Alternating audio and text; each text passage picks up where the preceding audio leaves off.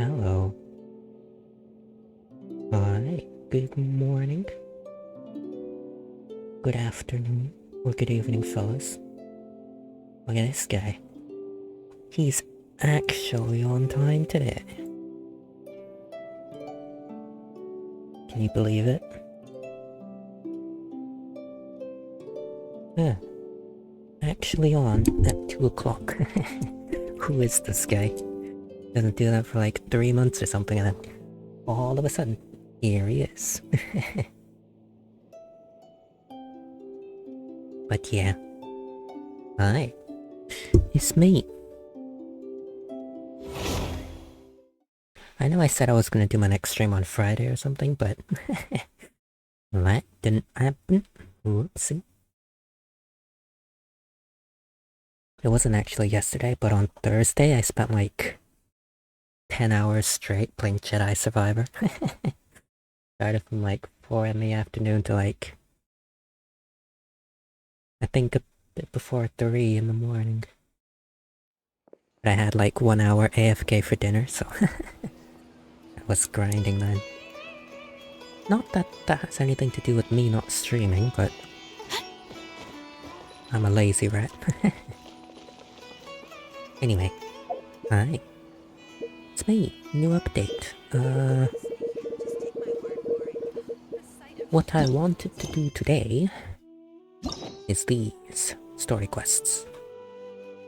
If I can, I'd like to do Arlecchino's, but I also want to do Navia Chiori. So yeah, we'll start with probably Navia, and then yeah, if I've got time, I'm thinking maybe a 5-6 hour stream, so if I've got time for all three, then I'll do all three, but yeah, Navia first. But before that,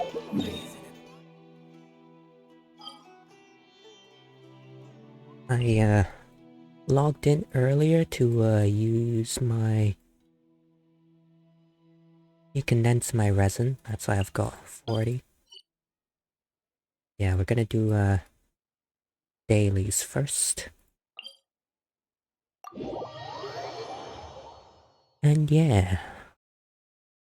Also, I should have checked before I clicked on the thing, but when's the next Spiral Abyss? 3.5 days, okay.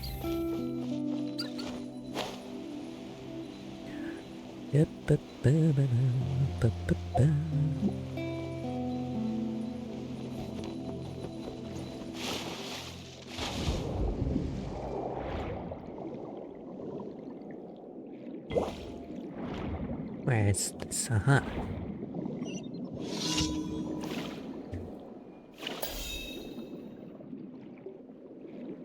And boop. Yeah, I'm not really sure why I bothered, to be honest. Doing a few story quests just fills up your bar. The points for the dailies, but meh. Oh, this one. Emergency. Don't think I've ever seen one over here. But, dagger. Aww. -2. Oh well.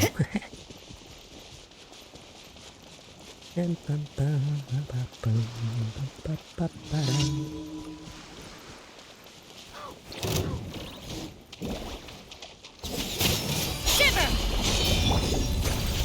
Take flight! Kamisato art! Sumetsu! Oh, Franco.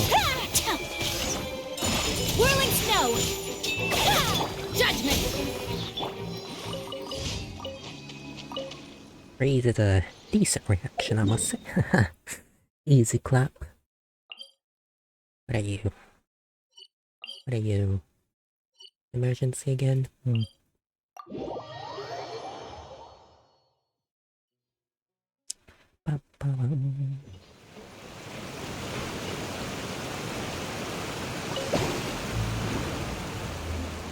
Send me up, Sven.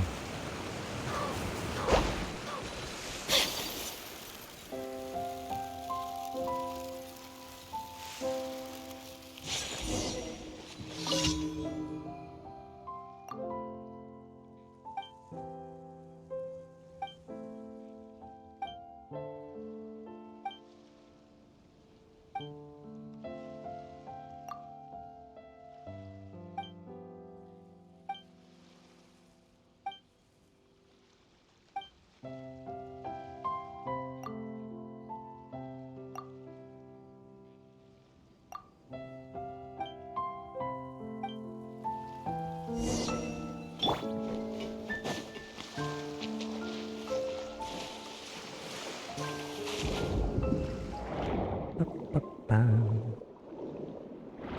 Ba-da-ba-bum.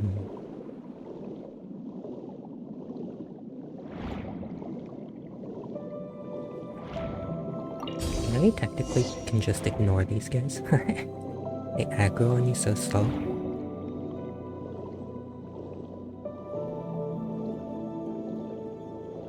Never.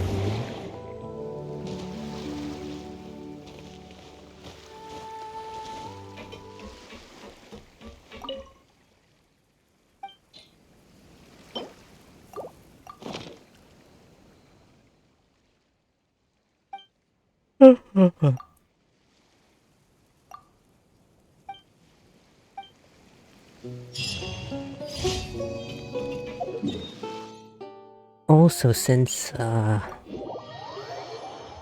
was it yesterday? Well, the other day I was playing with my friends, and then... yeah, I was playing Miko, and I'm currently running Golden Troop, but apparently, Field of Dreams is also pretty good, so... I've been Take flight. semi-farming Field of Dreams. But from the pieces I've already had, I've got a pretty decent set already. Still only got 3, so... it's need a bit more, but... Look at that! 19. Crit damage EM, attack ER. Beautiful. This one's HP roll's not great, but 27 crit damage. On a crit rate EM ER. No crit damage rolls sucks, but yeah. I need to get a attack sounds with crit, which is rough. My sans luck is always horrific. Yeah, that's what I've been spending my resin on. I would use it to grind stuff for Clorand, but Add Astra. don't even know if Thank you for complete. our boss is already open Add or not, Astra. so... I also think I've got enough electro stone things already. If it is anything, I'm assuming it's gonna be Capelia.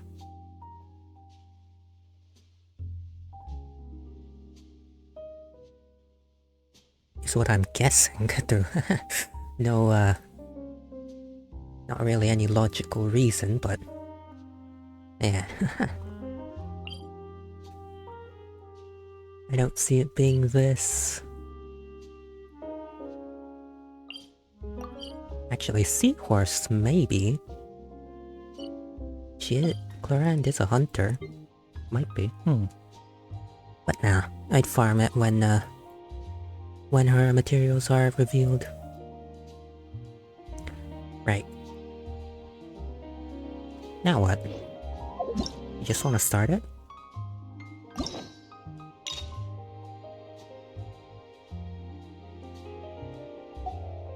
You know, I was considering pulling Navia if Shanyan wasn't wasn't revealed.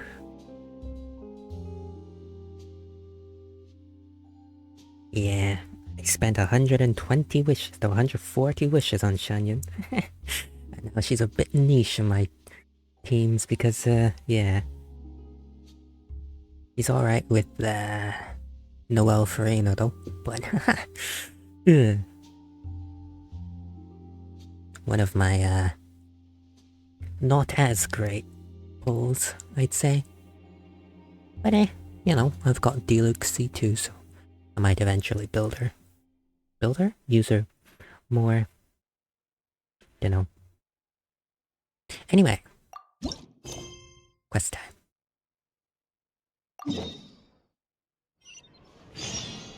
A blade embraces its duty. May shop. Right, who do we play?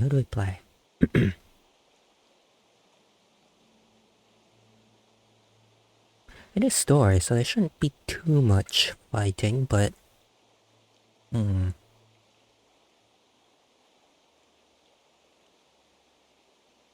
Anything you want to see?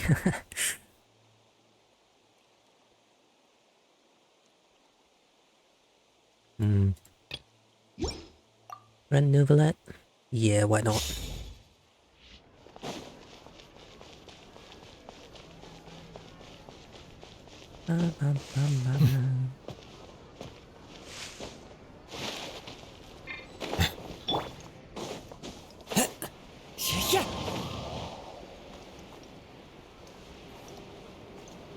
Oh. Ah.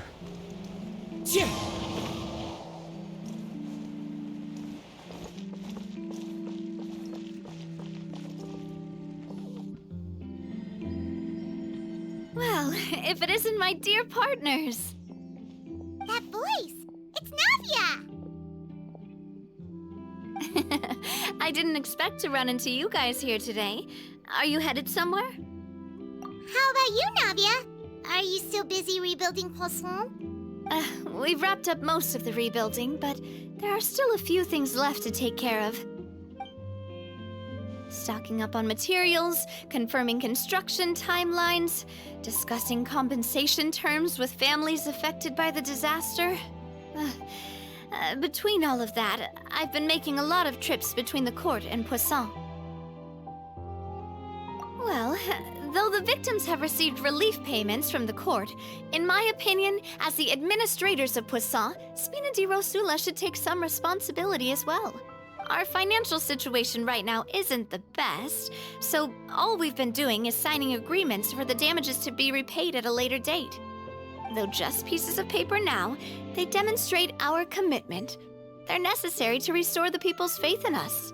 Whoa! Spoken like a true president. You're a really responsible leader. That must be taking up most of your time, though, right? Oh, you bet. Between that and all the other errands I have to run at the court, I'm always forgetting one thing or another. So before I came over this time, I took a page from Melusa's book and decided to make a list of everything. This way, it's easy to see which tasks you haven't checked off.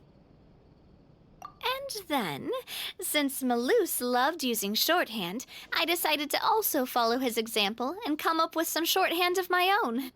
But after running a few errands in the city, I'm kind of struggling to even read my own handwriting anymore. That does sound like you, all right. So what kind of shorthand did you use? Oh, want to take a look? Let Paimon see. Wait. There's nothing here but a bunch of weird symbols. This looks like a piece of kelp wrapped around a stick. And this other one, is it supposed to be a boar in a box? The first one has to do with confirming the final payment amount for the fishermen, while the second one is a reminder to try the new burger that just hit the market. Okay, Paimon can definitely see how you might forget what each of these mean. Thank you for your advice. These are the kinds of things you only really figure out once you've tried them out yourself. I thought that as long as I understood my shorthand when I came up with it, I'd be sure to remember the symbols when I looked at them later. Unfortunately, I've definitely proven myself wrong. Well, now you know for next time. Anyway, I should have already taken care of most of the things on the list. There are still a few symbols that I can't decipher, but I don't think they're anything too super important. Worst comes to worst, I'll just make another trip. Ah, so you're going to head back now? Yep, that's the plan. Oh, actually, since we talked about the reconstruction earlier, want to come with me and check out the town for yourself? You said you don't have any plans, right? So we can just catch a boat and head over. It won't take long at all. It's a bit sudden, but Paimon doesn't see why not. What do you think, Traveler? Then let's go. We'll take a boat over. Oh, you mean the aquabus, right? Like the Clementine line? Oh, sorry. I meant our own boat. The aquabus doesn't have a station near Poisson, so we'll use one of the Spina's boats. All right, follow me. I'll take you there.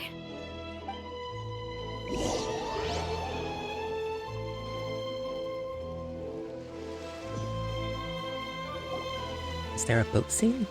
There is. The engineer is still doing a few routine safety checks. We can head out as soon as we get the green light. So, Paimon has always wanted to ask.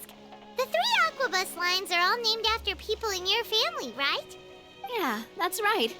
Callus and Navia are self-explanatory, while Clementine was the name that my mother went by.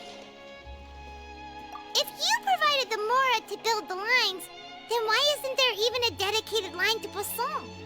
Spina di Rosula built all the lines, yet you still have to take a special boat just to go home. Paimon doesn't get it. Well, what I heard is that most of our businesses don't actually use Poisson as a hub, so there was no real reason to build a line straight to Poisson. You are right that it is a bit strange, though. If you've already committed to build 3 lines, why not just add a 4th? Yeah, that's what Paimon's saying. The Aquabus is so convenient, it's really a huge shame. Well, it is what it is. You know what my father was like. Even I often struggled to figure out what was going on in his head.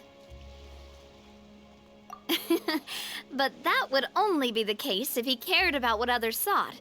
My father was always really stubborn. Once he made up his mind, good luck getting him to change it. From what I've heard, the rights of all the other members of the Spina only went as far as giving him advice or suggestions, and no farther. That included my mother, too. Huh. Well, that explains why you weren't on the greatest of terms with him. Yeah, because I wouldn't just let him keep getting his way. He was just... not very agreeable. Boss, the boat's ready. We can head out. All right, then let's head out.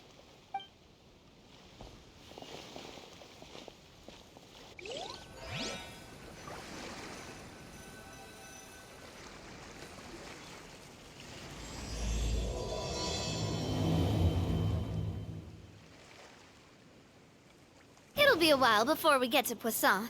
Let's keep talking. Navia, what was your mother like as a person? Oh, Paimon's sorry. She totally forgot that you mentioned before that she passed away during childbirth, so you probably don't remember her at all. That's all right.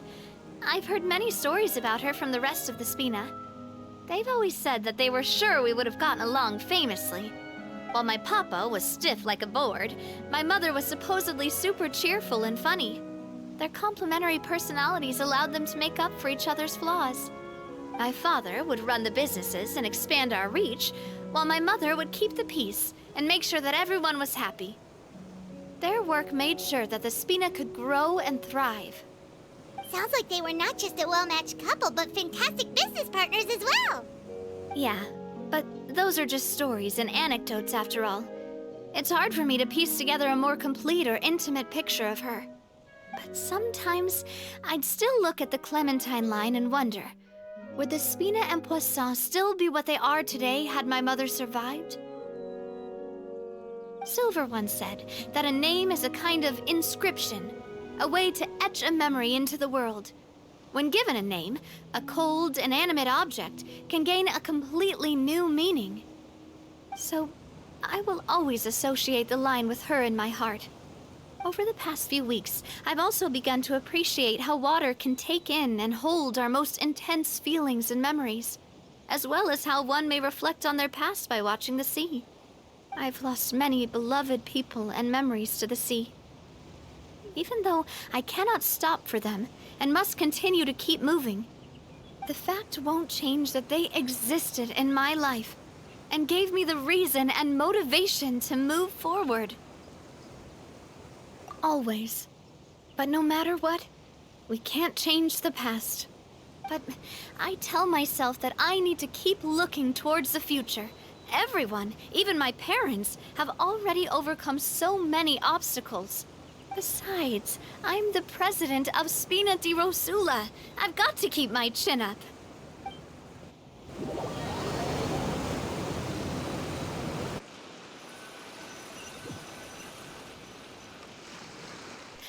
We've reached the shore. Let's go. I'll show you the new Poisson.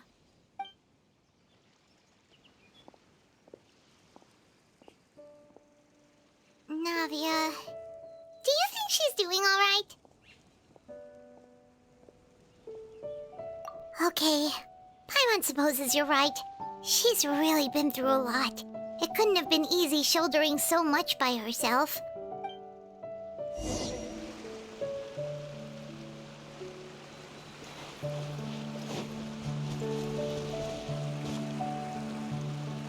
So happy they actually added the boat seat though. And not just an instant teleport. Time to go.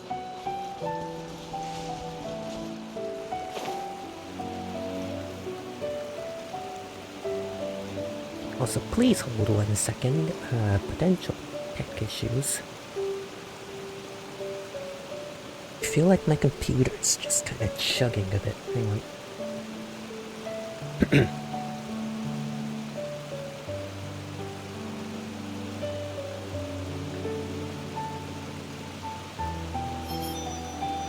You're chugging. Hang on. I'm gonna close you. And okay, I think we're better.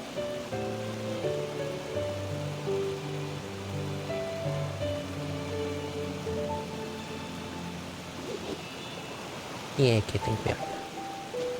Sorry about that. Felt my frames dropping a lot.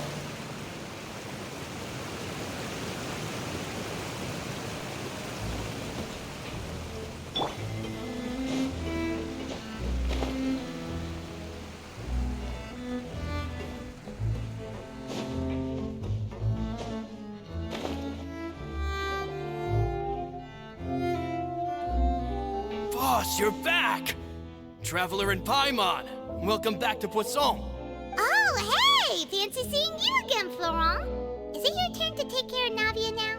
Hey, I can totally take care of myself. For the time being, I'll go around without any attendance. We did hand over some of Malus's old responsibilities to Florent, though. It's been really nice to have him around to help out. Thank you for the compliment, boss. As you see, I've been working closely with the boss on rebuilding Poisson. Mr. Malus was an extremely capable and respected member of the Spina. I've got some really big shoes to fill. All right. There's no need to be so formal. Everyone's practically old friends by now. Were you waiting here for me? Did we manage to make any progress on the statue? Yeah, we contacted a sculptor about the job, but they can't get started on sourcing a correctly sized block without knowing the design that we want to use first. You're commissioning a statue? So basically, we've been meaning to commission a statue of my parents in commemoration of everything they've done for the Spina and the town of Poisson. But since my father was known as callously unfaithful for the longest time, it would have been too controversial to commission a statue of him. But now that his name has been cleared, and the town is also being rebuilt, I thought this would be the perfect chance to actually realize this dream. The funds to build the statue were freely donated by the people of Poisson to show their appreciation for Miss Clementine and Mr. Callis and everything they did. Me? I'm just the newbie president that's running around and causing everyone trouble. Maybe we can have this conversation again in a few decades, once I've done more for the town and the people. Hey, there's no need to be so humble. Didn't you just help save the entire country? I agree wholeheartedly. I also believe that Boss should have a place on the statue. Hey, if you keep inflating my ego like this, I might just float off into the sky with my parasol. Just kidding. There's no way that I'd accept that kind of compliment at face value. At a minimum, I'd have to match what my father did for the people. Thanks for the vote of confidence. I just don't think I'm ready yet. Anyway, Florent, now it's up to us to confirm the final design, right? We can ask the sculptor to start looking for a good block once we've decided on the poses for Miss Clementine and Mr. Callis. But we haven't had any real discussions yet on the possible designs. I feel like I should get a few promising designs first, and then send them over to you to review. There's no need for all that. Let's decide on a design right now. Hey, you! Come over here with me.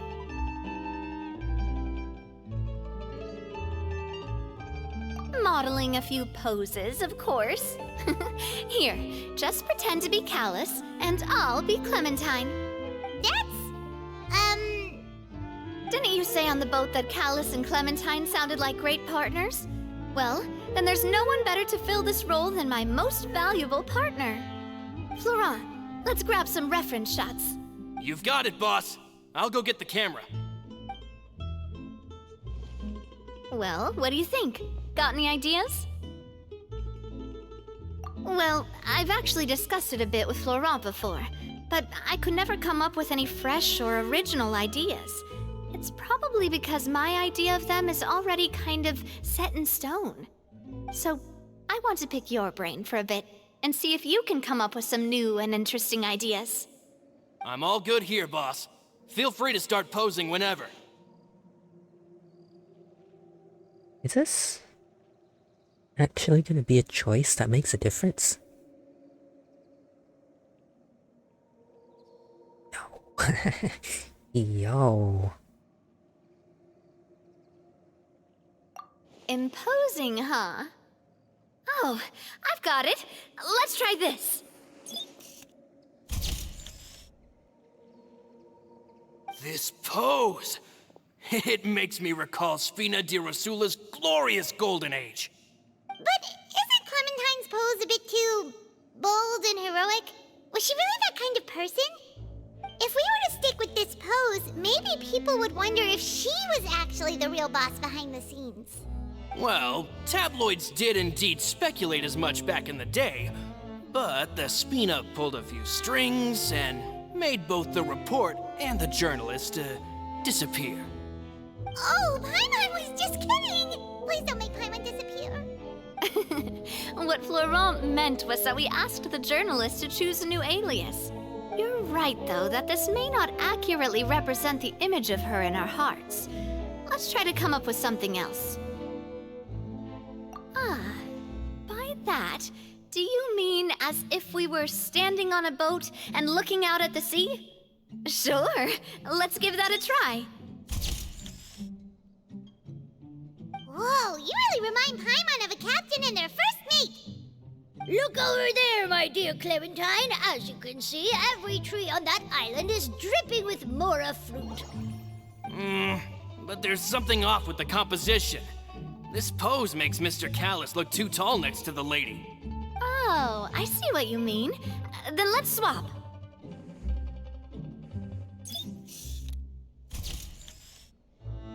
Well, Paimon is a fan. A statue like this would look fantastic on a boat. Wait, but we can't do that. Very few people would see the statue if we were to put it on a boat. This statue is meant to be placed in the town. But then, since we're putting it in the town, the whole point of the pose would be lost. Oh, okay. We'll try to think of something else. A happy pose? You mean something like we were laughing together at a funny joke? Oh my god, the mean expressions. Would all that be able to come through with just a picture? Would we even be able to tell what they are supposed to be laughing about? Yeah, and that'd probably be a massive pain to sculpt as well. Could one of you try striking a pose like you're talking while the other one laughs?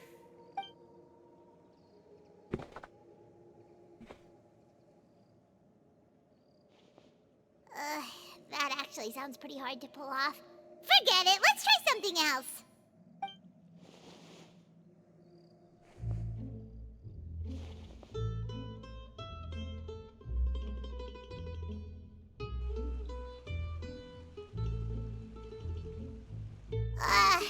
We tried a bunch of different ideas, but none of them felt right.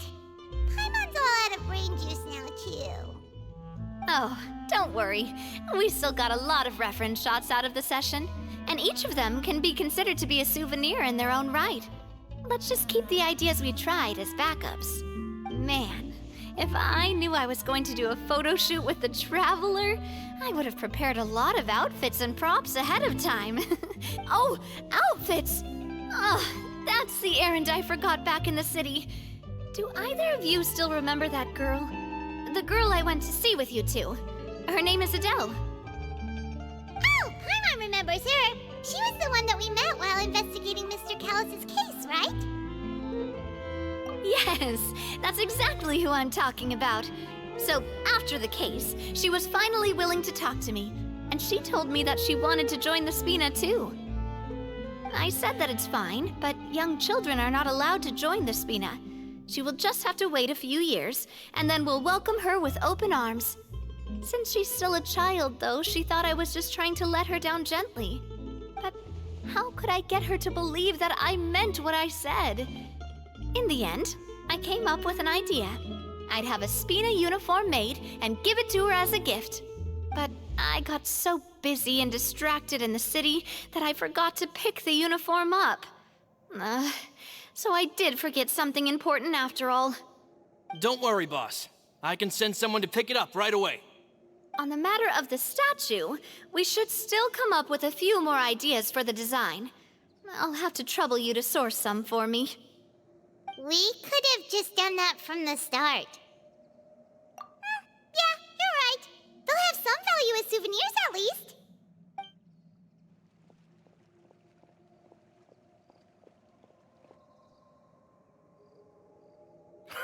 Navia! Florent, guess who's back? Huh? But aren't you supposed to... Oh, well, if it isn't Coulter. Back already from the Fortress of Meripede? That's right. I finally finished serving my time. Gotta say, it turns out I was a lot tougher than I thought. After I got out, I immediately made a beeline back to Poisson.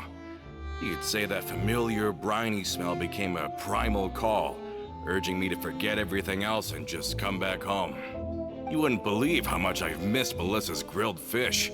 I dreamed about it every time I had to get a welfare meal down there underneath the sea.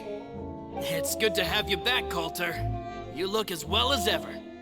And this guy is? Let me introduce you. This is Coulter, another of Spina di Rosula's members. He was found guilty and sentenced to the Fortress of Meripede some time ago. But, looking at it now, it was probably another one of Marcel's plots while he worked at the Confrérie of Cabrières.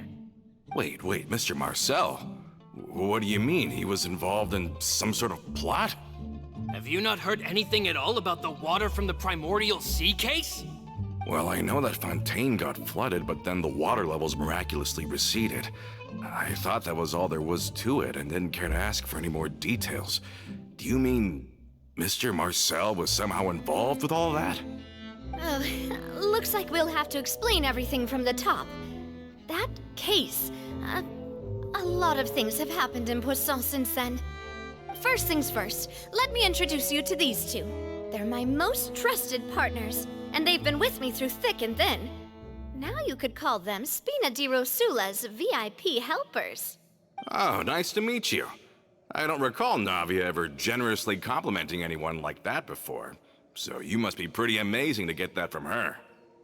Yeah, we are indeed pretty amazing. But we've been cool since before we even met her.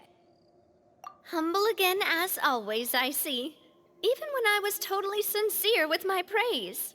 Nice. Spina di Rosula always seems to attract great people. Oh, that reminds me. Where are Malus and Silver? Aren't they always by your side?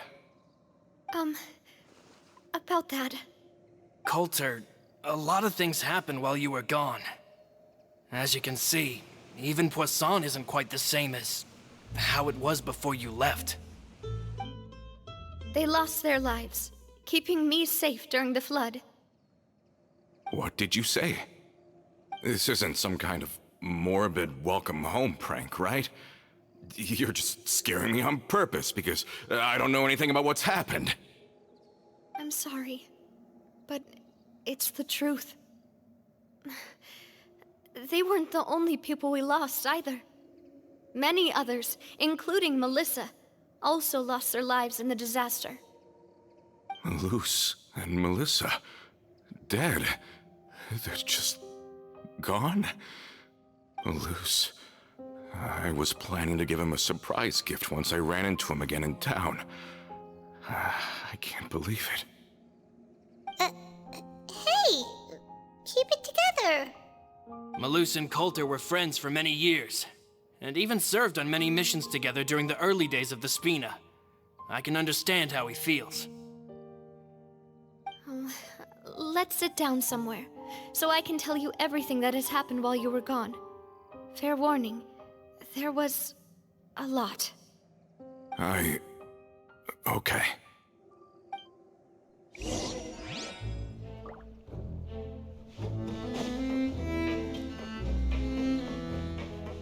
That just got depressing real quick, huh?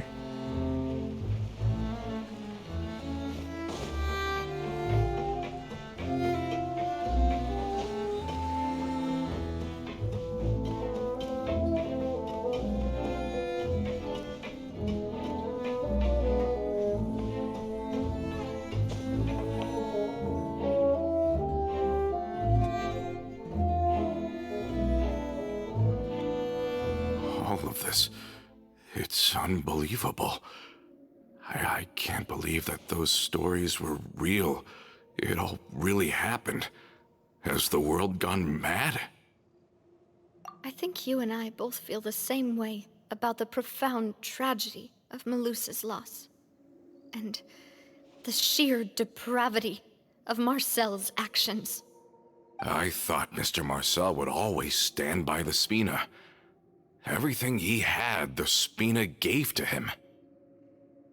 It's unconscionable to have received all that, and yet still plot to kidnap and dissolve you for his insane research. The good news is that the Confrérie of Cabriere is no more. Gone with them too is the entire synth manufacturing and distribution network. We finally closed the curtain on that long struggle. Are you sure? But if Marcel wanted to rebel against us, he probably sent word in secret to Romeu. Romu? Not a name I've heard before either. Florent should remember him. You see, there was once a major internal dispute regarding funding the construction of the Aquabus lines. Romeu was the leader of the faction that thought such a vast sum of mora would be better spent improving the town of Poisson. But Mr. Callis believed that an opportunity to collaborate with the Court of Fontaine and the Fontaine Research Institute was hard to come by, and would allow us to build many valuable relationships. Not only would the Aquabus be a good business investment, it would also boost our reputation among the general populace, eventually paying us massive dividends down the line. But the two couldn't come to an agreement. Romeu ended up taking a lot of people with him when he left Spino di Rosula altogether, and the split was on extremely bad terms. Ugh. And with Papa's stubbornness, I can definitely imagine how it must have gone down. And of course, when he was suffering the slings and arrows of outrageous injustice, those relationships that he spent a fortune to build didn't help in the least. Yeah. You could say it was the price he paid for sticking to his beliefs. Oh, that's a good point. If Callis was really as stubborn as you say, then wouldn't he have argued with the rank and file all the time? Oh yeah. It eventually became a thing that just happened on every day that ended with Y. But Navia, boss, you might not know this, but he wasn't always like that. He used to be a lot better with taking counsel. With him listening to our advice, and Ms. Clementine also frequently on our side, it was pretty smooth sailing for a good many years.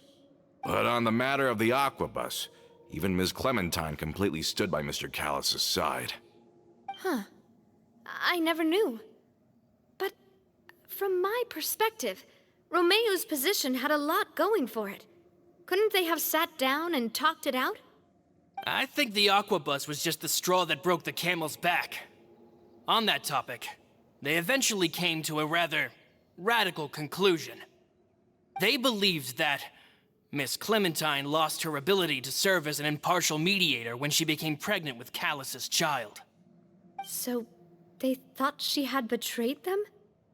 But that doesn't make any sense. Before she was their mediator, my mother was also her own person, and a member of the Spina. She should have the right to take any side she wished. Yeah, but to them, even taking a side was betrayal enough. They felt like their voices could no longer be heard once their sole mediator had gone over to the other side. Of course, Ms. Clementine then passed away, and Mr. Callis began to regard the completion of the Aquabus project as her final wish. With that, the last hope of reconciliation was gone. So that's what happened. From that point on, Romeo and his people cut ties with the Spina, and never gave us any kind of professional or personal courtesy ever again. Perhaps they've regarded us as enemies ever since they left. But even so, there is still no proof that they ever acted in concert with Marcel. I've also heard that they aren't in a good financial position, so they've been lying low for a while. But as long as they exist, they'll continue to be a threat. I think Coulter's got a point. Both Marcel and Romeo had my father in their sights for a very long time. Even though Marcel's faction has been dissolved, we still don't know anything about Romeo's whereabouts. If they're still trying to get revenge on us, with how distracted and vulnerable we are, now would be the best time. Good thinking, boss. We should keep an eye on them at all times. I'll let my men know right away. Thank you for that, Florent. And Coulter, thank you for telling me about this as well. Don't worry, it's nothing. Do you have a moment right now? How about we go out for a walk? I've heard so many incredulous things today. I'm finding it a bit hard to calm down even now. I mean, to think that I'll just never see them again. In that case, why don't we go back to the court? I can pick up Adele's uniform while we're there as well. It'll save Laurent's guys a trip. Want to come with me again, you two?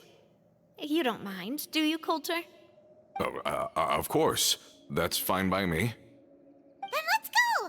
Paimon feels like a lot's hinging on this visit. We really are the best of partners. Come on, let's go.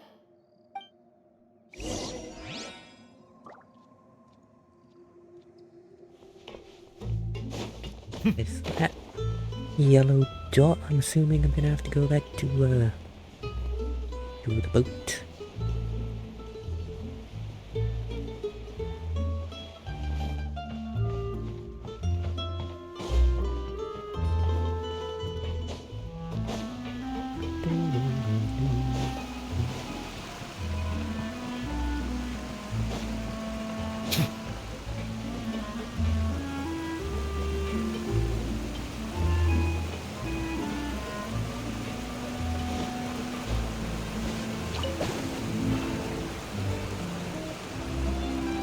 Are we not taking the boat this time? It's nice to walk from time to time, isn't it? Think of it as something like a hiking trip. Once we're there, we can stay a few days before we return. Sounds good. I haven't walked this road in a long time.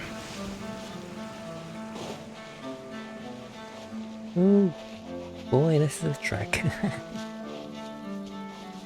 Probably could do with changing my team comp a bit.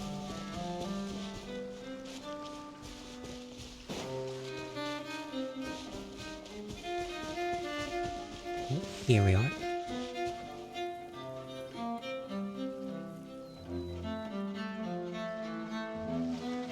Well, we've walked far enough for now. Let's take a break. Since we're out for a walk, we shouldn't stress too much about the destination. I've grown old, so I'm not as fit as before. It's a good thing that at least my work down in the fortress was quite the workout. Well, Paimon thinks you're doing great. We didn't have to slow down for you at all. Back in the days before the Aquabus lines were built, we often had to hike north with our goods, then catch a boat to the court. Malus and I must have traveled this way hundreds of times. When we were tired, we would lay down for a while on the grass, and when we were hungry, we'd catch a fish or two. The Spina was still on the rise back then. Mr. Callis was generous, and everyone had the chance to strike it rich. So, of course, we all worked really hard. And now, in the blink of an eye, the Aquabus lines have been built, and this road has fallen into disuse. Oh, I know. I was just being a little nostalgic.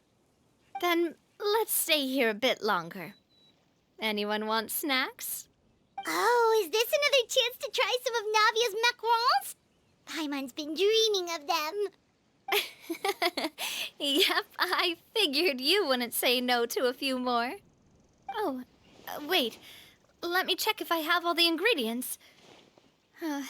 Maloose and Silver used to take care of tasks like this. Okay, the stove's looking good. And as for the ingredients, seems like we're all out of flour and sugar. The two most important ingredients of all. Oh, would you? Oh, but it would be too much to ask you to go on a trip just for those. We should contribute to making the macaron too. Don't worry, we cook out in the wild all the time, so she should have some stuff on hand. Oh, that's great. Then I'll leave the ingredient gathering to you. As long as we have some sweet flowers and wheat, I can start the baking. Then I'll go look for some boxes nearby for a makeshift table and chairs. Great. Then I'll prep the stove. Let's get to work, everyone.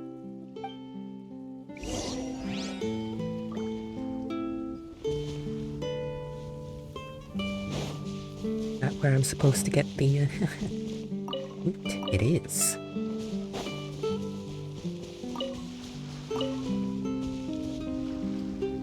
Ah, how did it go? Did you find the ingredients?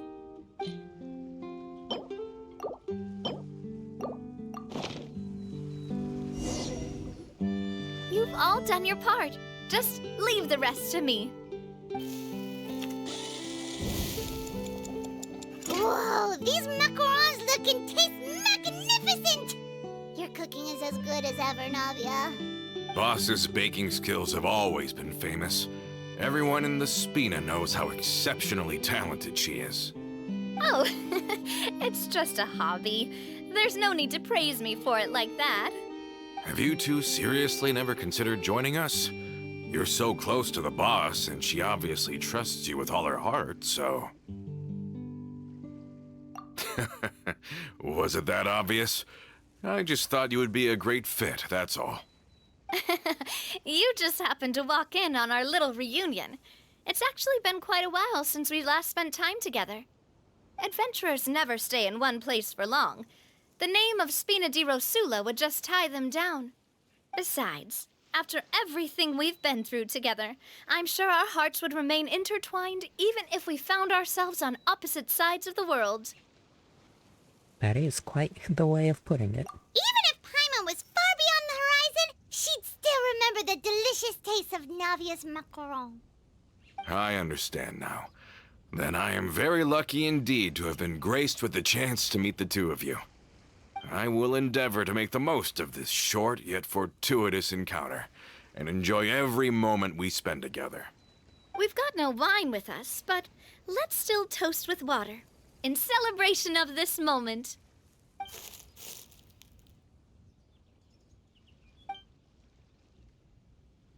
Cheers! Hey, what are you doing? Quick, join in on the toast! May your travels go smoothly, may the Spina continue to grow, and may our friendship last until the end of time. All set? Let's move out then. I asked some old acquaintances in town to make Adele's uniform, so we should be able to pick it up right away. Something's going sussy. Is this gonna be another assassination attempt sort?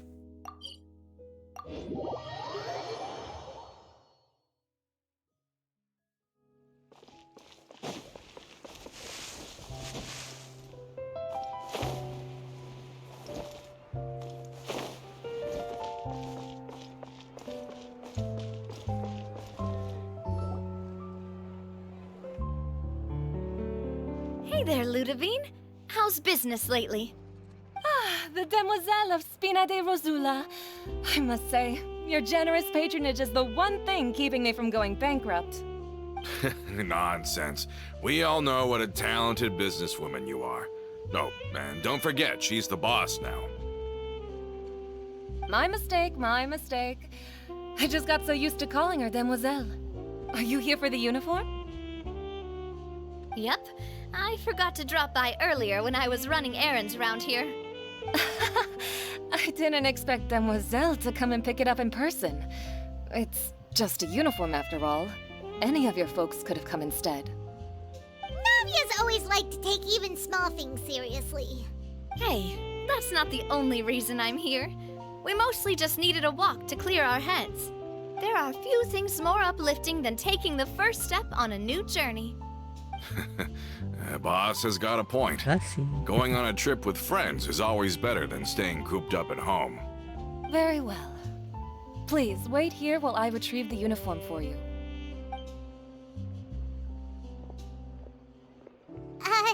Can someone remind Paimon again why Adele wants to join the Spina?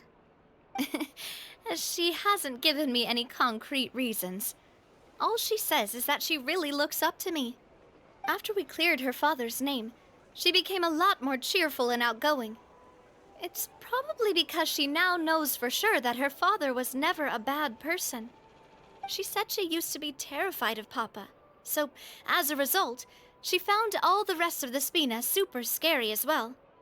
But the Spina is very different now. She mustered up the courage to talk to me, and felt like I could really understand her. Yeah, you could say that. By uncovering the truth about the case, I was able to give her closure at the same time. She said that she wanted to become someone like me. Someone who could lend a hand to others, instead of standing still and waiting for others to help her. From the sound of it, she'll be a wonderful addition to the Spina. I think so too. But for now, let's focus on giving her a great atmosphere to grow and thrive. She can commit to us once she's older, and can really make that decision for herself. Is something up, Traveler? Huh? Tailing? Oh, Paimon's coming. I'll go check it out too. Coulter, please hold on to this for me. All right. Paimon saw them too! They headed up! Stop Oh, that's right a lot there! of them.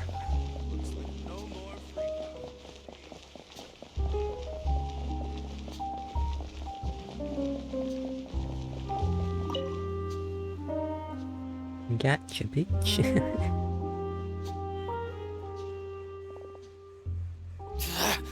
We knew you were going to be difficult! Seems like if we want them to talk, we're gonna need to teach them a lesson first. Brothers, there's no need to skulk in the dark anymore. Let's take them out!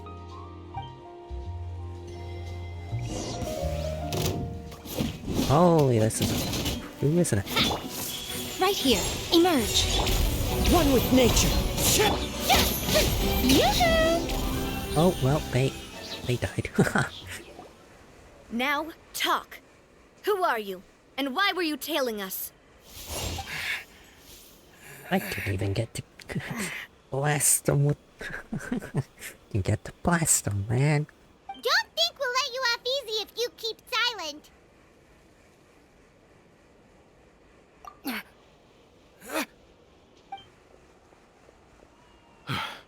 How did it go, boss? Are any of you hurt? If you thought they stood any chance against us, you were sorely mistaken. Anyway, stop playing tough and start talking. There won't be any room for negotiation once the Maison Gardiennage gets involved. We're looking to get vengeance on Spina di Rosula. We were discovered, and can't beat you in a fight. We admit it. We lost. Get revenge? Wait, you're not Romeu's followers, are you? You actually know that name? But if you do, then surely you should understand why we hate you so much! Indeed. You haven't got the faintest hope of winning right now. We were out drinking when we saw Navia. We got so angry we decided to follow you guys and look for an opportunity to really mess up your day. Too bad you guys messed up ours first. Huh? You're pretty sharp, but so what? We didn't do anything. And now it should be pretty obvious that we can't do anything to you anyway. Seeing you like that just really ticked us off. And we let the drink go to our heads. Listen, Callus is long dead. No matter what happened in the past, I want to be able to start things anew. I am the current president of Spina di Rosula. If your boss wants to talk with me, I'd be happy to meet with him. I won't press charges for your attack. That should also help demonstrate my sincerity. I understand. Thank you. I'll let our boss know. But if you so much as think about pulling something like this again, I won't be so lenient next time. Understood? All right. We get it. Come on, let's go. Are you sure it's okay to just let them go like that, Navia? I don't want to inherit my father's grudges, too. Moreover, when it comes to the Aquabus, I don't think what my father did was entirely correct either. If the other side is willing to talk, I'm happy to open the door for a reconciliation. Opportunities for new beginnings are all around us. I support Boss's decision as well. The concept of an eye for an eye is a primitive practice that has no place in today's Spina di Rosula. Yes. Plus, we already know that they're strapped for cash. If their financial situation is that dire, they don't have what it takes to challenge us. So this may be the best time to talk. I still think we should keep an eye out for Romeo's folks, though.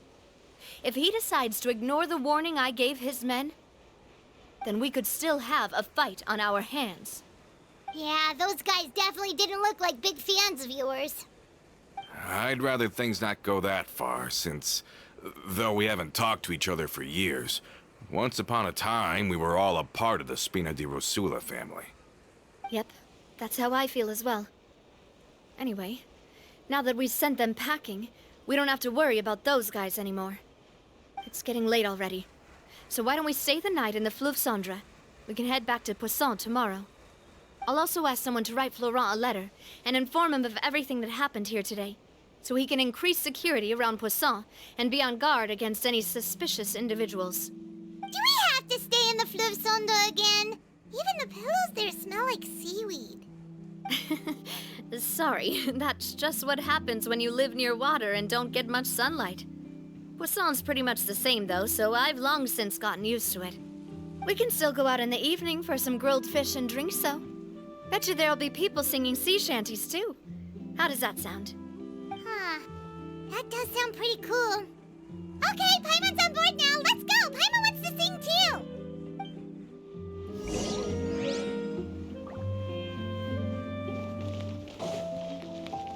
To the sewers, boys.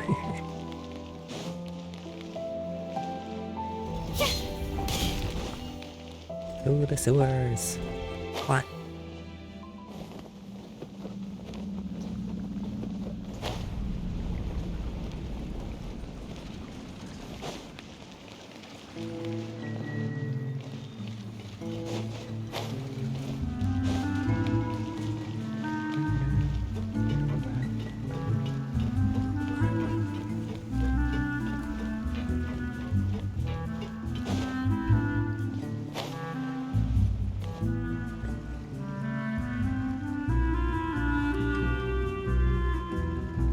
Coming back here really does feel like this place is starting to grow on Paimon. If you think about it, it would be kind of weird if the Spina's base at the court was some super luxurious building like the Palais Mermonia. Totally. Right on the money, Paimon. Although, of course, with the continued growth of the Spina, Papa wanted Poisson to eventually grow into a metropolis, not unlike the court. He was a very ambitious man, who rarely looked behind or beneath him. For better or worse, that always made him stand out from the crowd. And that's also why people hated him just as much as they loved him. All right. Why don't you go wait for me at the restaurant? I'll go do some prep and I'll get someone to tidy up your room while I'm at it. You can use the same room as last time. You still remember the room number, yeah? Yep. Kinda hard to forget when there are only so many rooms here after all. Oh, did I just hear someone taking a dig at Fleuve Cendre? I'll tell my guys to stuff your pillows full of actual seaweed right now. Oh, Paimon's sorry! Please have mercy, Navia. If you do that, then Paimon really won't be able to sleep at all. I was just kidding. Be on your way now.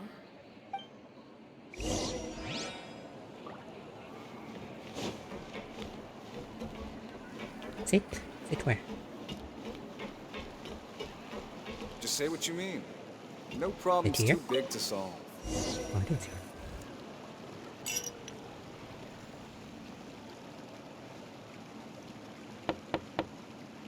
Hello? Are you asleep yet? Oh, no, not at all. I just figured that since we don't get to enjoy nights like these very often, we should try to enjoy it to the fullest. Wanna go fishing? I've got some rods and lures ready. Oh, so that's the prep you were talking about. Sure, we'll come.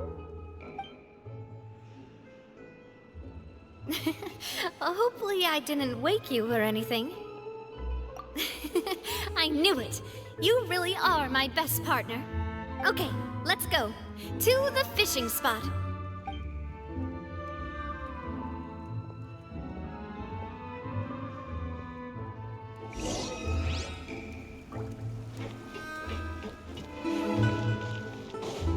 Fishing spot? Where? Oh, that's far.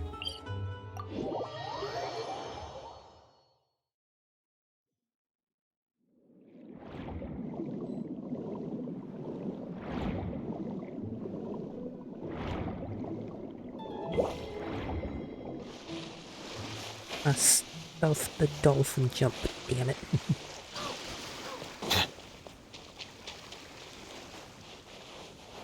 And this is new as well. How can you call this fishing when you're using a fully automatic rod? What's the problem? Lots of people in Poisson use rods like these. But shouldn't fishing be all about, attentively watching the float and then excitedly reeling in the catch when you finally hook something? Well, that's one way to enjoy fishing. What do you think, Traveler? Then, let's try regular rods next time. We can have a real fishing competition. Honestly, Paimon's mainly shocked at how much energy you still have at this hour. Usually by this time of night, it's a struggle for Paimon to even keep her eyes open. Huh. It might just be something that runs in my family. That's a thing? I'm sure you'd get even sleepier if I delved more deeply into it. Anyway, I was just thinking about how grateful I am to my mother, as well as the rest of the Spina. My father always had a lot of unrealistic expectations for me, but the more that he tried to get me to become like him, the less I wanted to listen to what he had to say. My mother never had those kinds of expectations, though. I've heard that she had only one wish for me, which was that I would have a happy and secure childhood. All the members of the Spina greatly respected her wish, so no matter what I did as a child, they were happy to humor me.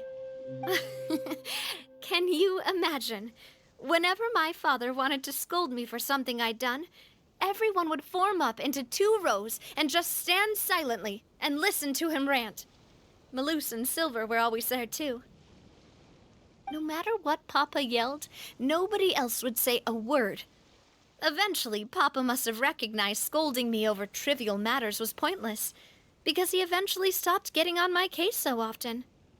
Paimon would have never guessed. Yeah. Looking back on it now as an adult, I can hardly believe how patient and kind everyone was. When I was young, I often thought that I could do whatever I wanted, because there'd always be someone there to clean up after me. But once, I saw Malouse come back wounded.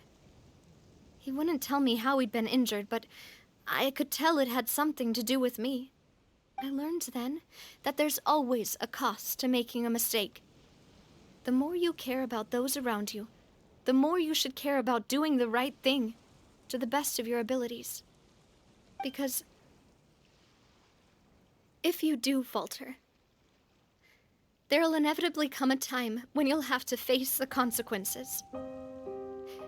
And when that time comes, those most precious to you really will throw themselves in front of you and pay the price for your mistakes.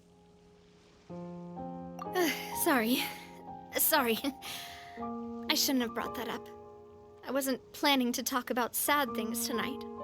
Basically, I was just saying that the nurturing atmosphere of the Spina must have been my mother's legacy, rather than my father's. And if that's the only way that I can continue to feel her love, then I'd like to pass that warmth on.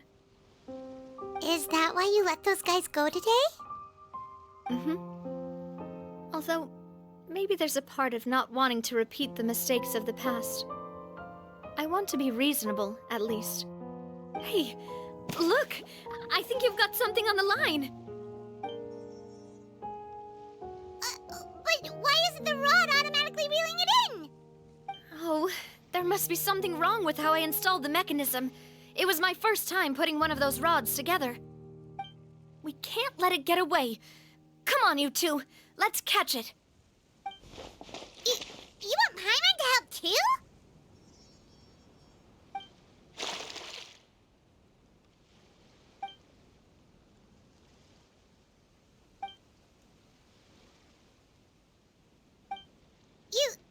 You didn't attach a hook to your line?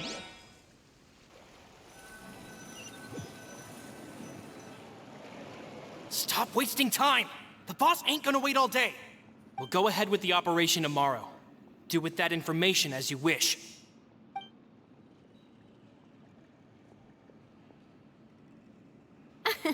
Well, your rod was missing a part too, so I guess that makes it fair. Well, if we're just talking about the number of missing parts, sure. Oh, never mind. Paimon really can't keep her eyes open anymore. All right, go to bed. I had a great time today. See you tomorrow.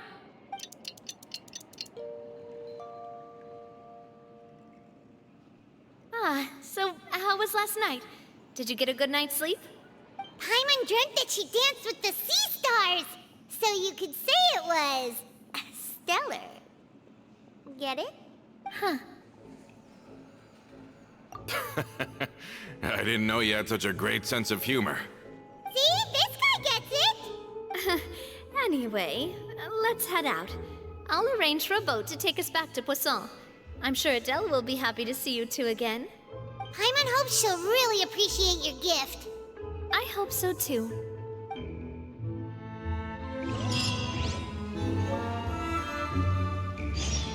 There's trouble.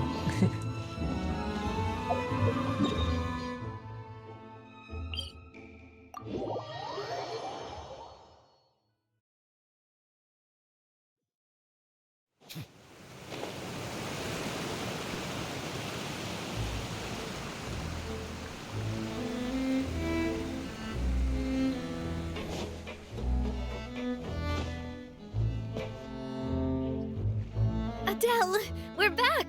We brought you a gift from the court, too. Whoa! Thank you so much, boss! Don't call her boss, okay, Adele? Just Miss Navia would be fine. Oh, it's all right. I don't mind. Besides the gift, I've also got another surprise. Guess who's here? It's been a while! Oh, it's you two. It has been a while indeed.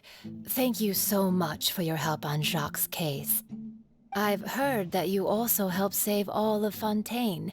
You're truly just like the great heroes of legend. You're really amazing! And if Miss Navia's your friend, then she must be super amazing too! What's in this thing? Can I look? Of course. Go ahead.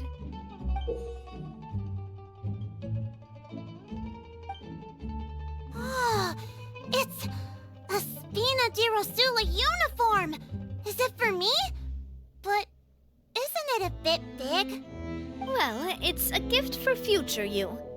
When you first told me that you were interested in joining the Spina, I was overjoyed. But it's the Spina's responsibility to protect everyone as well. Being a member means becoming involved in all kinds of dangerous situations. And since you're still young, I don't want your mom to have to worry about your safety. So, I turned you down then by telling you that you'll have to wait until you're older. But this uniform is a promise that you can join us once you're old enough to wear it. Oh, so that's it. Well, thank you so much, Miss Navia. I'll work hard and grow up as fast as I can. But you can't really grow up faster by working hard. You've got to be patient. Everyone, I'm really grateful that you remembered my daughter's wish and took it seriously. Thanks to the protection of the Spina, even though her father's no longer with us, we've still felt plenty of warmth and security. Oh, it's the least we could do. As long as you live in Poisson, even if you're not an official member, you're still part of the family. Boss! Huh? Is something up, Florent? I've got something urgent to report. Romeo and his folks have gathered outside Poisson and even shipped in a huge pile of explosives. What? Explosives? What do they want? It seems like they've been planning this for some time. We started investigating as soon as we received your letter yesterday.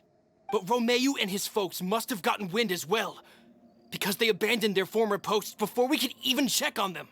We investigated their tracks and found out that they're after Poisson. They have smartened up since we caught them red-handed at the court? Seems like they've got no interest in sitting down and talking at all. We should have gone straight to the Maison Gardiennage. Sorry, I underestimated the situation. Well, too late now, I suppose. Florent, where are they keeping their explosives? On the hill to the east of Poisson, near the Clementine line. They want to blow up the Clementine line? Certainly sounds like it. Romeo and his followers hate the Spina and everything to do with Callus. And the Aquabus was the source of their contention. If they manage to blow up the Aquabus line, all that rubble will come crashing down the hill and straight into Poisson. Are they insane? There's tons of innocent people in Poisson! Yeah. If they've been planning this for ages, they're definitely not going to let this opportunity slip by. We have to issue an evacuation order to the townspeople and get them as far away from the entrance as possible. That should save them from the worst of it. Let's get everyone onto our ship. That should be the safest place. My dear partner, can I leave the Clementine line to you? If the explosives do go off, not only would the people of Poisson be in danger, any aquabuses using the line would plummet to the ground. Let's stop their insanity first, then settle the score with them. Leave it to us, Navia. Please stay safe, too.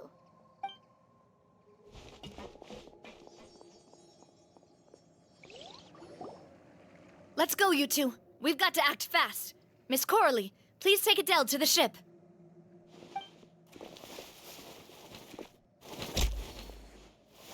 Watch out, boss!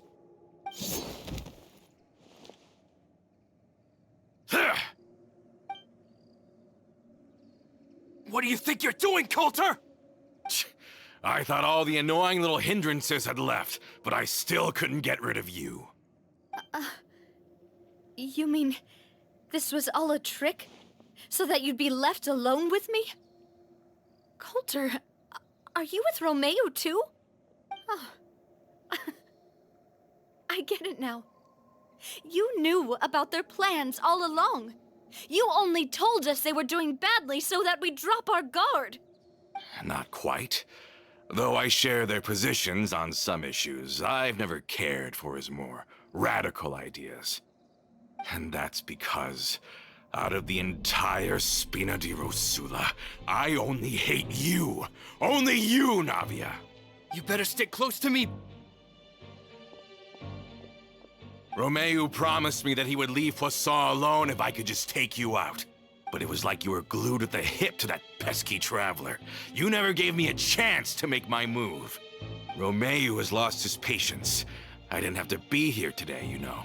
But I swore that I'd kill you, even if it meant being buried with you in the rubble. Why? Only someone as clueless about the past as you would ask such a foolish question. You never saw the heyday of Spina di Rosula, nor did you ever live through the golden age of Poisson. But I saw it all with my own eyes, and then I had to watch it all die, little by little. And it was all because of you, Navia. Clementine died because of you. Callus died because of you. Malus and Silver died because of you. And so many more dead. Everyone dead, all because of you. So the shock and grief you showed us before, that was in Act 2? Now you're catching on. I heard Malus was dead the moment I got out. Did you know? Down there in that blasted fortress, I spent a long time thinking about what happened, and resolving to apologize to Malus as soon as I got out. Back then, because of that aqua bus, we had a huge fallout. I was convinced that all he cared about was loyalty, and that he had completely lost his capacity for critical thinking. The years passed by in a blur after that. I thought I had finally begun to understand him, and that he could help me relive the good old days again. But then he died, and it was because of you again, Navia. It's always because of you. I once loved the Spina and Poisson more than anyone else. But what is left now of either besides death and ruin? You've single-handedly destroyed everything that was beautiful. Everything I've ever loved. Don't listen to him, boss! He's just spouting nonsense!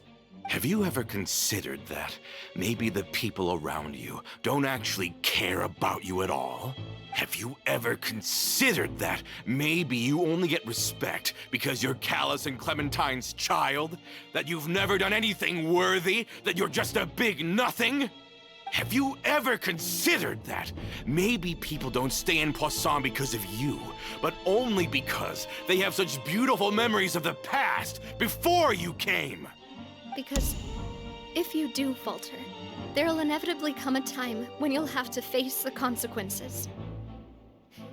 And when that time comes, those most precious to you really will throw themselves in front of you and pay the price for your mistakes.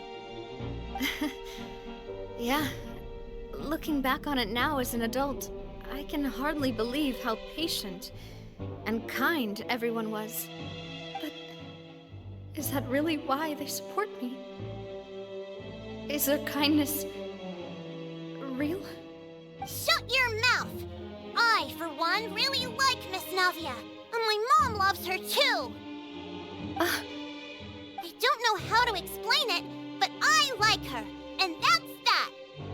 I'm sure Mr. Malus would be extremely disappointed in you right now. You've somehow managed to pin the blame for every mistake and tragedy in our history on the boss herself. Get out of the way, Florent.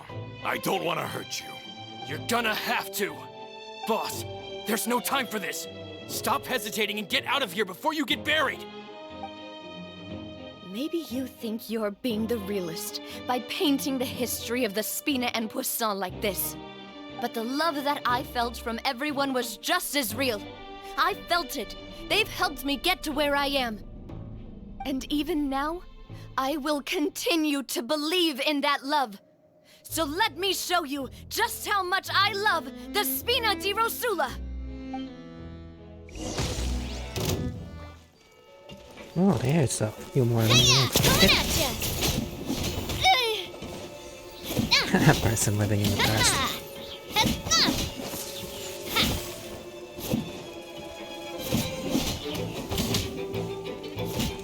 Umbrella warfare, I guess! Blasted idiot. Hiya! Attack! That's the way. Hiya!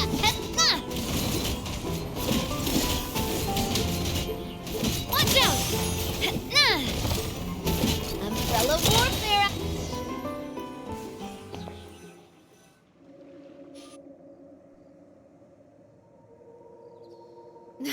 Laurent, I'll leave the town to you. Summon the other members and help with the evacuation of the townspeople. If you find any of Coulter's accomplices, subdue them quickly, and don't give them the chance to harm any ordinary civilians. I can't allow my partner to face the danger on the Clementine line alone. Got it, boss. I'm on it. Are you okay, Navia? I don't know, but I have to go.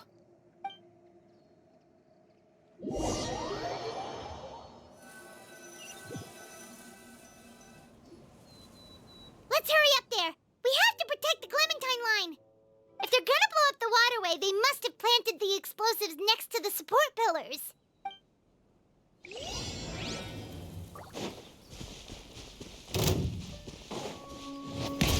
That should be an easy flight.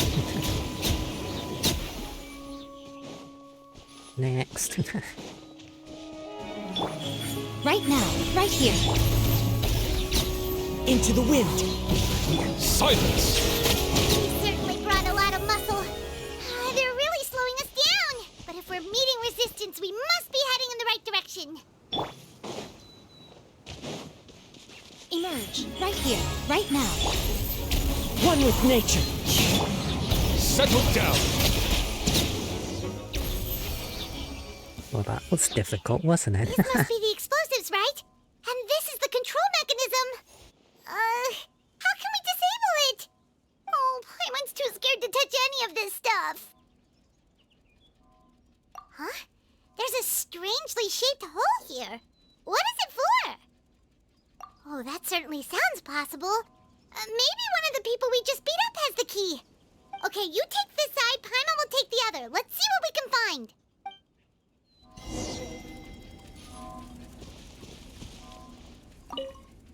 Money.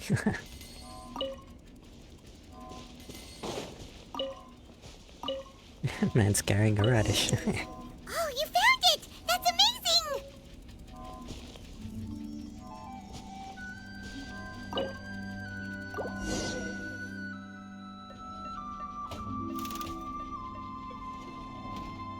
That should do it, right? Navia and Florent should be able to relax now. Oh, you're right. They could have set explosives elsewhere, too. Let's go.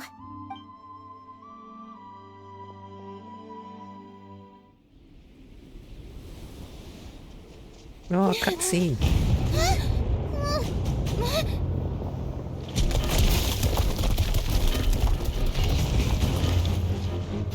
They're gonna bury Poisson!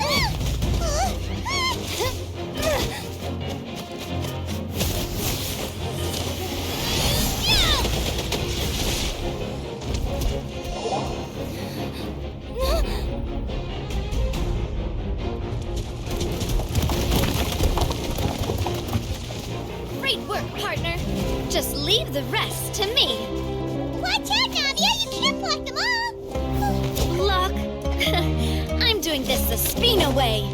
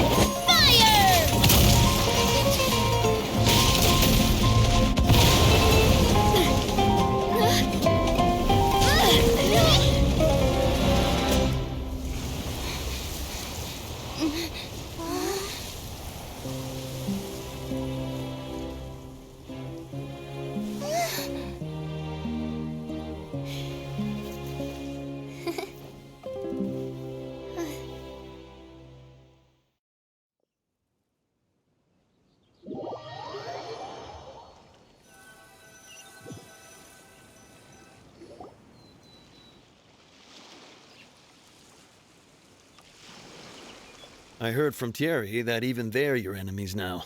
They were once a part of Spina di Rosula. Do you plan to settle this privately with them? I have nothing more to say to them.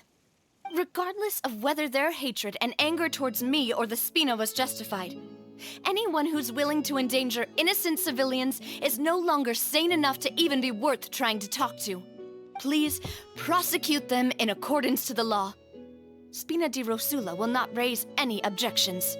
Sounds good. We're very appreciative of your help. Without it, the consequences would have been far worse. All right, this operation is a wrap. Take him away. We won, Navia! We saved everyone! And you are so cool! Yeah. Luckily, we were just in time. It's probably because I expended too much elemental energy at once. I'll be fine. Don't worry about me. But you usually glow up whenever other people compliment you. Paimon's not used to seeing you like this. Boss, we managed to catch all the infiltrators in the town. The Maison Gardiennage is taking them away as well. Seems like Romeu really went all in on this mission. If he sent literally everyone he had, though, that also means we've caught them all too. We won't have to worry about them from now on. Got it. That's good at least.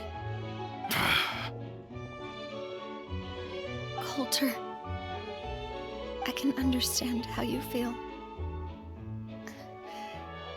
The things that we lost, they're forever beyond our grasp now. And that makes them appear even more precious. I am not callous, and I will also never become him. The Spina and the Poisson that you loved are both gone. But I will not change how I feel about our future. I still believe that this is a great opportunity to start anew. I will spend more of what the Spina earns on the betterment of Poisson. What's more, I'd also like to propose some changes to the Aquabus routes, so that one day, the people of Poisson will enjoy the boons it brings as well. I know what you're trying to say. Mr. Callus would never have said anything like that. There are too many things in life that are just beyond our control. In that, we are the same. Henceforth, you are no longer a member of Spina di Rosula. But once you're discharged from the fortress again, you're welcome to pay another visit to Poisson. Thank you, Navia.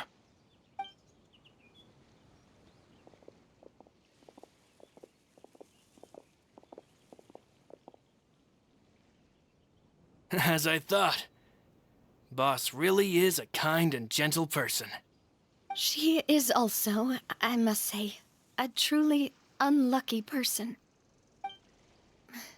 Thank you for protecting the Clementine line. I was actually really scared, you know. I mean, even the Callus line won't be getting rebuilt anytime soon. If I'd lost the Clementine line too, I wouldn't know how to live with myself. A name is a way to etch a memory onto the world. Losing the line that bears her name, that I can see every day, would be like losing my mother all over again. Seeing it still standing there, tall and proud, it makes me really happy. What happened while we were gone?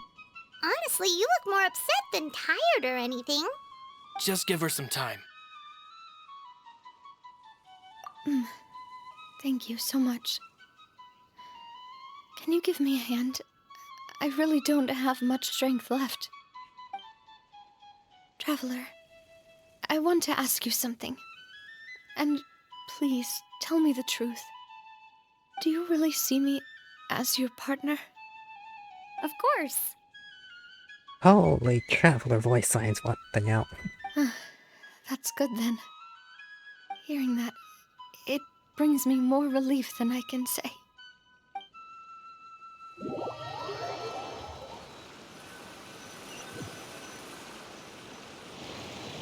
How do you feel, Navia? Any better after taking a break? I feel quite a bit better. But I should probably still rest for a few more days. Sorry, partner. I said some weird things earlier. Feel free to just ignore me. I used to think that I'd never doubt myself. But you could say I've discovered that I'm not as strong as I thought I was. Coulter mentioned my parents, as well as Malus and Silver. It's all thanks to them that I've made it this far in life. Do you think they ever regretted the choices they made? Has my existence made this world a better place? Don't think like that, Navia. You've already done more than enough. No matter what others think, We'll always support you to the end of the world. Well, since it's ended up like this, I suppose it's time for me to make a confession as well. There's something that I've been keeping from you as well, boss. Please, follow me. Everything is already prepared. Florent, I hope you can understand that I can't deal with any more shocking revelations right now. Don't worry. This surprise will be a pleasant one.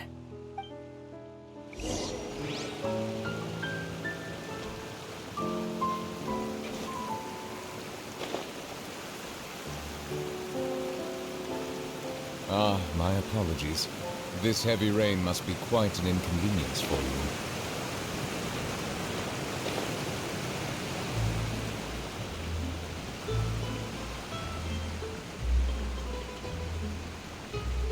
Oh, is it the statue? What's that on the boat, sussy?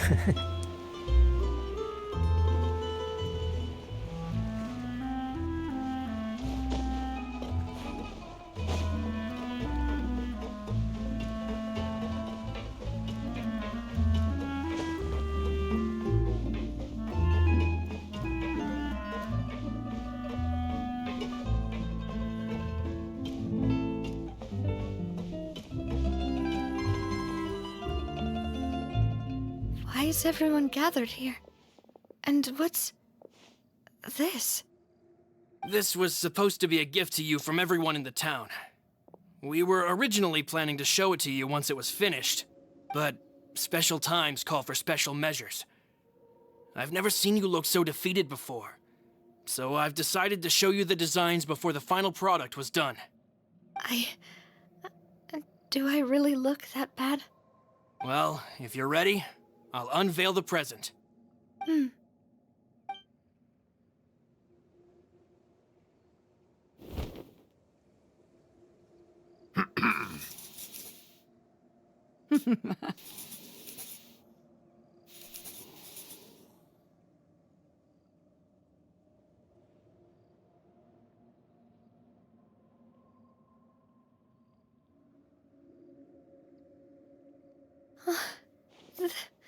This is... Papa, Mother, and me. We designed the look for Miss Clementine based on old camera records, as well as personal recollections from members of the Spina. Wow! This is the statue you mentioned before? It is indeed. To be honest, we decided on the design a long time ago, and gave the sculptor permission to begin working. We only asked Boss to decide on a design so she wouldn't realize we had already started. How could we only have statues of Mr. Callis and Mrs. Clementine? Even though Boss is still young, we've all seen the work she's put in regarding the whole synth business and the rebuilding of Poisson. We wanted to commemorate her contributions with a statue as well. I don't know what Spina di Rosula was like in the past, but I know it's a great organization now. With Navia around, we're not worried about this place's future. We are gathered here today to tell our boss that we support you and believe in you wholeheartedly. I believe everyone is here for you, not the glory days. That's what we believe as well. Thank you so much, everyone. Then I'll be brave and just accept everyone's support for what it is. This really is quite the surprise. I never thought that I'd have the chance to stand next to my mother. Not even in my wildest dreams.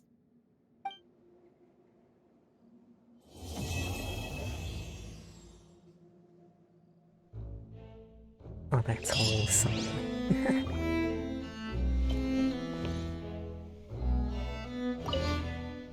It seems like I started to question myself a bit too much.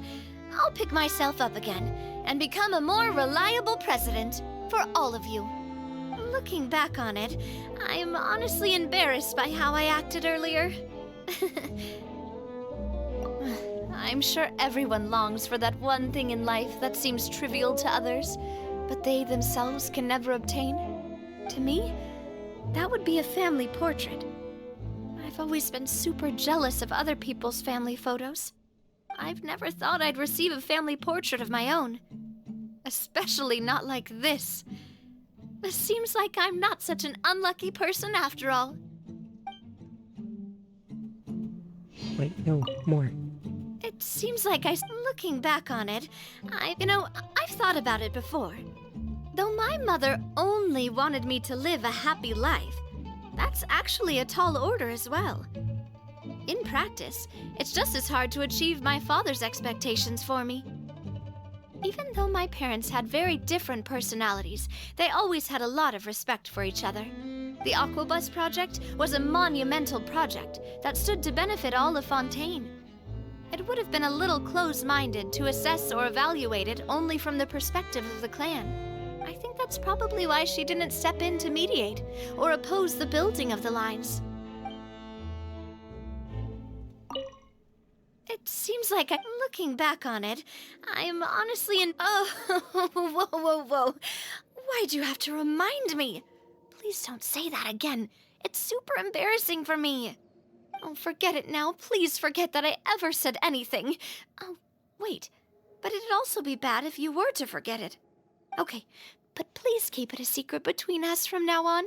Please don't ever mention it again.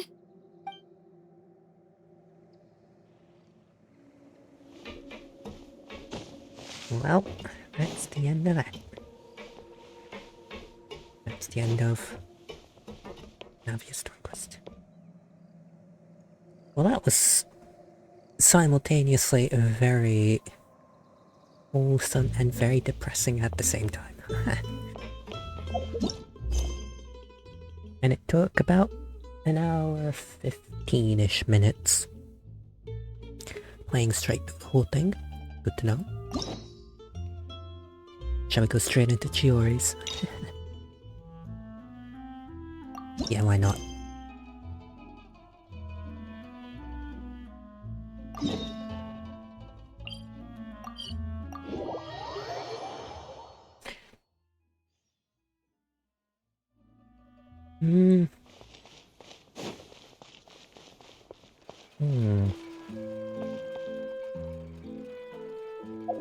Wait, how much res do I have? Three.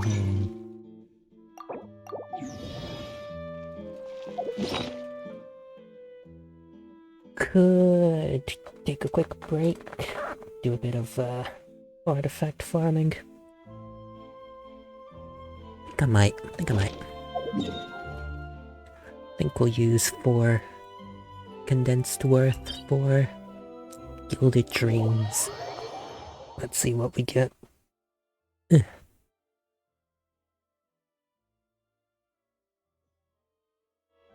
Or a best in slot. Yeah, Nico. Come on.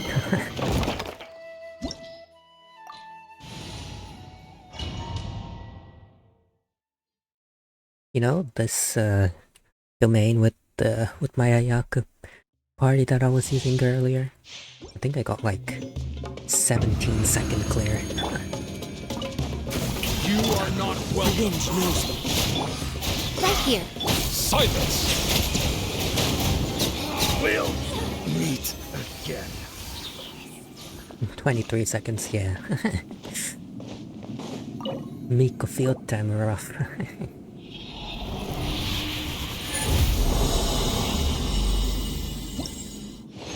Anything good? I'm also happy to take Nahida pieces as well. Oh, maybe. HP, might be good. Any HP scalers that I need? You are not welcome. Emerge. Bow your head. Let's end this now. We'll meet again. 16 seconds, sure. If I manage to just single auto on Nico, then my time's gonna go down even more. Think. Yeah, maybe. EM. Oh, nice. I didn't have an EM circlet. You are not welcome. Wind strike. Silence. We'll meet again. 16 seconds. Yeah. Seems that's the almost break point that I've got. Maybe I can get down to 15.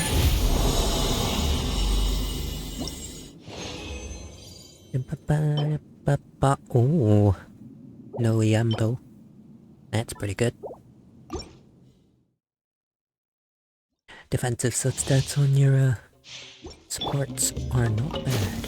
You are not welcome. Yeah. Bow your head. An oversight on my part. We'll meet again. 17 seconds? What do you mean that took longer? Yeah, well. Come on. Good attack sense. Okay. Physical, that. No. HP, no. Okay. Let's see if that attack with crit goes good. Nope, nope. No, no, no.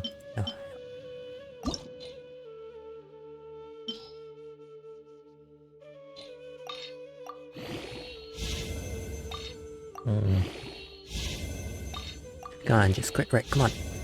Okay. Okay. Oh. Come on. Come on, crit rate roll, come on. I got no mats, books. I know what to do, hang on. Teleport.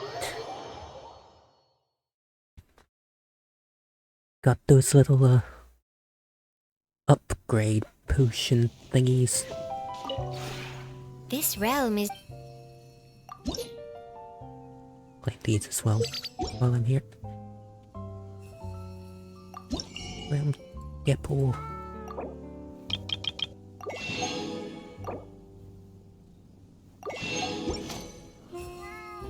If you ever have...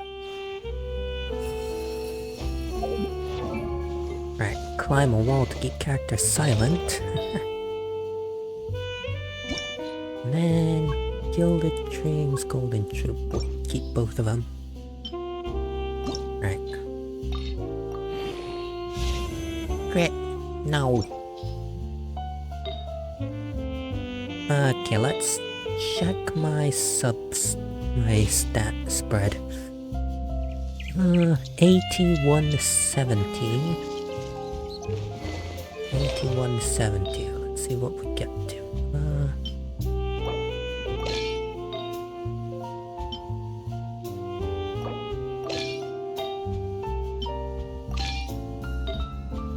Actually, this doesn't change, I don't think. No.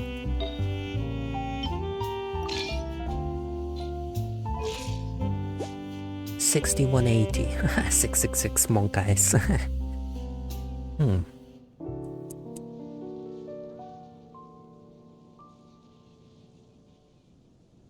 Lower crit rate, higher crit damage. Higher base attack as well.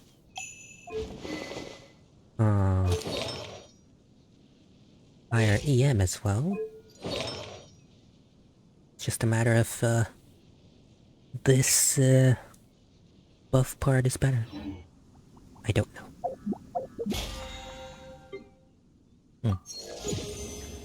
Well, not bad, not bad. All round, not great, to be honest, but I'll take it, I'll take it. Update summary. Ah yes, new event from tomorrow. from tomorrow.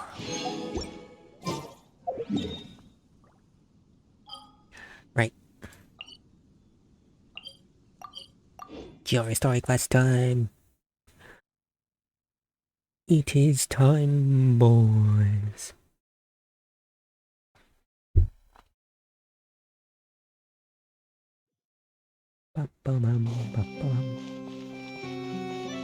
Ouch, my frame rate. Things are good now. Seems like there's another event going on at the Court of Fontaine! Look at that! Roadside signs as far as the eye can see! Let's see what they're for. Fontaine Fashion Week? Ooh, why don't we go check out some of the shops? Maybe we can pick up some cool new clothes! Okay, from 1 hour 50, that's when we're starting this.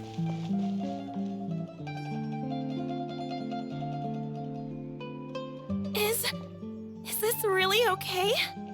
I told you I could do it using the leftover funds from the original deposit. Don't tell me you're afraid that I cheaped out on the dress. No, not at all. I have only the fullest faith in your work, Miss Chiori.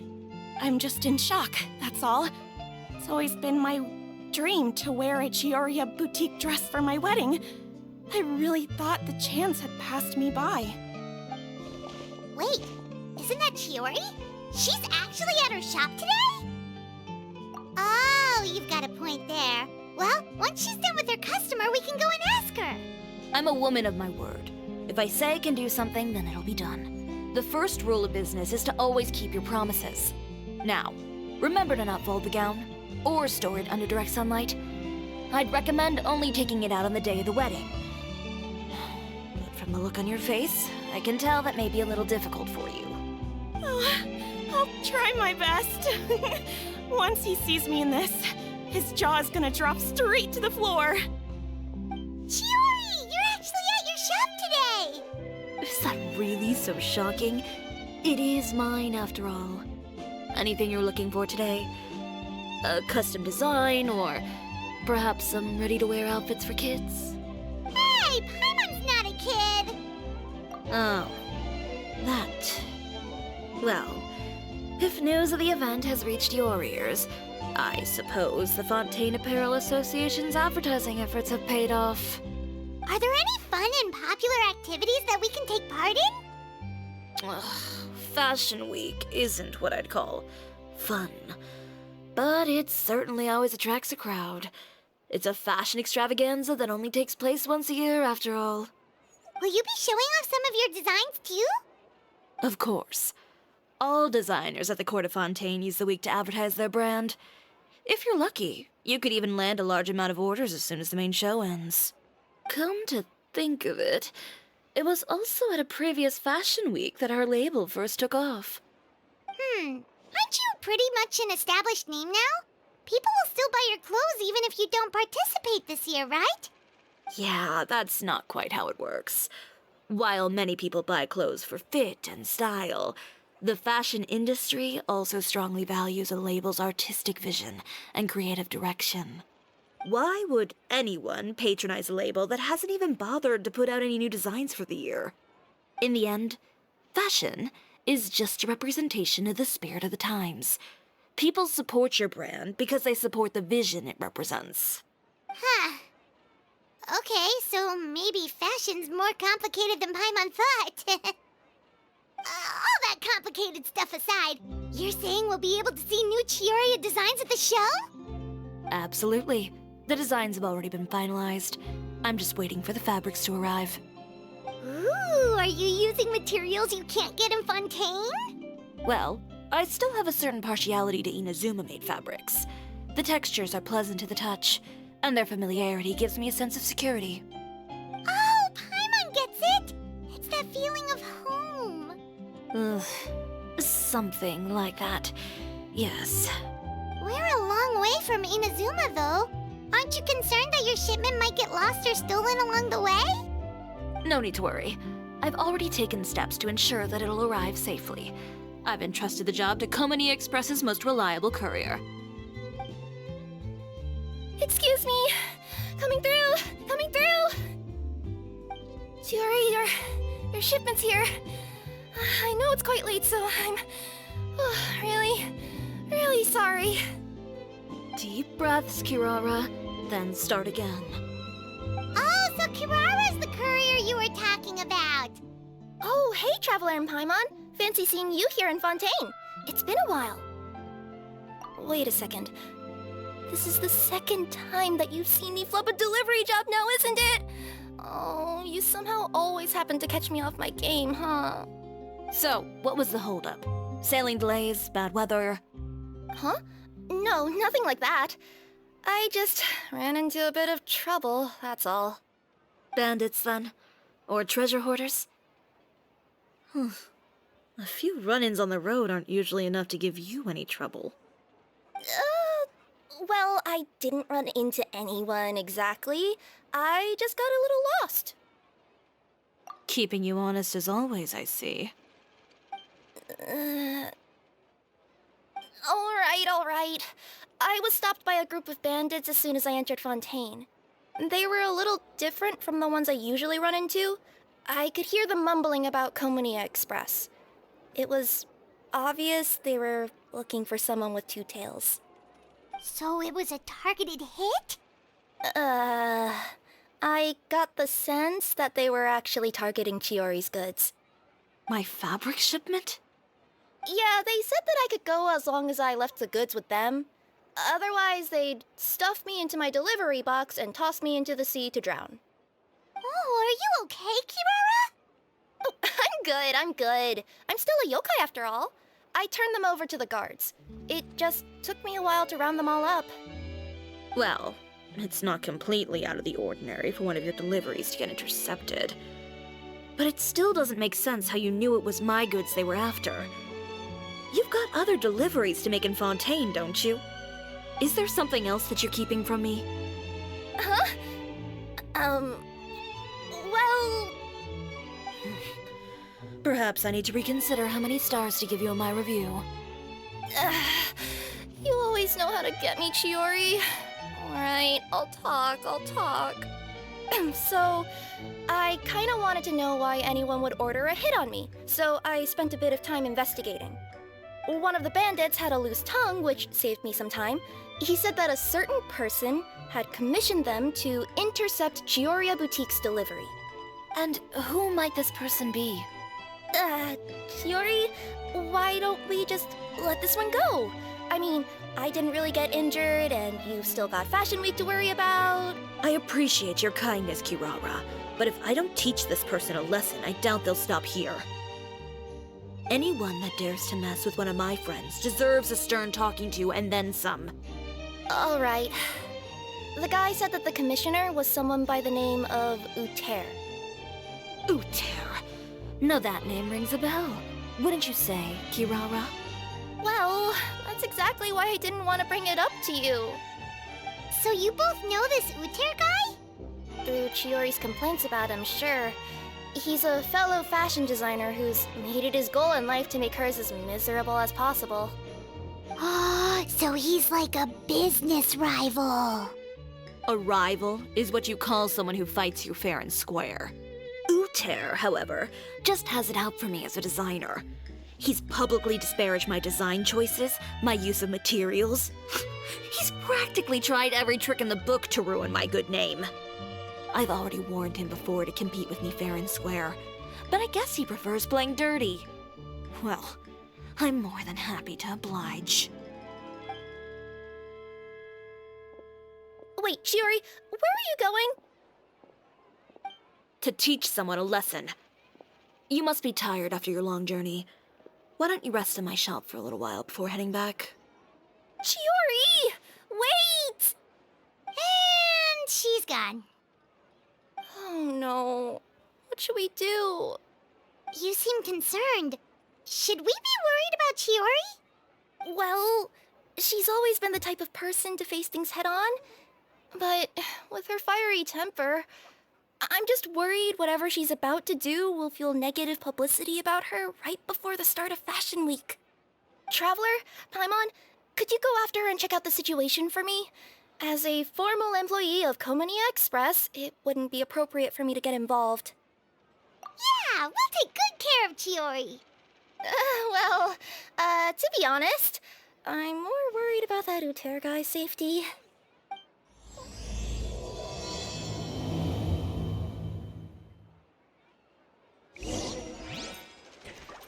I mean, sounds like he deserves it, I ain't gonna lie. Anyway, please look after...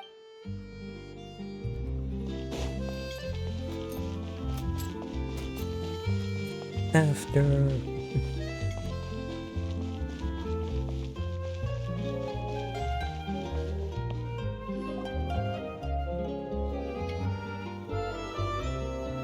Any chance you're on the clock, officer?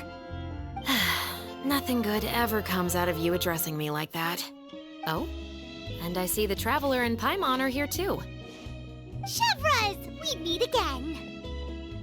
Well, things have been fine on my end. We were able to bring in a large number of recruits thanks to that film we made. I suppose the trade-off is that I'm now constantly getting stopped for autographs while out on patrol. Not ideal, if you ask me. Well, you were one of the leading roles after all. So, did something happen? Indeed it did. I'll need you to come with me. I only ever hear that phrase from you. Usually I'm the one asking people to do that. Well, are you coming? Not before I know what you're planning. Have I ever made a bad call? The better question is, have you ever made one that didn't violate proper procedure? Okay. A man hired a group of bandits to mug my friend. I'm about to go teach him a lesson. Are you sure this is something you should be telling the captain of the Special Patrol? It's getting hard to tell whether you're here to report a case or turn yourself in for one. Neither. I'm requesting personal supervision from said captain, so I don't do anything too out of line. Are you planning to? Not if I can help it. All right. Where is this person? Follow me.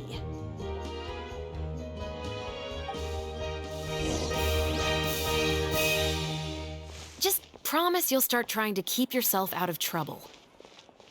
Well, when trouble stops coming my way, I'll be sure to get on that.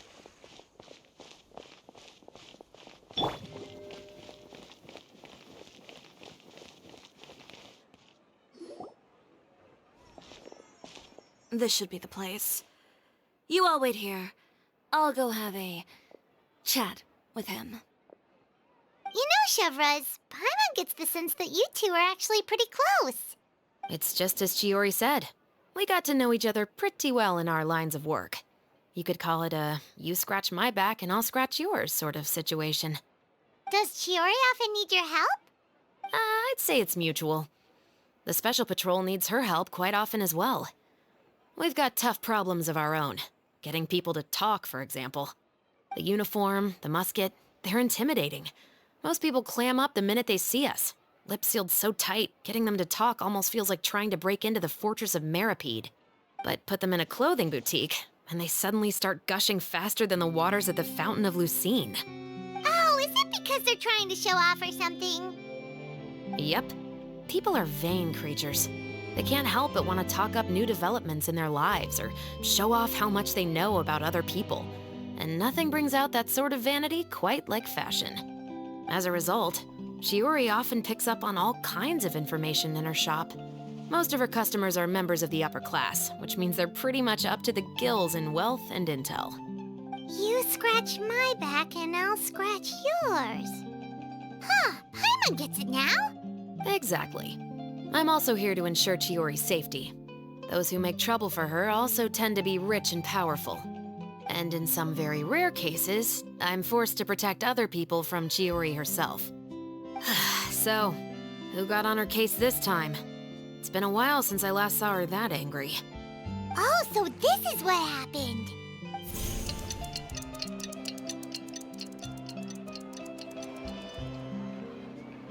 Huh? Uter, you say? You've heard of him? Yep. He's made trouble for Chiori several times already. He's fond of pretty much every dirty trick in the book. I heard that even the Maison Gardiennage issued him a warning due to his behavior. So he's back at it, huh? His funeral, I guess. Whoa, what's this about a funeral all of a heading? I just meant that Uter's done for. Now bring it in, you two. Get right up close. Sure, but why? Because this is probably going to turn into one of those very rare cases I just talked about.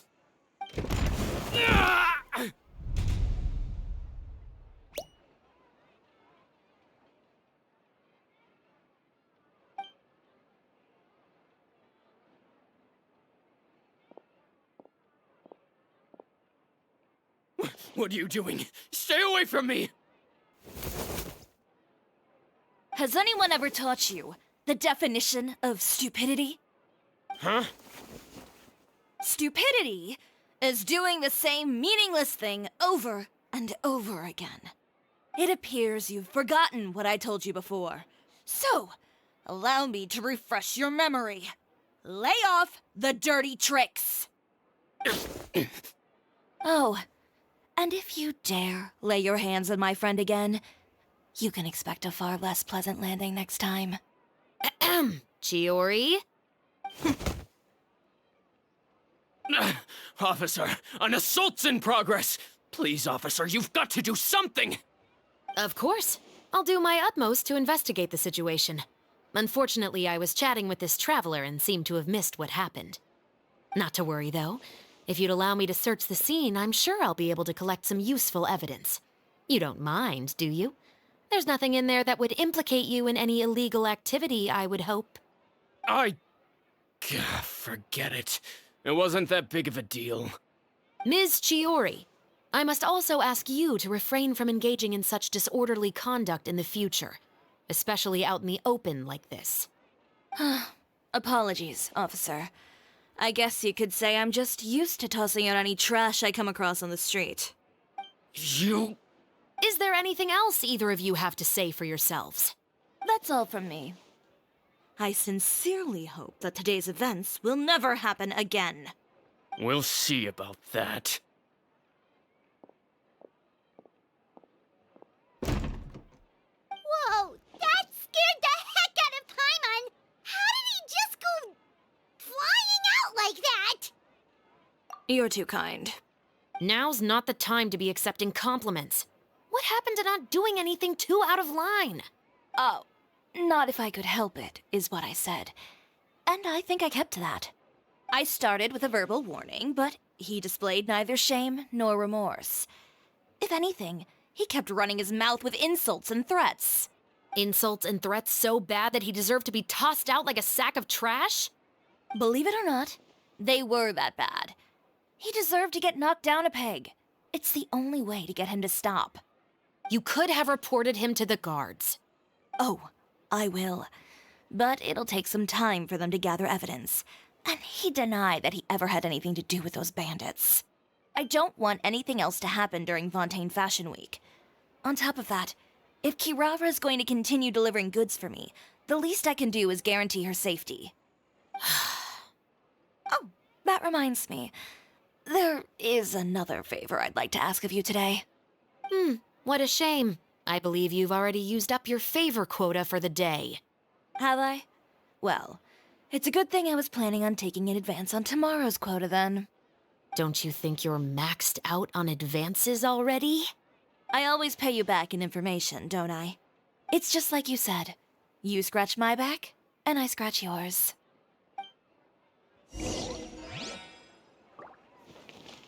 Goodness, she's scary.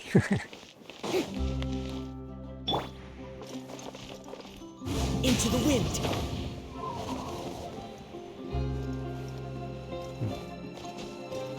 I jumped into exactly what I wanted. Oh well. The wind knows me.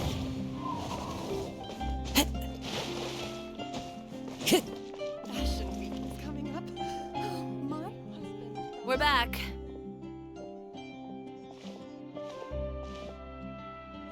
You were gone for an awfully long time.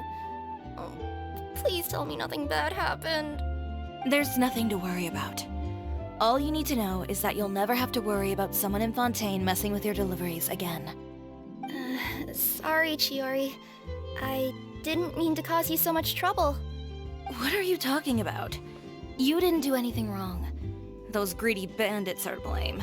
along with a certain someone who doesn't know when to lay off the petty tricks. The next time you need to leave the city, call the Special Security and Surveillance Patrol. They'll escort you half of the way, and the Spina di Rusula can take the second half. With that sort of escort, the next time you make a delivery, those treasure hoarders won't go anywhere near your goods. Unless, of course, it's to offer to carry them for you. Good one, Chiori.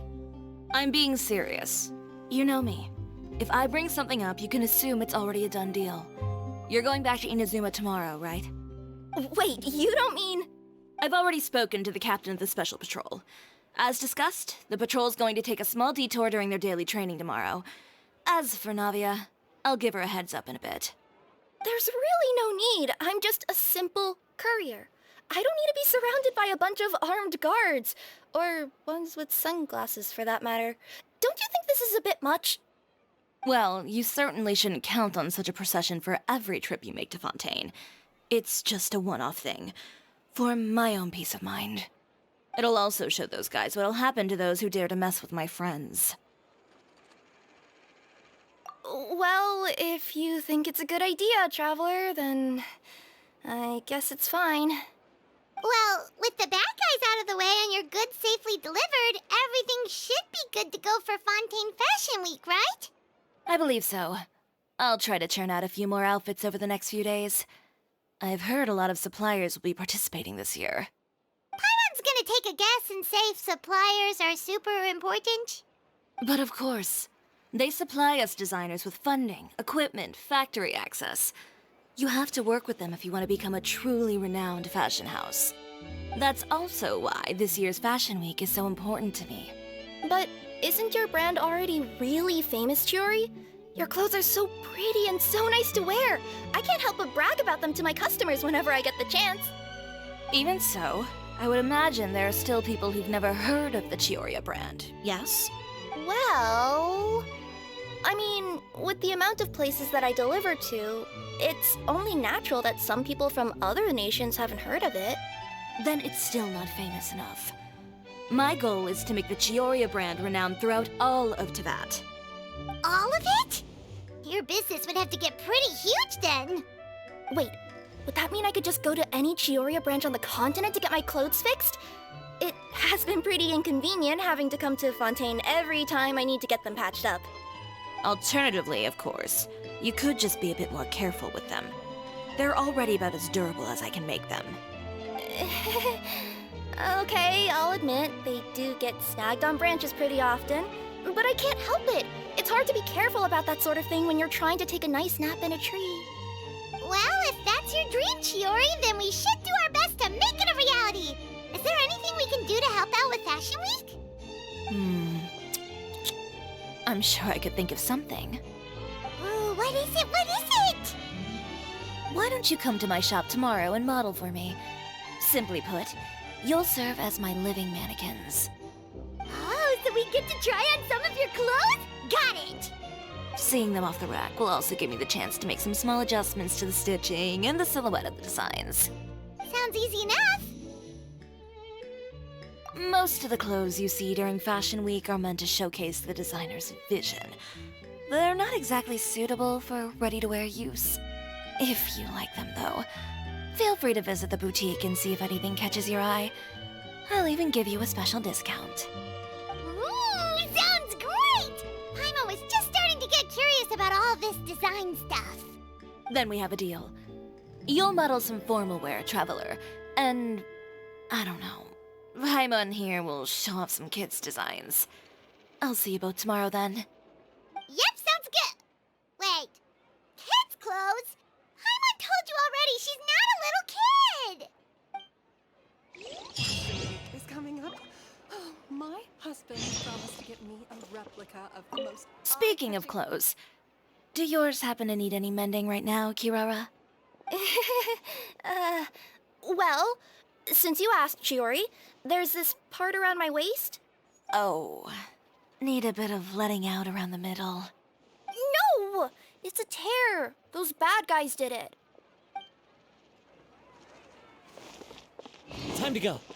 Well, time to speed up time.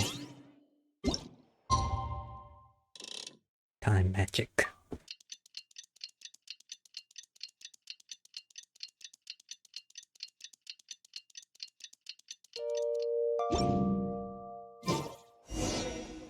Did you read the paper today? Can you actually go outside?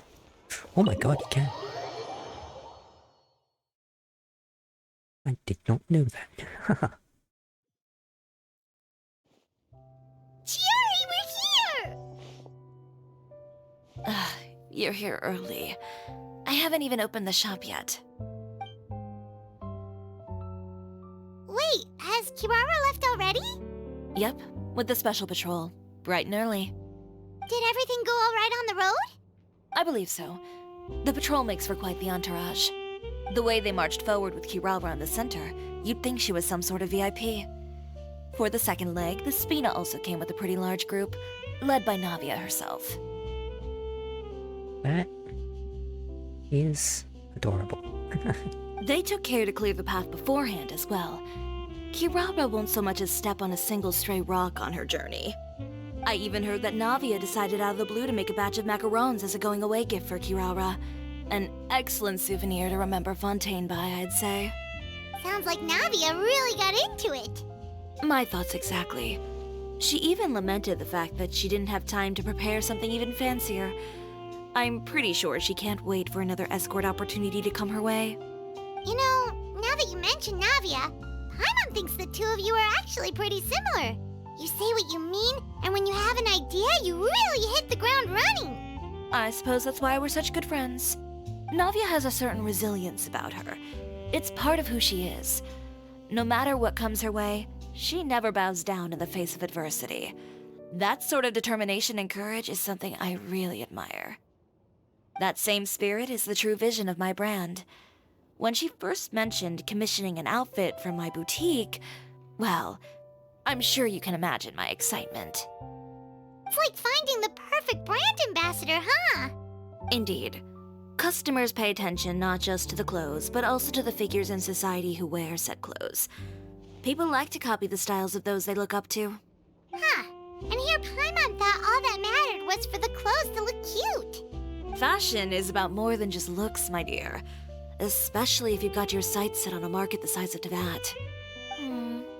Well, would you look at the time? Oh yeah. Come on, let's get down to business. We're here to model. Indeed. Give me a moment while I go retrieve some fabrics and sample outfits. Why don't you help me set up the shop displays in the meantime? Set them up? How exactly?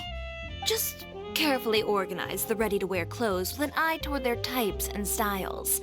This way, we can guarantee that the customers will see something different every day. Whoa, there sure is a lot that goes into running a store. Well then, I'll leave the displays to you. So, we just need to put all the clothes with similar styles together, right? What? Oh.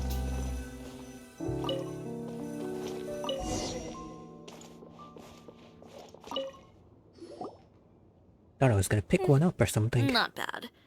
You might just have an eye for design. Anyway, let's move on to the real task at hand. Over here, stand still. I'll take your measurements first.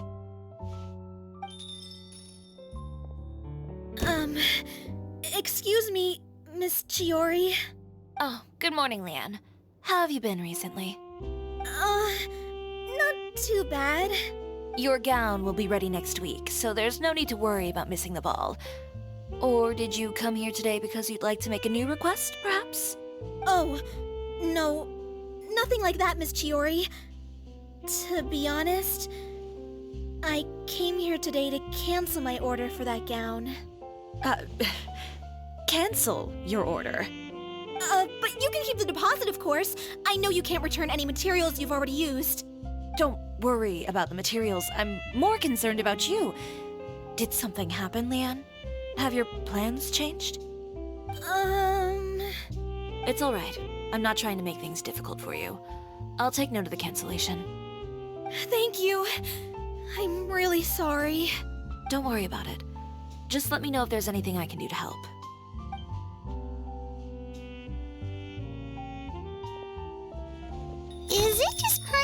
was she acting a bit strange just now? Wonder why she wouldn't tell us why she was canceling her order. It's not a big deal. These things happen every once in a while.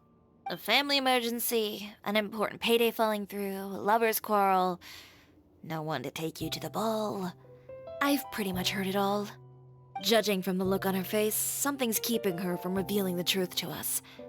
It's best not to pry. Well, guess this means you'll have more time to work on Fashion Week, right? That's true. Come, let's pick up where we left off. Is Miss Chiori in? I am. How can I help you? I'd like to return this item.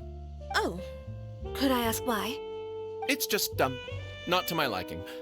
You said I could get a refund if I wasn't satisfied, so that's why I'm here. Is there something about it that didn't meet your expectations? Are the sleeves too short? Or is the color too dark? I can always make those adjustments for you. No need. You don't have to concern yourself with that. I'd just like that refund, please. And I'd be happy to process that for you. If you could just tell me the cause of your dissatisfaction. Is Chiori here? I'd like to return my outfit. Another one? Is there some sort of new calamity coming that I haven't heard about? Another flood? Or an apocalypse, maybe? What does the prophecy say this time? You'll be spared if you get rid of all your clothes? Surely the entire population of Fontaine didn't convene and pick this one day to come and return my clothes. What is going on? What kind of rags are you trying to sell us, huh? The way I see it, this shop is nothing more than a black market front run by a bunch of dirty criminals. Please calm down, sir. What is he talking about? Haven't you heard? Chiori Boutique has been exposed for having close ties with criminals. It's all over the papers. And just who is it that dares to throw that accusation around? Well, you tell us. The fabrics you've got here, they're all sourced from underground factories, aren't they? I've been transparent about my materials from the very beginning. I've already proved there's nothing wrong with them. If a little hearsay and baseless slander are enough to convince you, then by all means, go ahead and hand over your garments right now. Spare yourself from that flood of yours. Or have you not been convinced of that one just yet? You... Off! Miss Chiori? Go outside and help these customers with their return requests. There's no need to ask them why. We'll refund them at the purchase price. Alright. And once you're done, put up the sign that says we're closed for the day. Got it.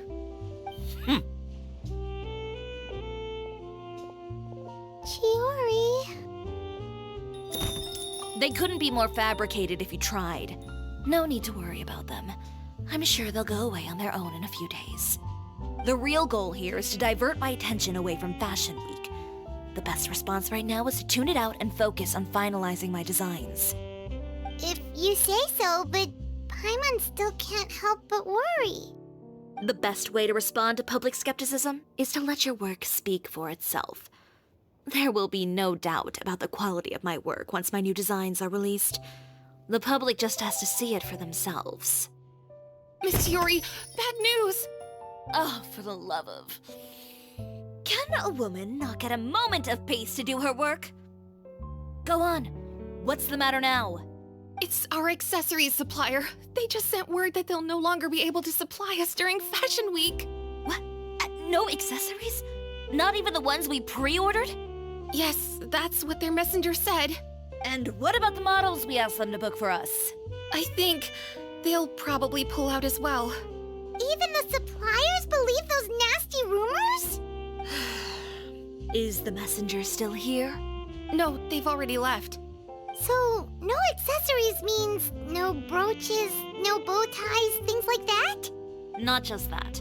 It means no gems, ribbons, gold thread, all the elements that lend life and soul to my designs. But if you take those away, does that mean you won't be able to make your designs at all? Alof, you stay and watch the shop. I'll go talk to the supplier myself. Yeah, and we can vouch for you too. We'll make sure your supplier knows there's nothing wrong with your clothes. Thank you. In that case, please come with me.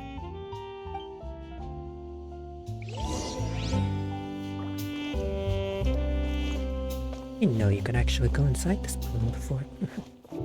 I know Miss Chiori has put a lot of work into making Fashion Week a success. I hope you can talk things through with the supplier.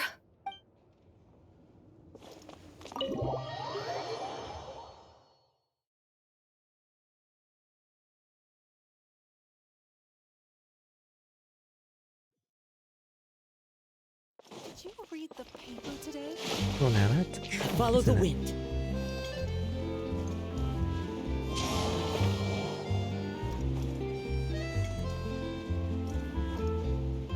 Check.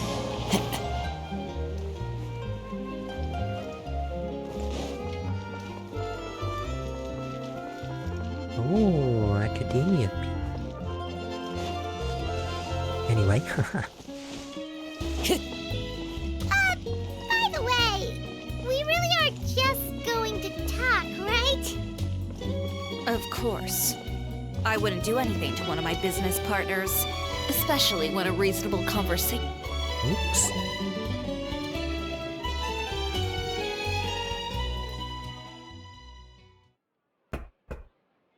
Who is it?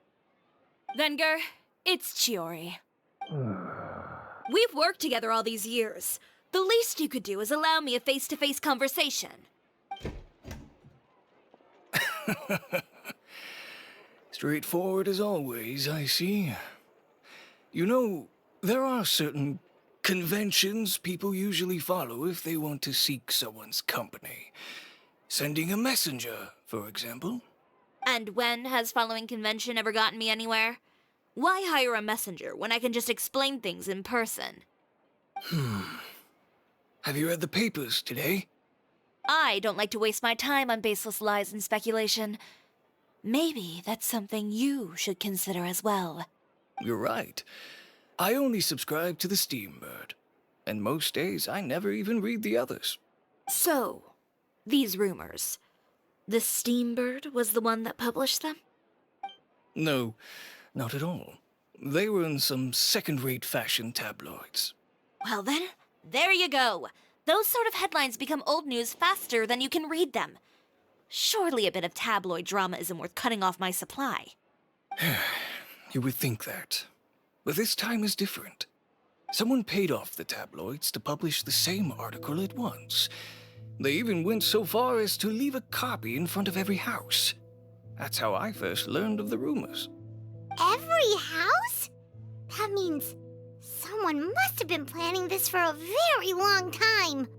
It seems your rival really pulled out all the stops this time, Chiori. The article was even published alongside a photo of you. What sort of photo? A photo of you beating up someone on the street yesterday. Yesterday? Wait, that means... Ucher again. Here, I've got a copy. See for yourselves. I've got to sneeze. Oh. Chiori Boutique, located within our good court of Fontaine, claims to be a clothing store with a unique style. There is another side to this tale for those few who look beneath the facade. That facade. Sources in the Fortress of Meripede that say that there's not a few criminals of Bosa wearing Chiori Boutique's clothes. It just felt like the atmosphere in there suited me. Convicted felon Lyle said these words were met with wide approval from many of his fellow inmates. Our sources also stated that a prisoner who was recently convicted of violent conduct and battery also openly supported Chiori's designs a year ago. Upon close investigation of Chiori's many suppliers, we discovered that there is something more to discovery that criminals' favorites wears. The boutique is in truth comparable to an invisible hand, like a spider's web that connects these evildoers. Our investigation shows that the Wenger? How did she say that earlier? Family supplies the ornament to her designs, and a certain member of this household is a frequent guest at the fortress. But do birds of a feather not flock together? Not only that, but many customers have also been subject to rough treatment at Chiori. Mr. Valerian had to say this. A real brute, that one. mind refusing to tailor my clothes. Why, she seized her scissors and began wrecking them and threw me out the window. A clothing store? More like a thieves' slayer if you ask me. That's the guy from her trailer, isn't it? Doubtless, many of you have wondered why the glass at Chiori boutique often shatters with a loud crash, leaving behind a terrifying mess. Mr. Valerian's unfortunate encounter unveils the truth. Just the day before this report was going to print, such another act of brutal battery occurred in the streets. Just imagine, if you would, the scene playing out as depicted in the photo above. Chiori, her countenance terrifying as she grabs her competitor Mr. Uter by the scuff, making threatening gestures towards him. This incident was ultimately broken up by guards who reached the scene. When we asked criminals why they appreciated this brand, the answer we all see: Chiori employs illegal co-op competitive tactics to come out on top, giving hope to evildoers among us that wrongdoing can still prevail, provided you conceal it under the guise of fashion and beauty.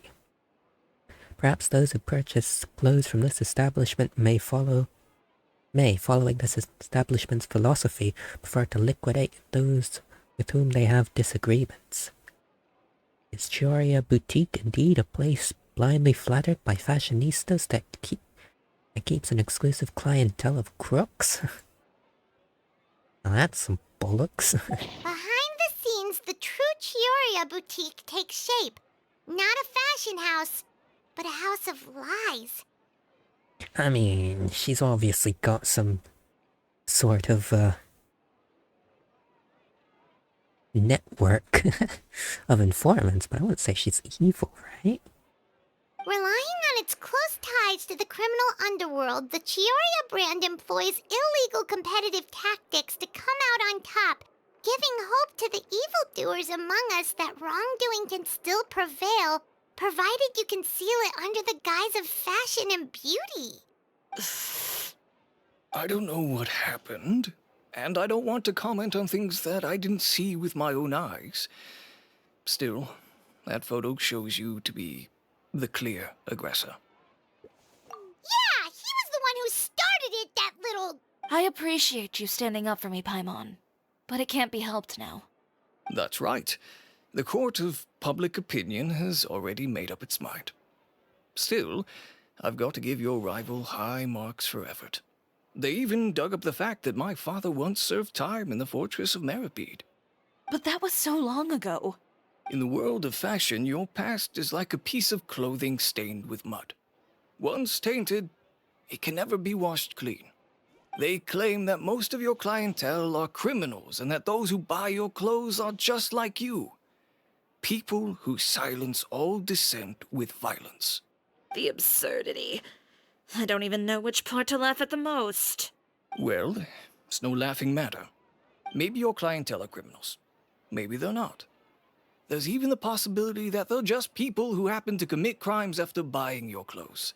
But with the way this article combines fact with rumor, trying to determine the truth is practically an exercise of futility.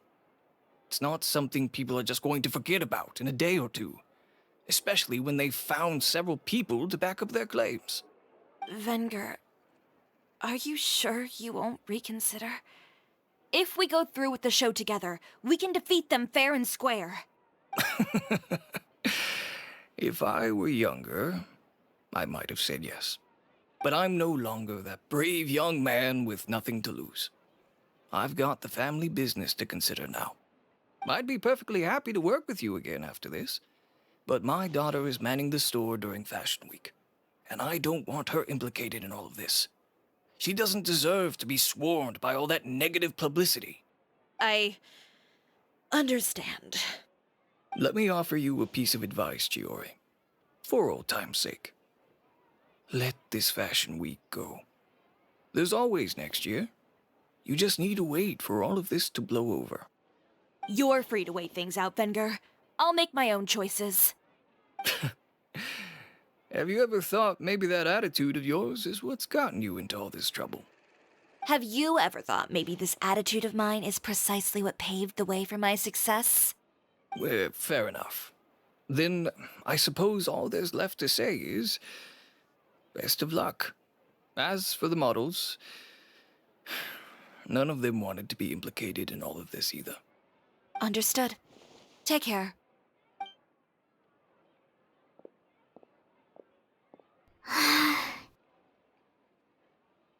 So, what should we do now? Without the accessories, I can no longer use my old designs. How could they do this? They're making things up. The boutique doesn't have anything to do with violent criminals. Can't people tell this is just a bunch of lies? Public opinion has never been about what's true and what's not. It's about echoing the loudest voice in the room. I should have seen it from the beginning. Uter knows me too well. Everything that happened yesterday was just a trap. Well, guess all we can do is just head back for now.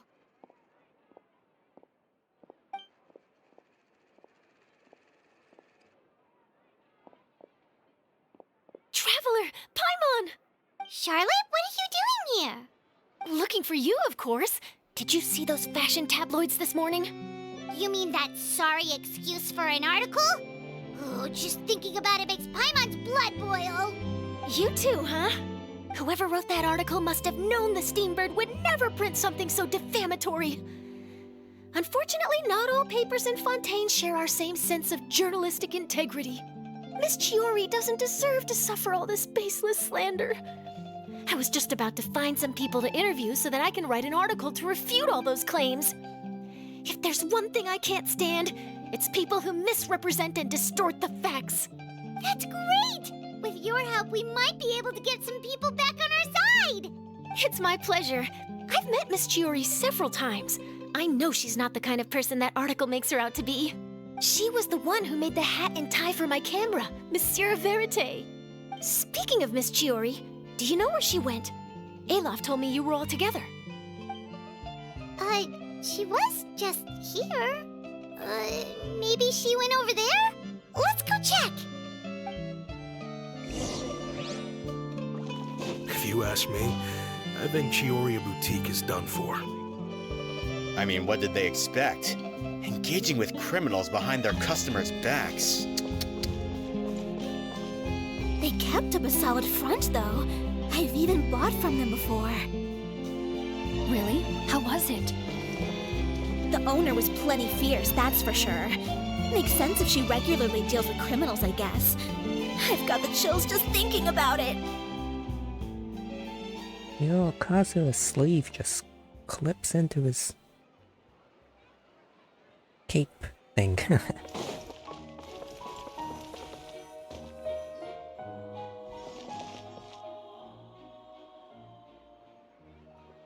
Oh no, we've lost her! Did you hear what all those people were saying? Paimon can't believe they bought all that nonsense! Miss Chiori doesn't often appear in public or give a lot of interviews, so the general public hasn't had a chance to really get to know her. It's also true that her way of dealing with things can be a little extreme sometimes. It's easy to use that to mislead people who don't know anything else about her. This is all Uter's fault! Paimon would pick him up and throw him across the room too if she could! Wait a second. You don't think Chiori might have gone looking for him, do you? You know, so she can, finish what she started? That would only make the situation worse for her. I'm sure Miss Chiori knows that too. You've got a point. Let's just return to the boutique and see if she's there then. Chiori Monkais. We're back! Oh, who's this? This is Miss Letitia. She's also here to see Miss Chiori. Oh, you were the one who came to collect the wedding dress yesterday, right? Wait, please don't say you're returning that dress too. Oh, no, not at all. I'm just here to thank her. In fact, if there's anything I can do to help her out, I'd be more than willing. Ah, so you've come across that article as well. Yeah, you probably don't know this, but after I got engaged, I didn't think I'd be able to wear a Chiori dress on my wedding day.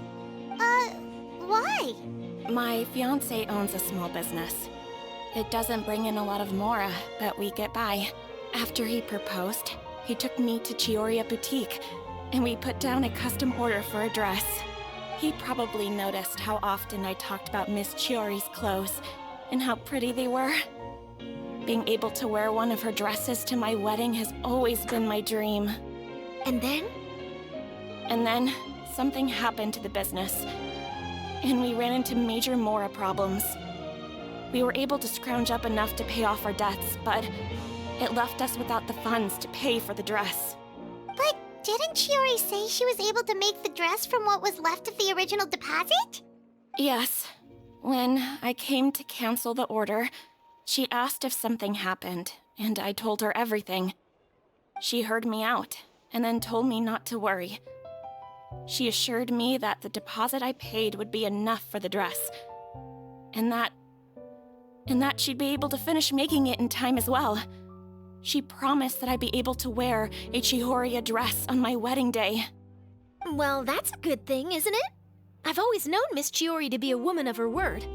It is good. It's just, after I went home yesterday, I couldn't help but take out the dress and try it on. My fiancé happened to walk into the room, and when he saw me, he froze on the spot. Ah, what a shame. He's not supposed to see it until the wedding day. Well, see, that wasn't actually the issue. He's seen a lot of wedding dresses in his time doing business. So as soon as he saw it, he knew for sure that it must have cost far more than what we paid. Huh? So wait, that means... Yeah. Miss Chiori covered all the costs and held nothing back. The fabric, accessories, beading, construction. It was all of the highest quality. Huh. Miss Letitia, I'd really like to use your story for a piece I'm writing about the boutique. Would you mind going on the record? Huh? Well, if it would help Miss Chiori out, I wouldn't mind at all. I think it'd go a long way. Your real experience is more powerful than all those lies combined. Hey, Olaf! Has Chiori come back here since we left? Huh? I thought you were all together. Well, we were. If she didn't come back here, then do you know of any other places she could have gone? Oh, I remember now. There's this one cliff by the sea. Miss Chiori would always go there whenever she was upset. In that case, why don't we split up? I'll continue interviewing Miss Letitia, and you two can go look for Miss Chiori. All right, sounds good. Let's go.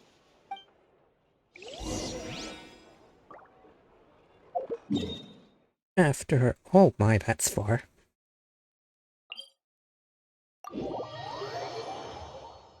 Oh my, quite far. You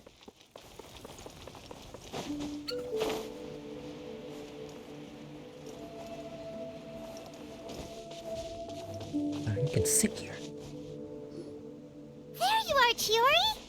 Uh-huh. How did you know where Alof told you, didn't she? She did. We were just looking for you at the shop and Letitia was there. She wanted to thank you for the dress. So, you see? You don't have to be sad. We'll figure out how to get through this together. I'm not upset. I just wanted to get some fresh air. Want to sit here with me? The view's quite stunning. Sorry about that. I'm the only one here most of the time. All right, don't mind if we do.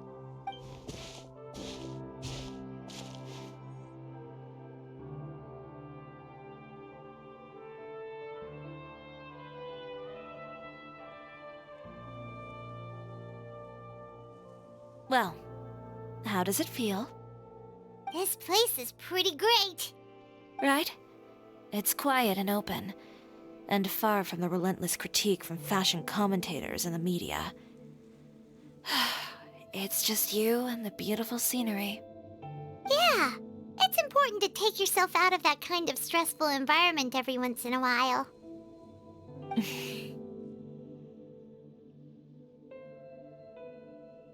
I didn't grow up in a very strict family. My parents would joke that I grew up to be so assertive because they spoiled me as a child. I would get together with the other children to climb trees and explore caves. One time, I even climbed over the walls of the Kamisato estate. One of the servants had to physically remove me. Whoa, Paimon would have never imagined that. But even as rambunctious as I was, when it came to needlework, I was as quiet and focused as could be. It was as if I discovered a whole new world within those vibrant, dazzling fabrics. You know the feeling? Sorta. My parents noticed, and they sent me to study under a famous Inazuman tailor. It wasn't long before I had driven away pretty much every master tailor on the archipelago. You could say I really tried their patience. You were that misbehaved? I wasn't misbehaved, exactly. I just often had strange ideas when it came to fashion. Ones that weren't in line with traditional ways of doing things. On top of that, I hated the idea of groveling and making outfits for every arrogant big shot expecting me to be at their beck and call. Anyway, a few incidents later, I soon found myself without a master. Worse, not one shop was willing to hire me. Not even to do grunt work. No wonder you left Inazuma. I was angry and frustrated. So, before I left, I swore to all those masters that my brand would one day become renowned all over Teyvat. Well, that's a great dream to strive towards. After that, I came all the way to the court of Fontaine, a city often referred to as the capital of arts and fashion. I had a lot of fun starting out. Sure, I was living in a small cramped room, but I was finally free to make whatever I wanted. I had a far more naive view of fashion back then. As long as something was pretty, it would become popular, right? A simple concept, surely. Of course, as I spent more and more time in the industry, I learned nothing was ever that simple. Least of all, fashion. Oh, you mean Letitia? Yeah, she did mention that dream. I'll be honest with you. That's the first time I ever heard something like that from one of my customers. Who would have thought? Even as I continue to pursue my dream, my work has also become someone else's. Alright, that's enough sightseeing for one day. Time to come up with a way out of this mess. Ooh, looks like you've got your game face back. Back? It was never gone to begin with. I did say I wasn't upset, didn't I? Paimon thinks we should look for evidence that Uter wrote that article, and that he hired those treasure hoarders to attack Kirara. Charlotte's already working on an article to address all those nasty rumors so we can publish all our findings in the Steambird once we're done. I don't like duking it out in the press. But if Charlotte's thrown her hat in the ring, I won't stop her either. I know where Uter's clothing factory is located. It might be a good place to start looking for some evidence. Sounds good. We'll come with. As for Fashion Week, well, there's always next year, right? So there's no need to be too upset. Huh? When did this become an either-or situation? Find incriminating evidence or participate in Fashion Week. I'm doing both. But your accessories! Didn't you say your designs were unusable without them? Well, it's true that I haven't quite figured out what to do about that, but to tell you the truth, even here in Fontaine, every time I see the sea, I can't help but remember Inazuma, and the vow I made in front of those masters. Thinking about all that, I just can't bear to take even one step back. The sea. What did you just say, Chiori? The sea. Seashells, coral. I've got it. Got what? Come, let's take a dip, shall we? Chiori! Wait, hold up! Can you actually sit here? Follow no. the wind. No, he can't. Oh, well, that's a shame.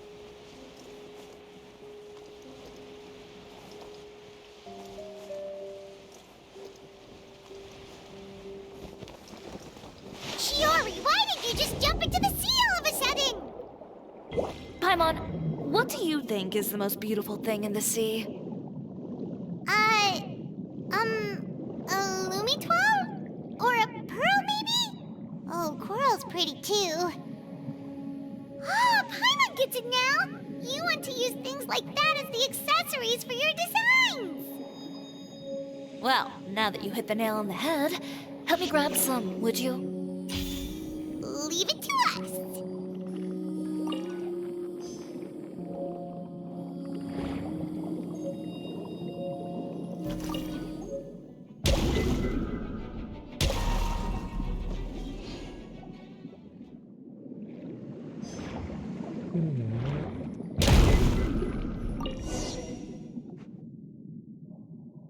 These should be enough, right?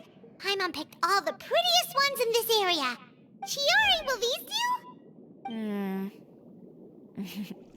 Everything looks great. I've also collected a pretty big batch, so we should have enough. Great! So are we gonna head back now and make some new designs? Yes, but don't forget, we've got more than just the designs to worry about when we get back.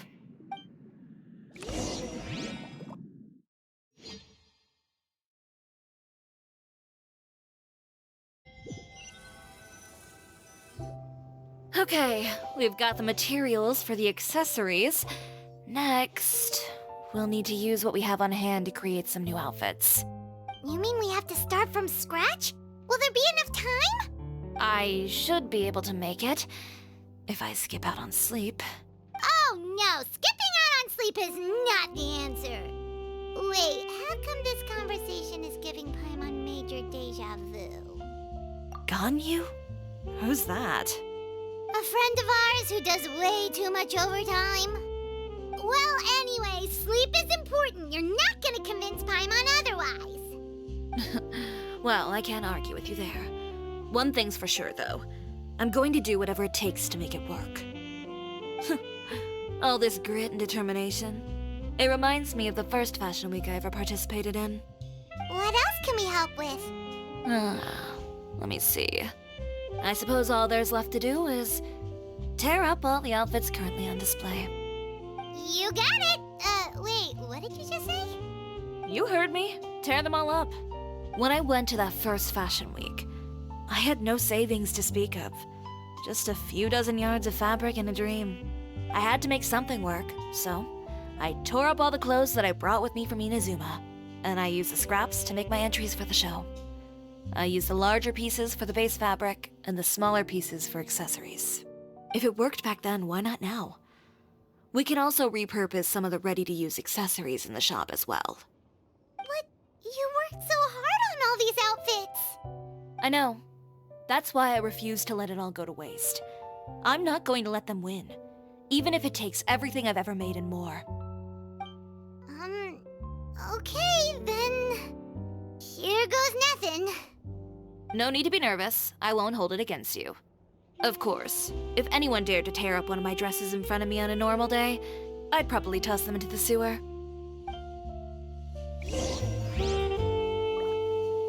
Just this once, though. I think I can make an exception. Go ahead and tear them up. Think of it as a good way to vent your emotions.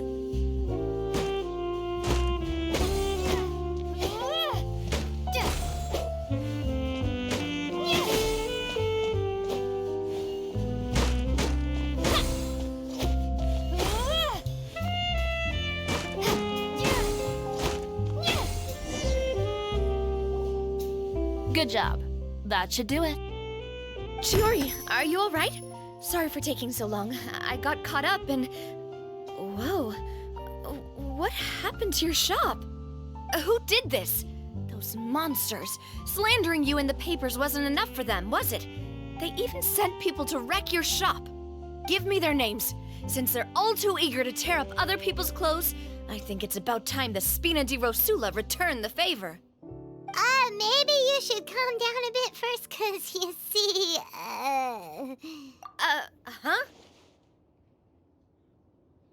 Ugh, what is this, a soap opera? I was the one who asked the traveler to tear up the outfits. We need all the fabric and accessories we can get. Oh, so that's what happened. I guess I got a bit ahead of myself just now. Back to what you were doing, everyone. You can all just pretend like I didn't say anything.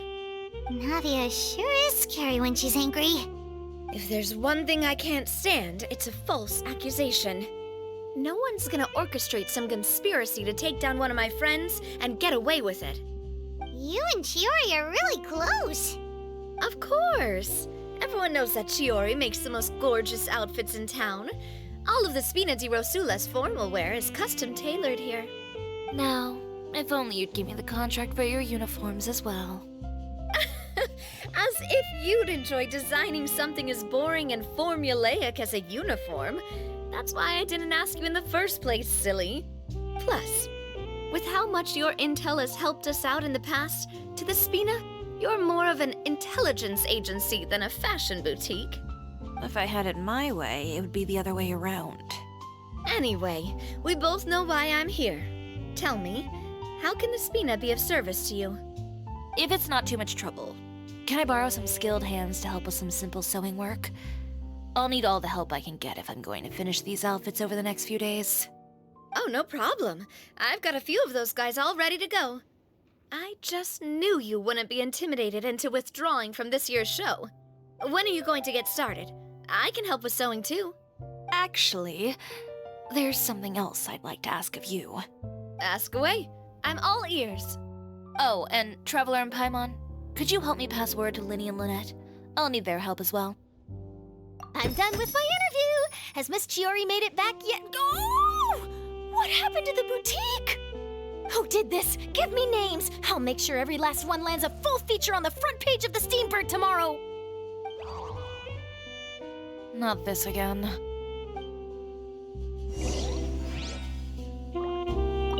What should we do about these clothes everywhere? Need any help? Sort them by the type of fabric first, and then by color. Oh, and don't forget to remove any accessories and put them to the side. That sounds pretty straightforward. I'll help too. Are these outfits the one from the trailer? Cause my god, they were beautiful. That is what this is. Oh, they. Into the wind.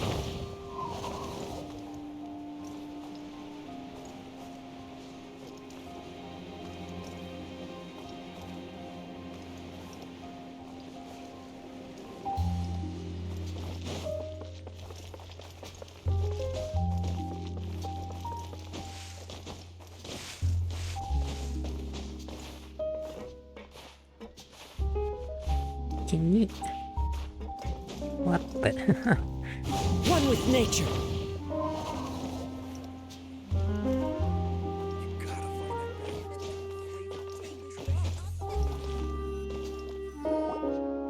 Linny, Lynette! Great, you're both here. A moment later and you'd have missed us. We read the article in the papers. We were just about to go find Miss Chiori. She helped design a number of our costumes in the past and even sponsored one of our performances. The time has come, it seems, for us to return the favor. Oh, perfect! She was the one who sent us! In that case, I assume that there's something we can do to help. Just say the word and we'll take care of it. Okay, so it's like this. Is that all we'll need to do? Should be a piece of cake for the two of us. Paimon's glad to hear it! Well then, guess it's about time we go and find some evidence for all the bad stuff Uterra's been doing, right? Chiori said we shouldn't disturb her over the next couple of days. We can check in with her again once she's done with all the new designs. But the show's in another 2 days, isn't it? Will she be able to make the deadline? Well, according to her, she wants to first beat Uterra fair and square at the show, and then defeat him in the court of public opinion. She said that it'd be like, A two-pronged approach? Courtesy first, confrontation second? Yeah, something like that. Understood. Then we'll have faith in her decision. We'll go make some preparations. See you at the venue in 2 days. All right, we're counting on you.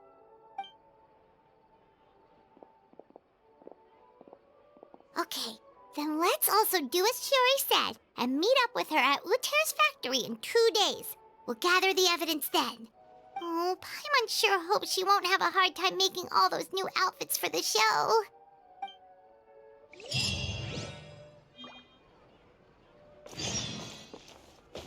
Wait until 2 days later, huh?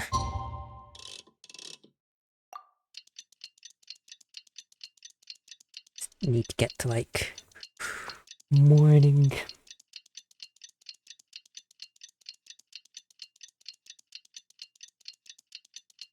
Now we pause champ with the power of time travel.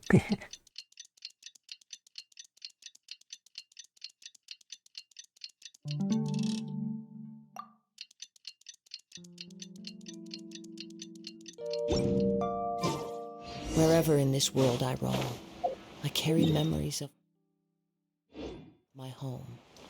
To the underground, huh? It is the last Right link I this have way. to the land of my birth.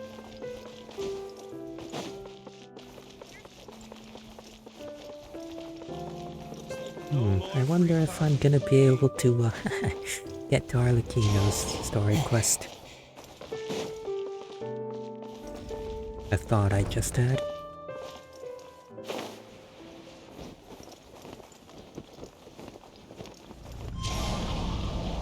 Come on, guys. That wasn't close at all, no. Uh-oh.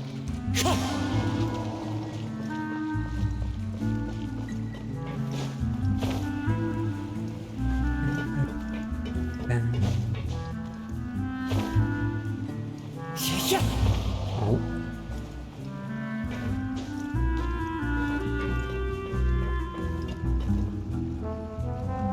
Oh, you're here. Chiori! How are the new outfits coming along?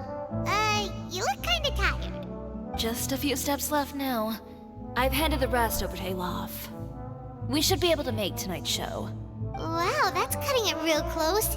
Are you sure she'll be okay without you? Don't worry. I have no intention of giving ground on either front. With the fashion show scheduled for tonight, Uter has closed his factory. This is our only chance to secure any incriminating evidence. Okay, Paimon totally gets that this is all his fault and he totally deserves it, but wouldn't we technically be trespassing on his property if we just barge in like this? His factory is usually open to the public. It may not be open for business right now, but that doesn't mean visitors can't stop by for a tour. We're just curious customers after all, aren't we? Well, when you put it that way... Anyway, Uter's factory is right over there. Let's hurry up and get moving. Why would he open a factory over there? We have different marketing strategies. While I specialize in high-end custom garments, he prefers low prices and large sales volumes. I don't know. Maybe the rent here is cheap. Alright. It's really creepy. Paimon would never choose to buy anything from a place like that. You make a good point. Let's all be on our guard.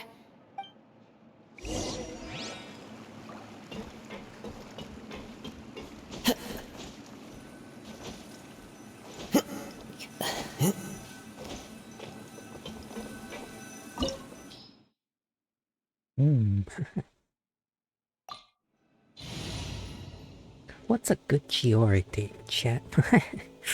I got no clue.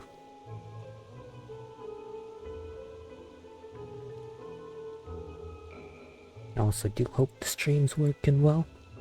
Hopefully no issues. Probably an off-field centric with the Chiori on field, right? Be something like that. No. Whatever would you do without me?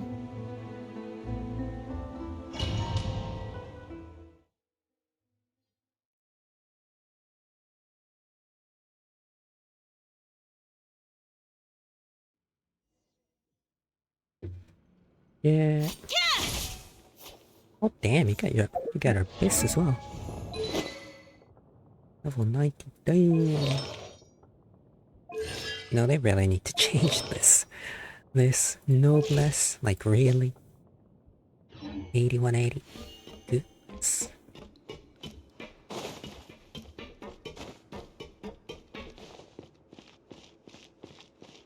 Well, ain't this just massive? We're in. There really is nobody here.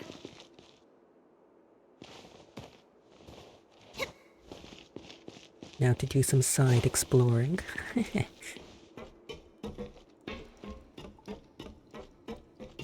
There's usually a chest or two in this area, right?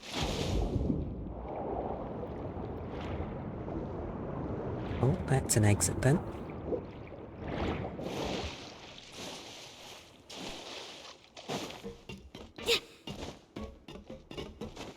Although following the main path usually does lead you to the chest directly.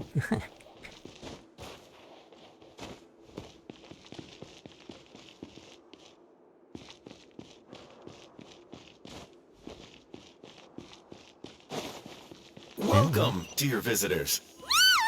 Oh, Paimon nearly fell out of the air. What is that thing? A mechanical guide.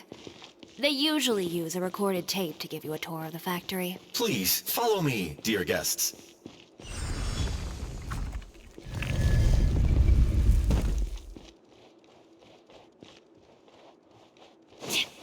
First stop on our tour is a look at the gradual evolution of our clothing brand. Okay. Why is it so quiet? After that, we welcome you to peruse our most popular styles. Huh.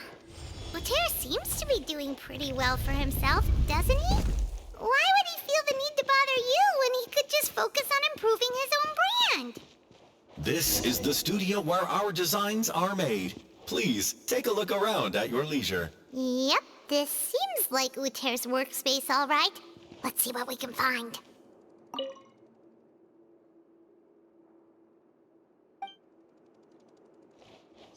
You really just leave your expenses book out?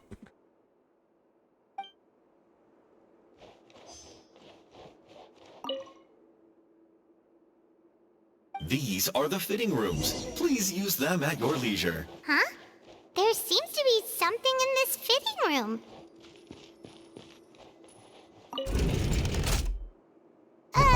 Why did the door just close? Hold on tight, Paimon. Ah! Why is he moving?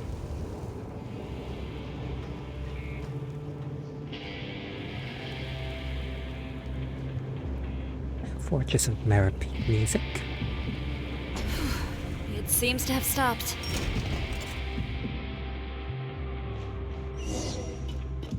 Where did this thing take us? It seems like we're someplace deeper inside the factory. Oh, you're hostile. Let's right here. Emerge. I forget how she works. Are you supposed to E normal attack?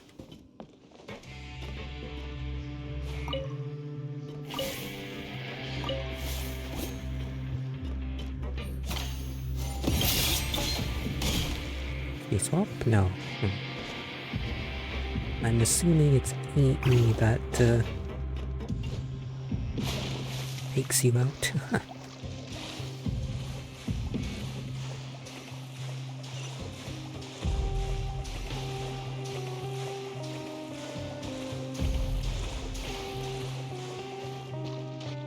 Look out! There are guards here! Right now. Right here. Ugh. Strike a pose!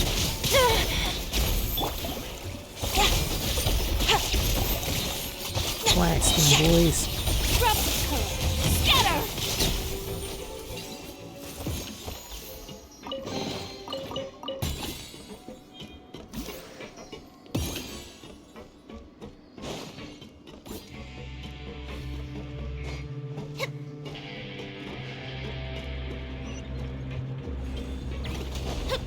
Wee.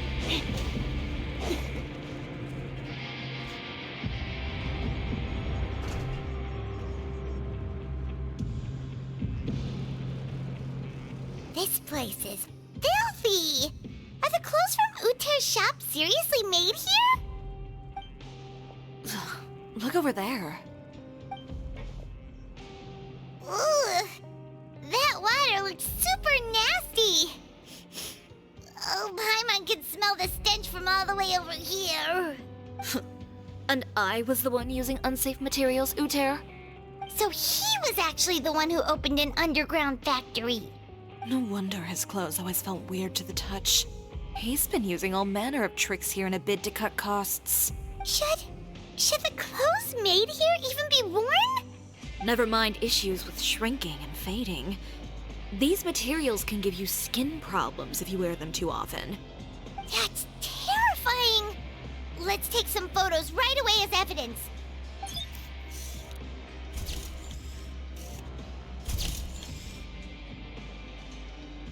This way he won't be able to try and deny anything in court. All right, let's keep going.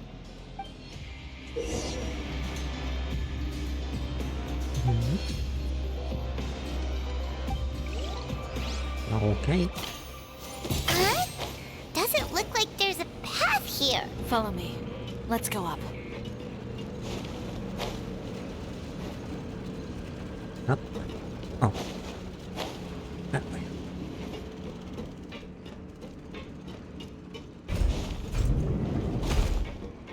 Oh. Getting turned around in this place.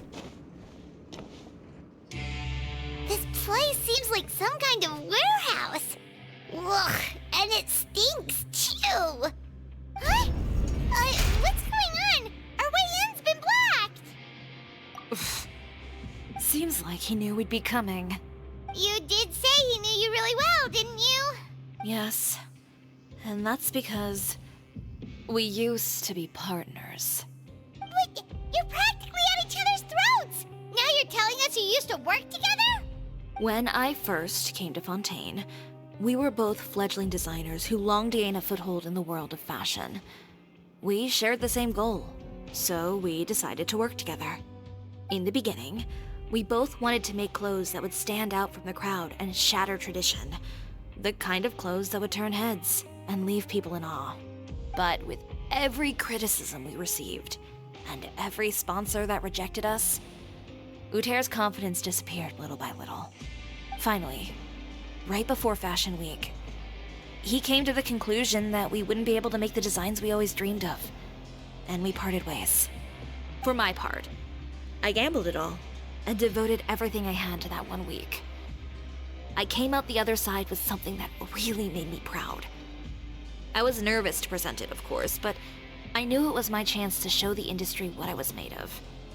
In the end, well, you received the acclaim of all Fontaine while Uter gave up on his dream and turned to making this sketchy stuff. I don't know the exact details of what happened after that. All I know is, after I opened Chiori Boutique, he's harassed me every year since. He's just jealous of what you've accomplished. A guy like that doesn't deserve your sympathy. Well, let's focus on getting out of here first. Missing the show is as good as letting him win. There are some control panels over there. Let's see if any of those buttons do anything.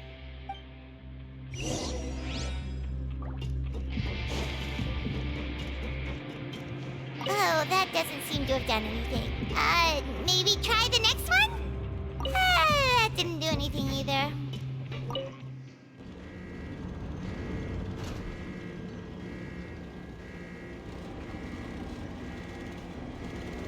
Warning. Warning. Unauthorized intruders. Entering expulsion mode. Here comes the catch. Barbados! Let the world... Warning. Unauthorized intruders. Entering expulsion mode. Look over there. Seems like there's a way out. Maybe we can use these mechanisms to get... Warning. Warning. Unauthorized intruders. Entering expulsion mode.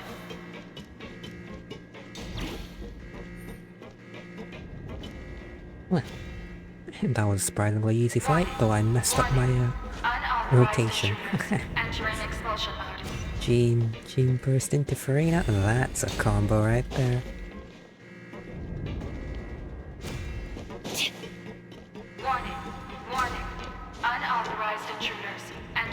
expulsion mode.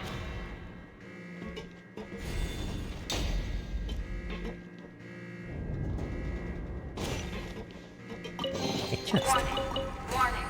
Unauthorized intruders. Entering expulsion mode.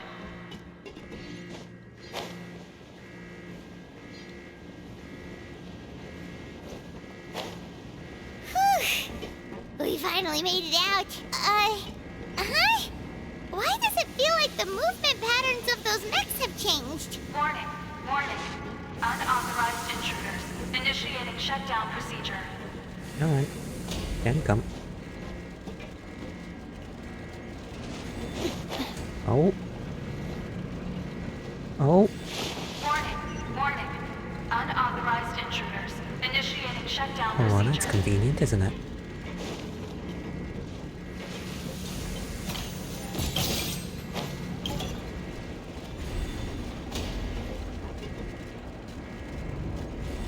Warning. Warning. Unauthorized intruders. Initiating shutdown procedure. Oh, big chest.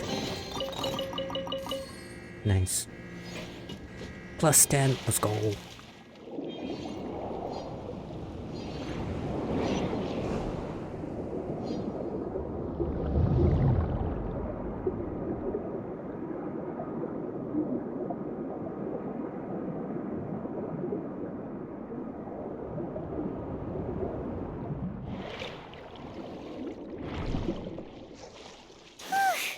We're finally out of that stinky place. Let's take this evidence and get out of here.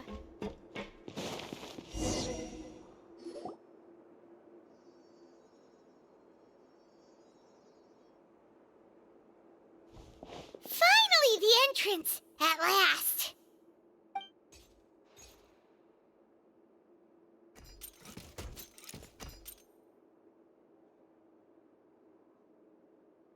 Oh, those chambers couldn't hold you, I see. What a surprise. We've collected a bunch of evidence on all the nasty stuff happening at your factory. You're not getting away this time, Uter. The evidence on your person, you mean? What makes you think I have any intention of letting it get past these walls?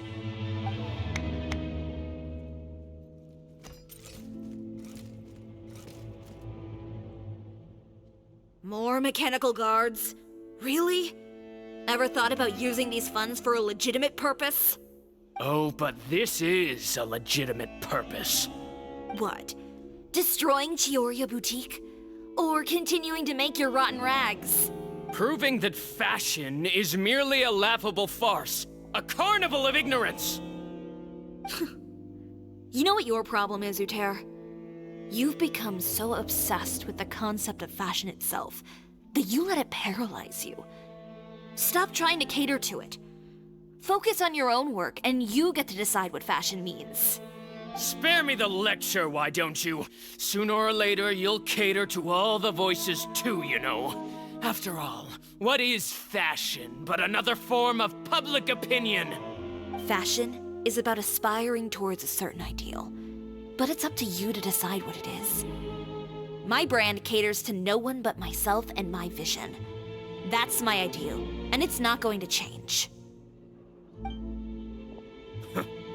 Well, once the people witness their former darling's spectacular fall, they'll understand how laughable that ideal truly is. That's what you've been trying to prove all this time? Your jaded understanding of the industry is the reason you've had it out for my brand for so long? You weren't like this before, Uter. What happened to the man who wanted to make something that would bring the entire world to its knees? He realized long ago how utterly naive and ridiculous that dream was. You gave up on your dream, but that wasn't enough, was it? You had to find a way to prove to yourself that it could never have been possible at all. You think you understand, but you're just a bitter man who let his regrets dictate his choices. You regret giving up on your dream. So you stopped at nothing to prove to yourself that it wasn't the wrong choice. This whole thing, Uter. It's pathetic. Pathetic? Why don't you take a look in the mirror? You're a fool daydreaming about taking all of Teyvat by storm. Well, good luck doing that when even Fontaine doesn't have a place for you anymore. You're right. Maybe all those who pursue their dreams are fools. But more pitiful still are cowards who are too afraid to even attempt what the fool is brave enough to try. You... Yeah, just leave this guy to us! No, you go instead. But he has a gun! It'll be fine. Just go to the venue and tell everyone to proceed with the plan. I'll deal with him. Some lessons are best delivered in person. Catch up with us soon! Trying to leave, are we?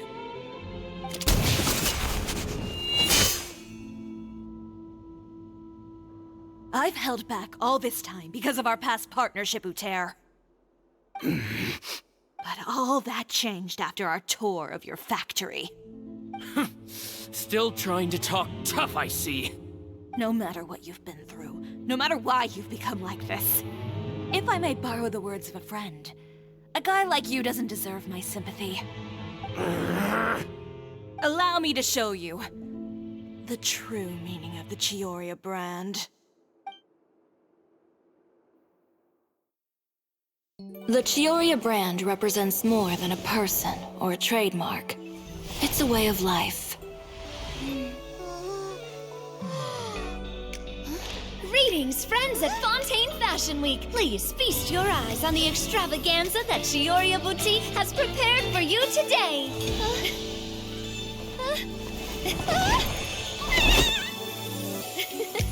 Brilliant, dazzling, and wholly unique. And most importantly, an enduring, never-say-die spirit. That's the true meaning of the Chiori brand. And now, let's welcome the thundering seamstress, Miss Chiori herself! Did Chiori not...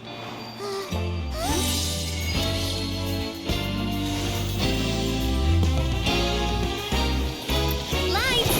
Cameras! Over here, please! Let the show begin! The world may change, fashion along with it, but Chiori will remain the same. No challenge is too great.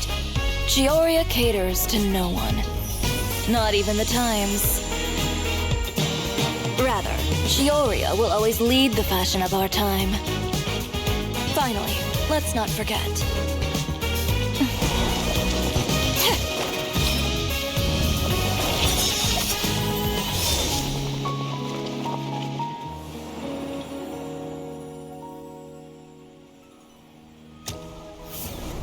Only those who do not give up on their dreams are worthy of this brand.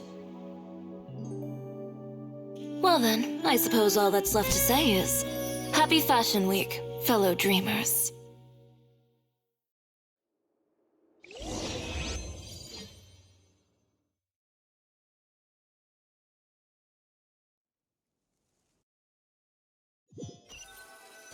Banger cutscene, as always. How about this? A little more to the left. Like this? Perfect. Phew. Oh, that looks great! Miss Chiori, can I take a picture? Of course. I didn't know you'd make a brand new signboard. I made it before Fashion Week. I figured it'd be best to put it up after the success of the show. Well, how can you become renowned through all of Teyvat without a fancy signboard of your own? The Spina's way ahead of you in that regard.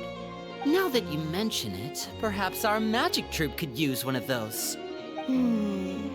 Our signatures are the Grinmalkin cat and the Bogglecat box. Oh, and we need to add Pear as well. Pear would need an alias, of course. How about... the Hangry Bird.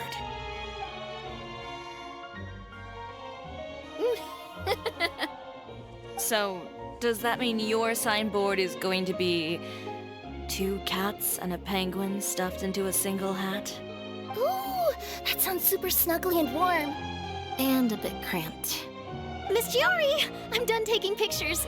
You can expect the article in tomorrow's Steambird, along with the evidence the Traveler gathered. Thank you, Charlotte. It's my pleasure. Bringing the truth to light is a journalist's duty. Going forward, feel free to custom order any accessories you need for Monsieur Verite. It's on the house. Huh? You really mean it? Of course. The same goes for you too, Linny and Lynette. If you have need of any costumes in the future, just drop me a note. What about something other than a costume? Thank you, Chiori. It's much appreciated. Well, I don't really need anything. Just don't be a stranger, all right? I don't need anything either. So long as you continue to request my international courier services from Komania Express, we're golden. Actually, that reminds me. When will you be leaving, Kirara? Huh? About that. The Spina di Rosula has prepared a special vehicle for you, so you can just get in and we'll push it all the way out of Fontaine. What?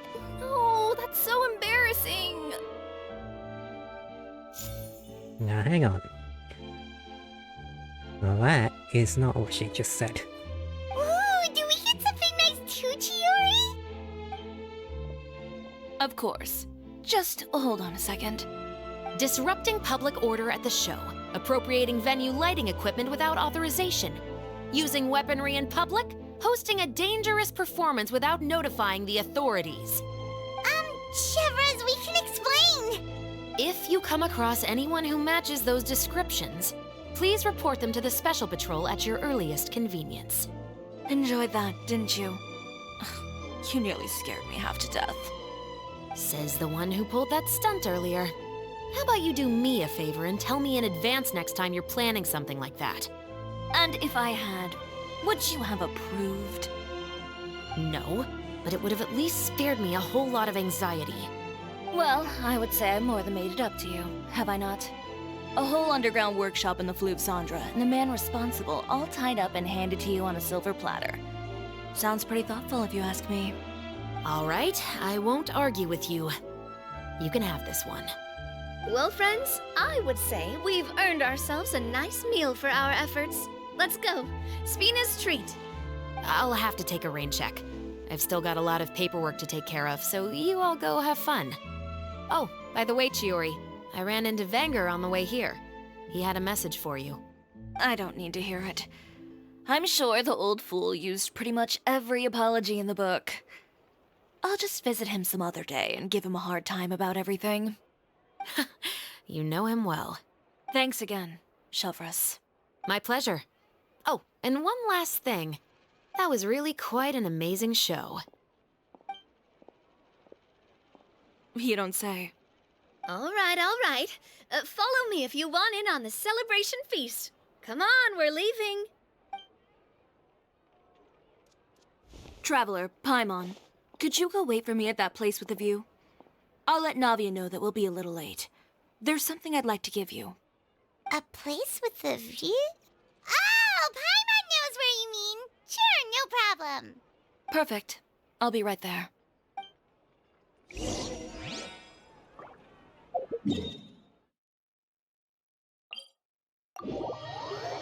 You know, this quest is quite a bit longer than I expected it to be. We're at about an hour and a half? A bit more?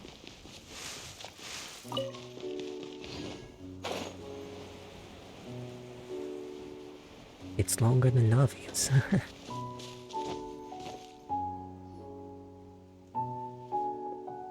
Sorry to keep you waiting. Oh, we didn't wait long at all. But what did you want to give us that you couldn't share right in front of everyone else? Here, take this.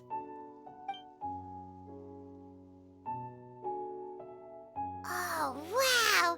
A brooch! And in the style of Chiori Boutique, too! Wait, Paimon gets one as well? I've only made 2 for now. After much consideration, I decided to give them to you two. You've been a great help. Even when things were looking bleak, you stayed by my side. There were even times when I felt like I had to fight back and win, even if it was just to honor the trust that you had in me. Well, we may have helped a little, but Paimon would say you deserve most of the credit. This result, it was all you, Chiori. I know for certain that was not the case. I've chased my dream for so long that I've come to understand something.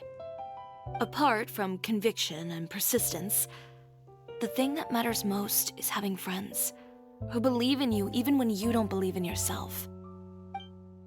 A single person can only do so much. Without all your help, Chiori Boutique could have easily fallen to ruin. Well, Paimon doesn't think it would have ever gotten to that point. Not if you had anything to say about it. But, about the stuff you said at the show, you aren't worried it'll rub some people the wrong way? Perhaps my words were a little pretentious, but they do reflect how I truly feel. I won't bow or scrape before any force in this world, much less any individual. I'm confident in the quality of my work. Create something beautiful, and there will always be people who appreciate it. Well, guess there's nothing to worry about then. Should we go back and join them at the victory feast? Oh, yes, of course. But before that, I'd like to admire the view for just a little while longer. You know, of all the nights I've spent in Fontaine, I'd say this is the loveliest by far.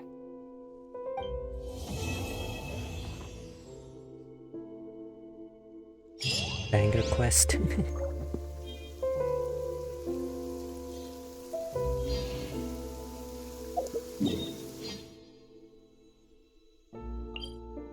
Is there actually, like, a feast going on? I'd assume they do it here. Unless it's at this cafe.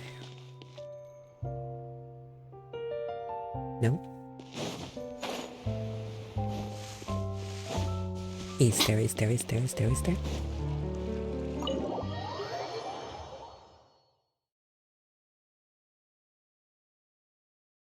Okay, so it's about an hour 40 minutes, that quest. I think, in total.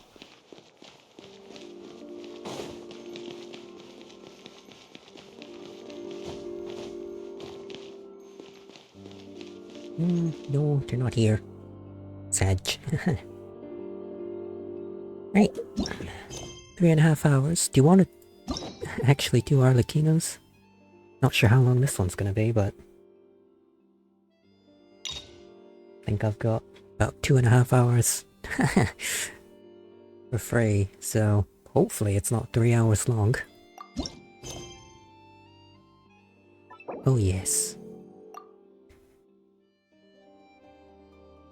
We focus, boys. It's been a while since we visited Poisson.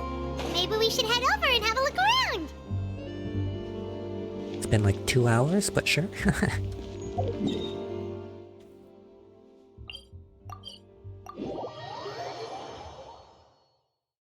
It's been 2 hours since Navia's story quest, but sure, boss.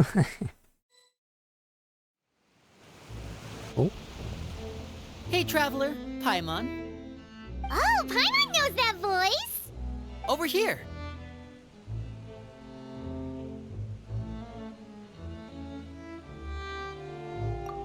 It's been 5 minutes.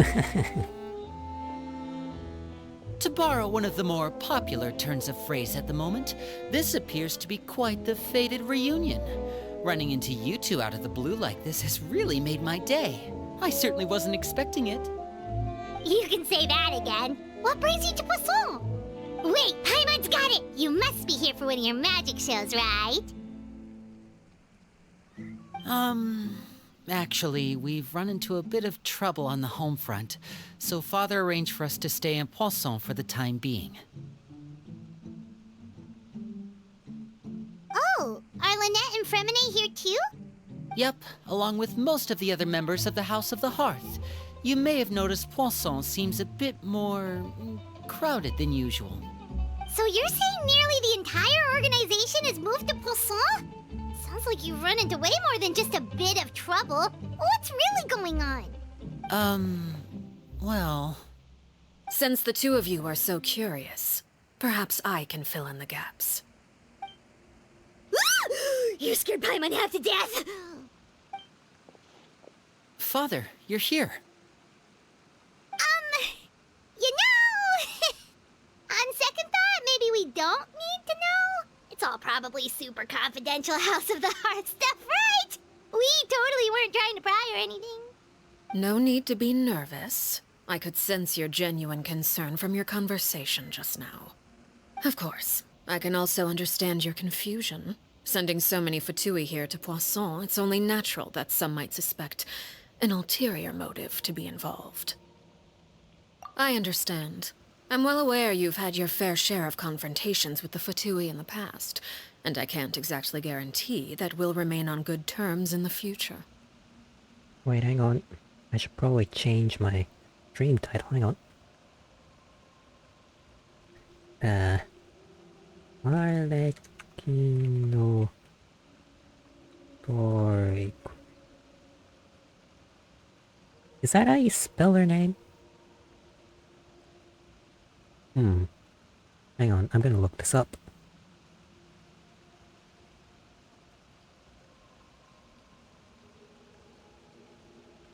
Arlecchino. Oh my god, I'm a freaking genius. Sorry, moving on. As for right now, however, I would say we have little reason to be at odds, wouldn't you agree? The House of the Hearth could stand to be more open with those who have worked so closely with us in the past. As for the issue at hand, well, it hardly relates to any ulterior motive. To be frank, it all stems from a certain rumor circulating around the House of the Hearth. It's an internal matter. What sort of rumor? A rumor that a certain phantom child is hiding away in the House of the Hearth. A phantom child? Ooh, just hearing the name is giving Paimon the creeps. A spirit that should have long ceased to exist is lurking in the shadows of the House of the Hearth. So I decided to bring the children to Poisson before continuing to investigate the situation. I expect I should be able to track down the spirit fairly quickly. After that, it's just a matter of resolving the situation, if you will. It shouldn't be much trouble at all. If you're curious, or if you still have some concerns, it might be advisable to stick around for a few days. I'm sure the children would be exceedingly pleased to welcome some visitors. Lenny, I'll leave you to entertain our guests. I have some matters to attend to. Of course, Father.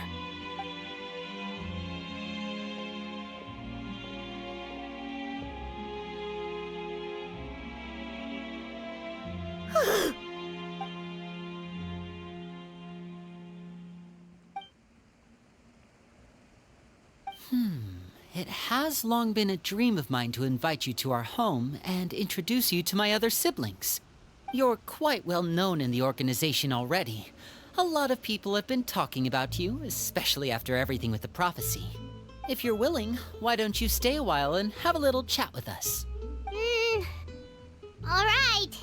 We don't have anything else to do right now anyway. But let's be clear, we're just gonna be there as guests, okay? Don't get any funny. Oh, wait a second. For your guests, that probably means we'll be treated to lots of yummy food, right? Of course. During our stay in Poisson, we've been helping out the locals with some fishing. We bring in quite the bounty every day. In fact, today's the perfect chance for me to show you what I can do in the kitchen. Let's go. I'll take you to where we're staying.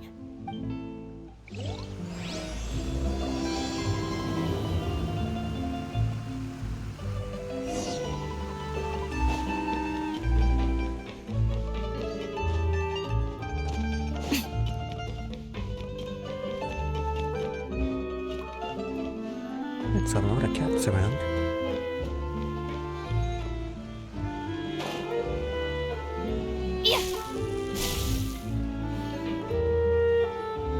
We rented this house from one of the locals to use as a temporary base. I'll come back later and tidy up a bit. After that, it should be all ready for you to stay in tonight.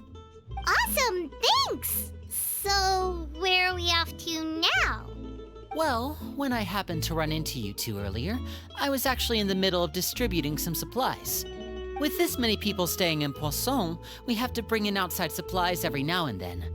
I should probably make sure the rest of these provisions get delivered, otherwise people might start to get antsy. Okay, we'll come sorts of rumors about your organization floating around out there. Paimon's not sure if she could even take a wild guess as to what's true and what's not. But now that we finally have the chance to see a day in the life of the house, we can take a good look at how you operate! Well, you're more than welcome to come along. Just follow me.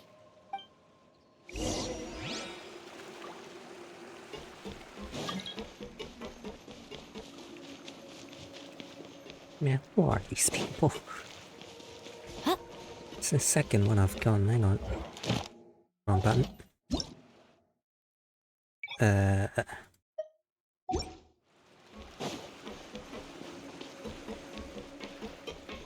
I'm surprised focus mode doesn't stop those as well.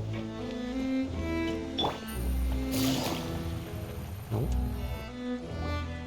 Nearly ran off the edge.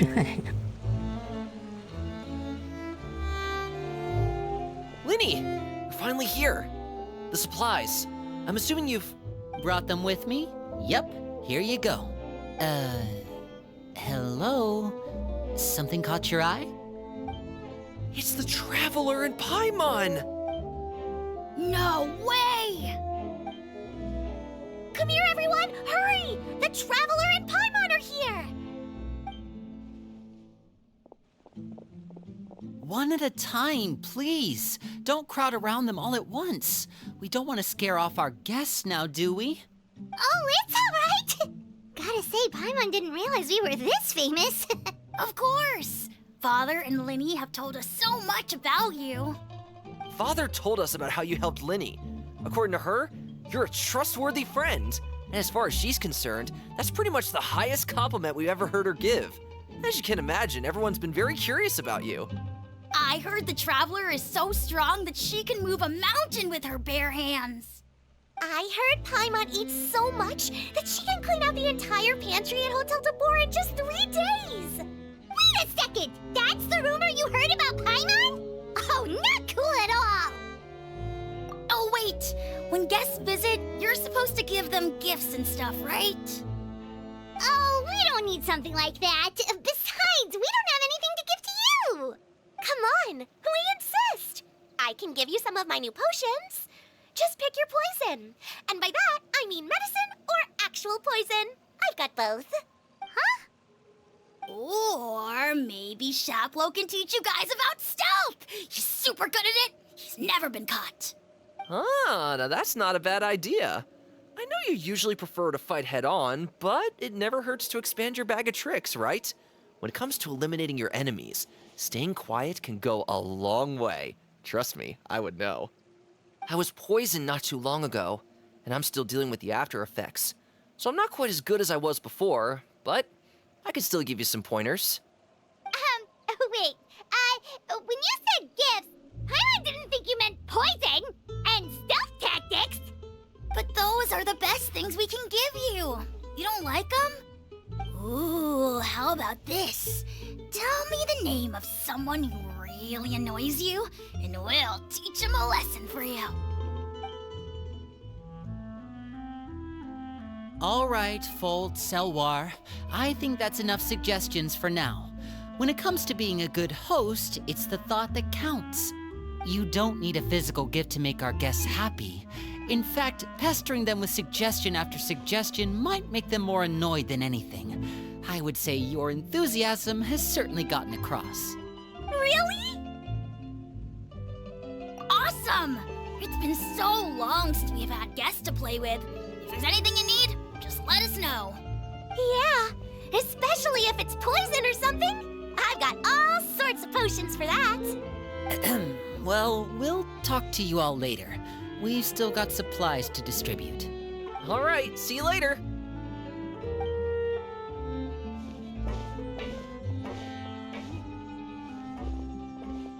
Bye!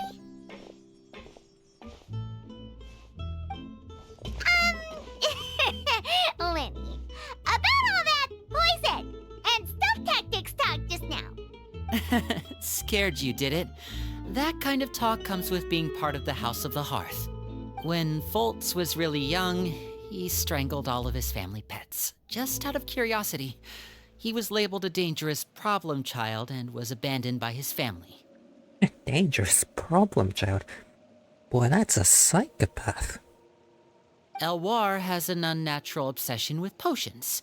Father has forbidden her from trying all the different concoctions she comes up with, but she still tries to test them in secret.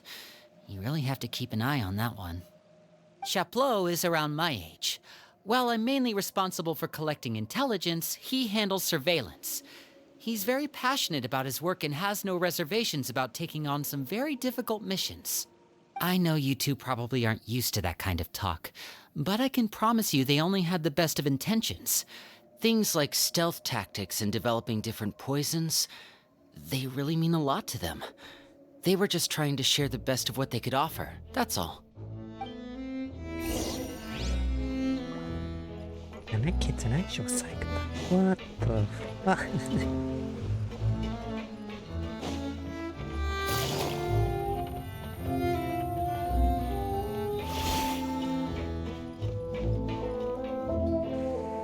Filial, supplies are here.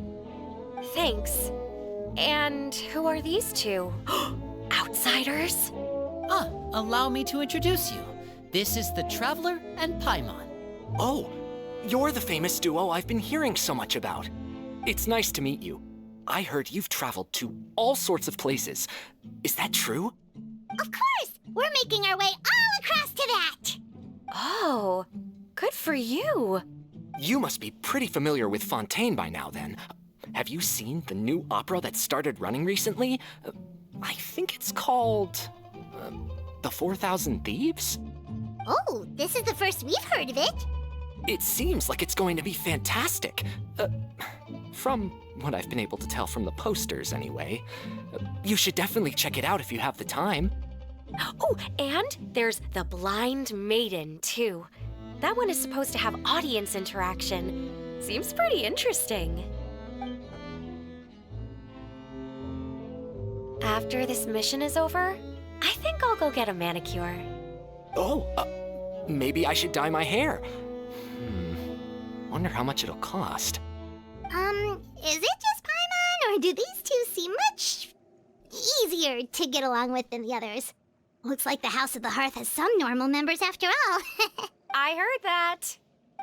Oh! Oops. I'm guessing you're referring to Foltz and the others? Yeah, we're definitely not all like them. I bet those crazies are practically foaming at the mouth right now. I'm sure they just can't wait to get back to Snezhnaya to carry out the plan. That's enough, Filial. Don't talk about family members behind their back, right? Whatever. Let's go. Guess this is goodbye then.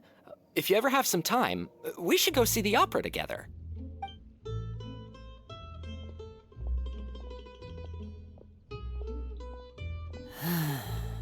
Well, that's it for the supplies. We should probably head back as well.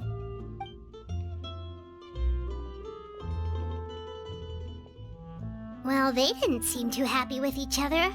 Seems like there could be something more going on here. You're right. We're only here as guests after all. Oh, Linny's getting super far ahead. Come on, let's catch up.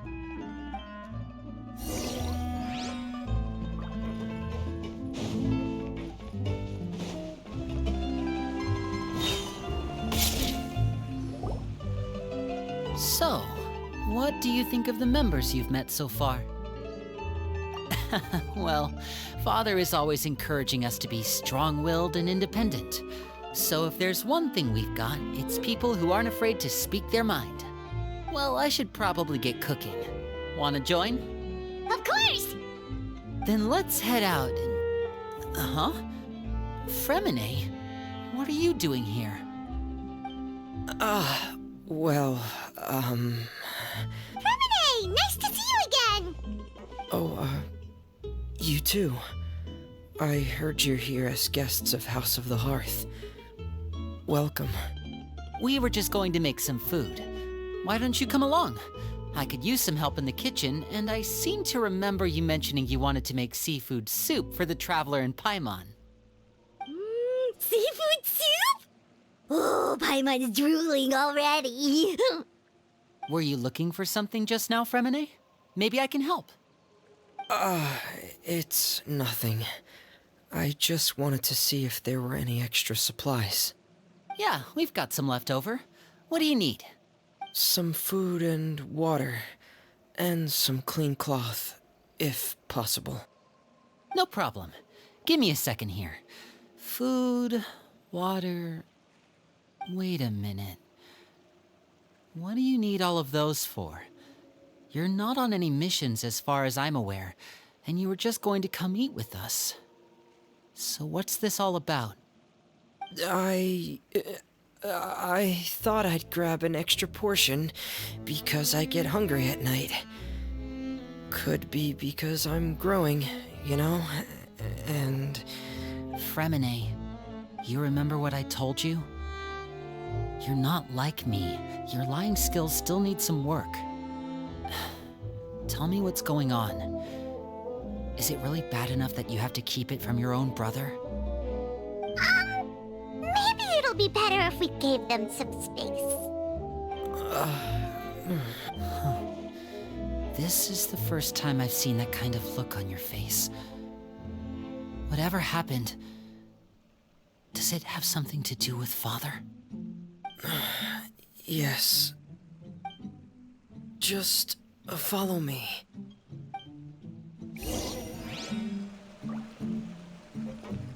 Take it easy. I'm gonna go do myself. Oh, on the boat? Why are they on the boat?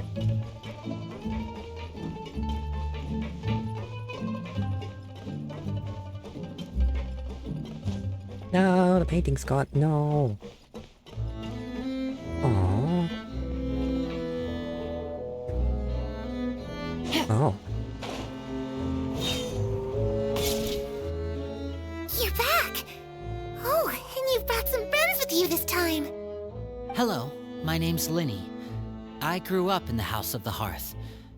And you are? Hi, Linny. I'm also a child of the House of the Hearth, just like you.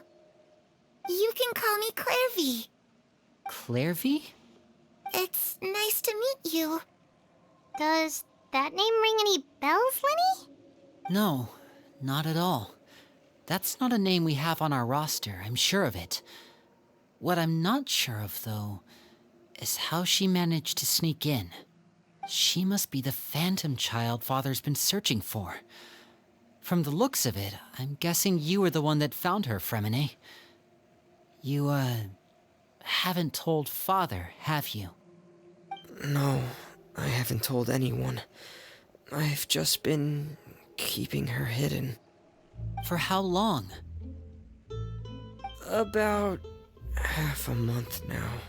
So ever since we got to Poisson, then, do you have any idea what you're doing? I know what I'm doing. Really? 'Cause from where I'm standing, it looks like you're hiding the very person Father has been trying to find. If Father finds out about this, everyone involved is going to be punished. You know the rules of the house, Fremine. I know you do. Father doesn't tolerate any form of betrayal. So why are you doing this? I've thought it through. And I just can't hand her over like that. Linny, don't you remember last year? Sheplo nearly died after getting poisoned during that one mission. He wasn't able to get back before the poison started taking effect, and not a single person was there to help him. That night, while I was sleeping, I heard a voice telling me to go save him. I opened my eyes, but I couldn't find the source of the voice. I thought maybe I was just hearing things, but I went to look for him anyway. Luckily, I got there with enough time to save his life. That feeling of being haunted, of hearing voices, it's happened many times in the House of the Hearth. I'm sure you've noticed. So what you're saying is, that was her? She was the one who spoke to you that night? Unless there are other spirits roaming around the House of the Hearth, I don't think there's any other possibility. If Clairvy were our enemy, it wouldn't matter whether she was a spirit or an actual child. I would have acted without a second thought, because that's what Father ordered us to do. But she's been living with us, helping us from the shadows all this time. I think that makes her family. I couldn't just hand her over to be dealt with. Not when there's so much we still don't know. So what's your plan then? You can't keep her here forever. Someone is bound to find out eventually. I haven't thought that far yet. I don't want to disobey an order from Father, but I also don't want to put Clairvy in danger. Come with me. There are a couple things I'd like to say to you in private.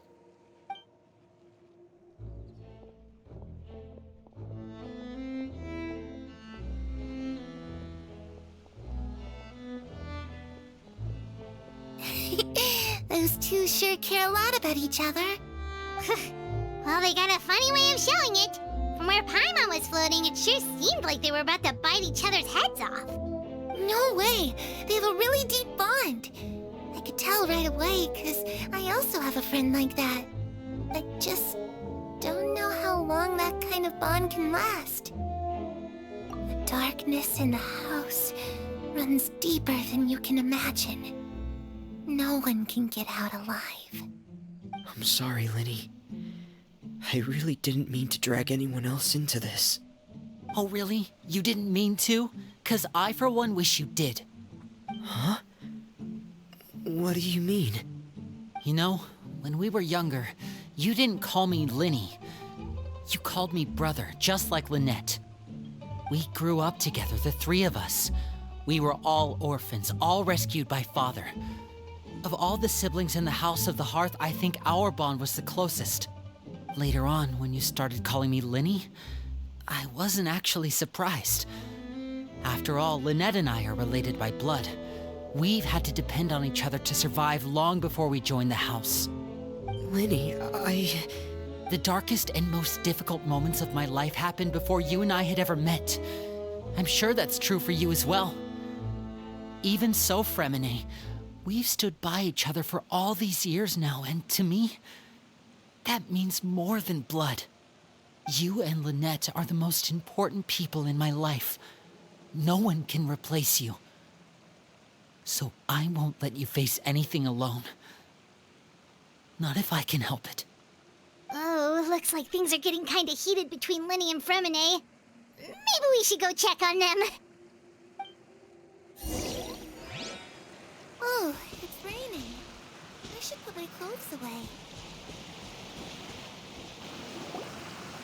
Hey, you two! Hope we aren't interrupting anything. Like a fight, or... Oh, wait a minute, Fremine. You're not crying, are you? Is everything all right? Everything's fine. Thanks for asking. Well, we're all friends here, right? We've been through so much together, so if there's anything we can do to help, just say the word. It's just a small family dispute. It's not something our guests should trouble themselves with. In fact, it might be better if your stay ended here. What are you getting at, Traveler? When guests are around, families are often on their best behavior. And any disputes are less likely to escalate. That's what you're trying to say, isn't it? I just... Thank you. I was really hoping to keep you out of it. But even if I could think of some other reason to turn you away, I'm not sure I could convince you. I know things could turn dangerous, so I promise you this. From now on, I'll protect you like my life depends on it. Hang on, I just noticed dropped frames 204. Is everything good? It's Mophead, didn't notice.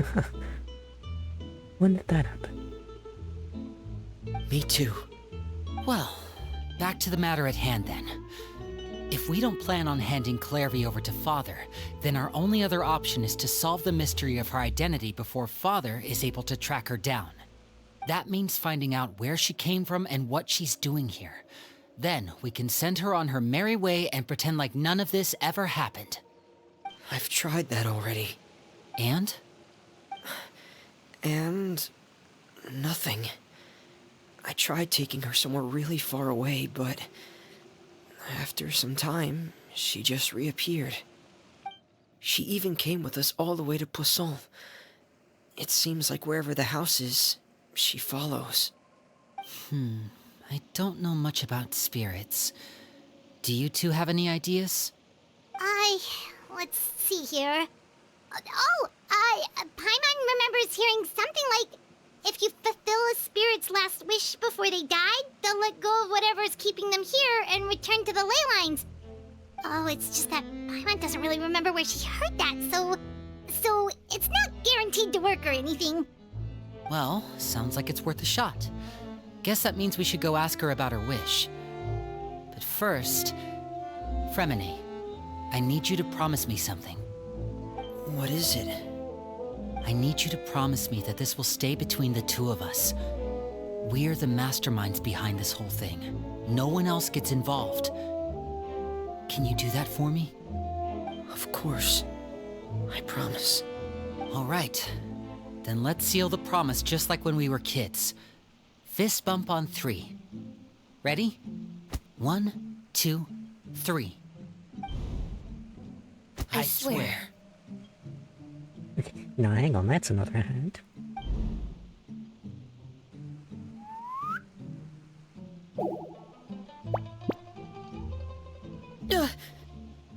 Whoa! Lynette! But what a surprise! What brings you here, dear sister? And, when exactly did you get here?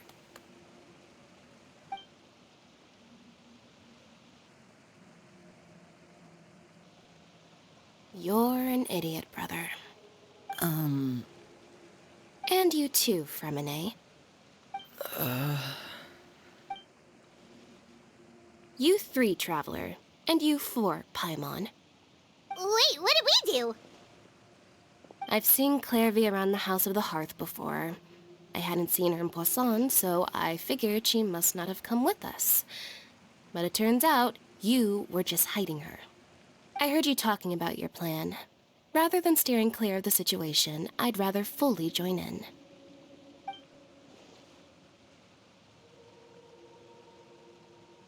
If you don't agree, I'll have no choice but to report everything back to Father. Simple as that. You're not giving us much wiggle room here, Lynette. Well, I guess we're all in this together then. After we talk to Clairvy, we'll figure out our next move. There's no time to lose. Let's go.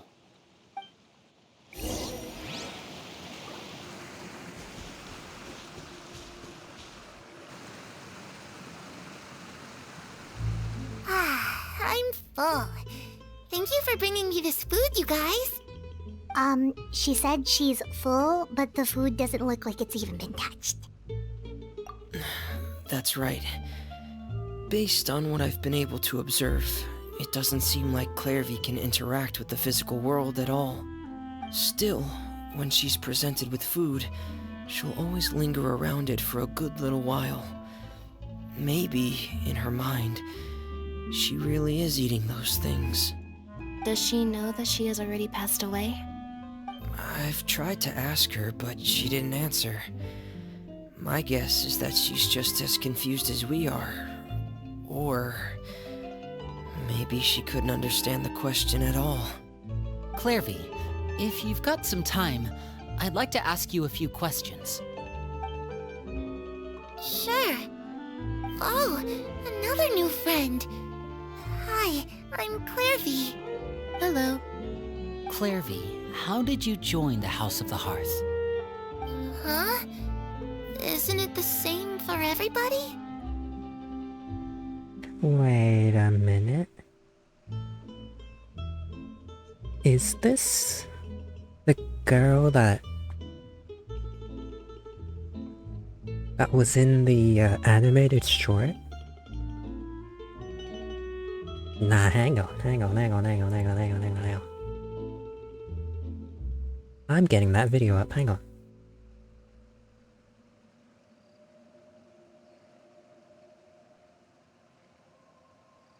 Where is it? Genshin Impact.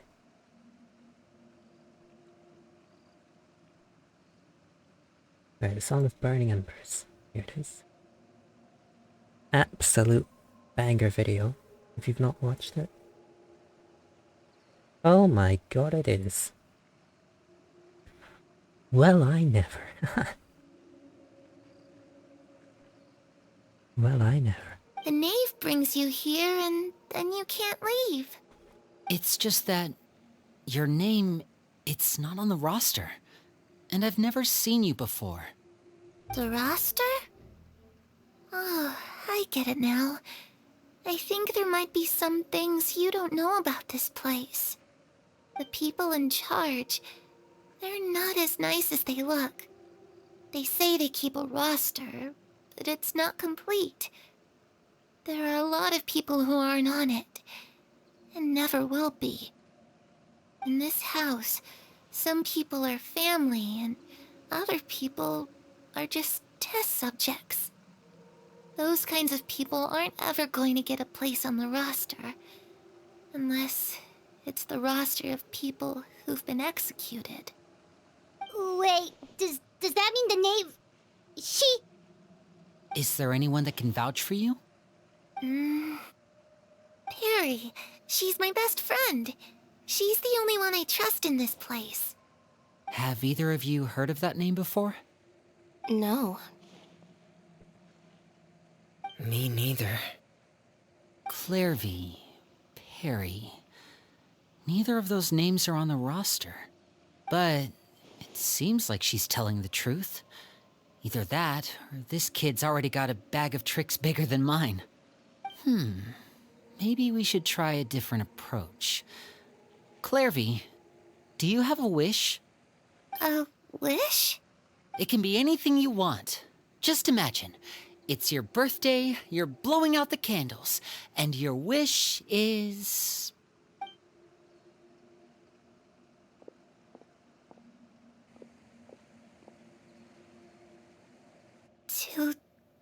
To go outside, where the sun can find me.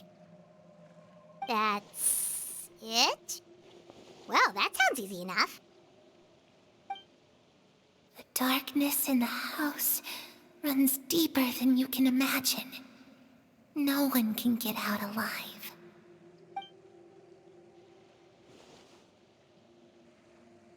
Okay, time to divide and conquer.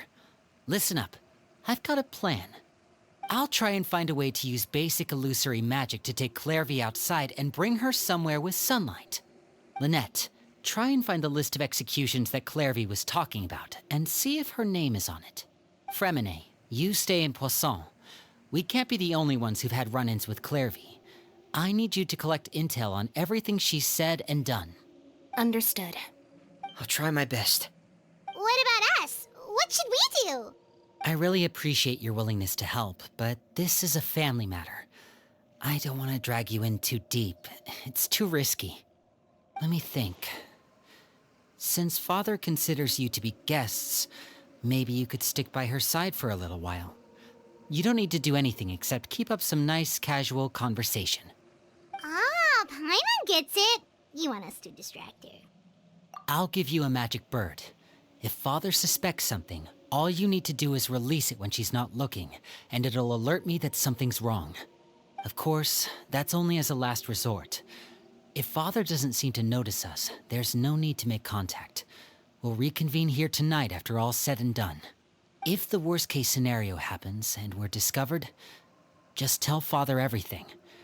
We're not going to let our guests get punished for our own actions. That's where we draw the line. You too. Okay, this is where we part. Father should be at the beach nearby.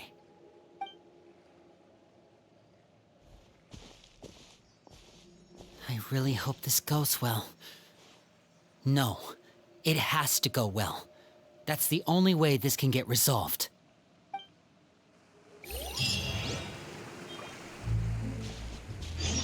Clairvy, I'd like to take you somewhere. Is that okay with you? Sure. Where are we going?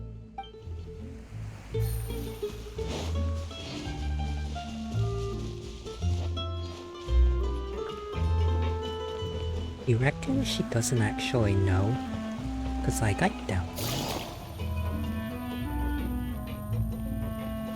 By she, I mean, Arlecchino herself. There's no shot she doesn't, right?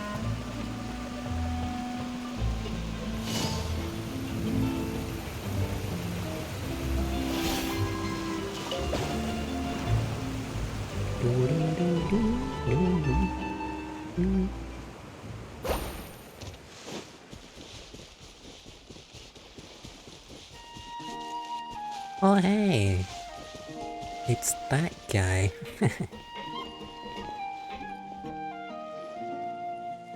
It's the knave! And... child! Hey, aren't you supposed to be in Snezhnaya recuperating? What are you still doing in Fontaine? Oh, it's you two. I didn't expect to run into you here. I was unconscious for quite a while after the fight in the Primordial Sea. After I woke up, I realized I was being taken back to Snezhnaya, and well, I couldn't have that now, could I? Not when I've still got unfinished business here in Fontaine. So, I mustered up all my strength and made the journey back on my own. What sort of unfinished business are we talking here? It has to do with Skirk, my master. I really wanted to meet up with her, but by the time I got back, she'd already left. I still have so many questions for her. Without any other leads, all I could do was ask the knave to help me track her down. She must have left behind some traces from her time in Fontaine. Oh, okay, so have you found any clues? Unfortunately, no.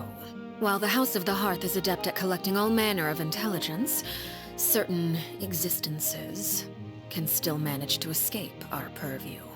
Basically, unless Master feels there's a need to meet with me, she's not going to be found. But that problem has an easy fix. I just need to become stronger, and then... Paimon thinks you should focus on getting better first. The worst of it is over. It's all thanks to that one kid from the House of the Hearth. Elwar, I think her name was.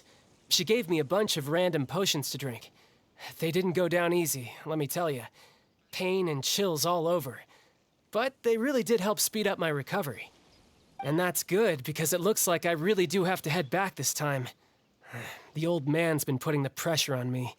He sent someone to tell me I'm needed for some sort of project. Project Stuja? Yeah, that's the one. I heard Regrader's involved too. I'm not looking forward to having to listen to all his monologuing, that's for sure. Hey, maybe you could think of a way for me to stay in Fontaine for a little longer. Helping Linny and the others brush up on their fighting skills would be far more interesting. If you and I could spar, that would be even better. I've been waiting for a chance to see you go all out. And what a sweet little daydream that is. But I also have a role to play in all this. I'll be leaving Fontaine shortly as well. Besides, considering how little they see fit to step outside the homeland, being called on to return to Snezhnaya by such illustrious dignitaries, what a great honor. Wouldn't you agree? One I could do without, I'd say. Is it just Paimon? Or does it kind of seem like they're... So, dear guests of the House of the Hearth, to what do I owe the visit? Well, we just... Right! We're super close to Linny and the others, but we still don't know much about you! Is that so? Introductions have already been made, have they not? Oh, well, you see? There's only so much you can learn about someone from a short introduction. At least tell us something a little extra, like... Why do you call yourself father? Good question. I'd also like to know. The fact that you have to ask tells me our intelligence work has been quite successful.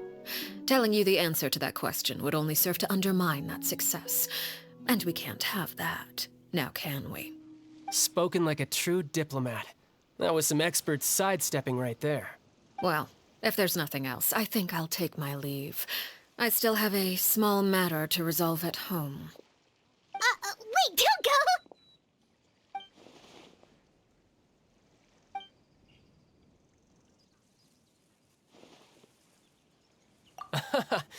I'd also like to hear the answer to this. I've met some of the members of your organization, and they all seemed like really good kids. They actually reminded me of Tonya and Tusser. Which, by the way, if you ever betray them, I'm just letting you know, I won't let you off easy. And why would I betray them? Well, you've already betrayed the House of the Hearth once, haven't you? At least, that's what I heard.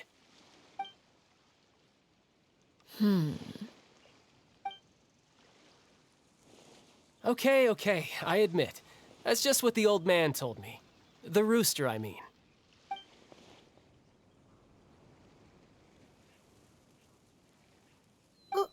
Wait, did you really do something bad to those kids?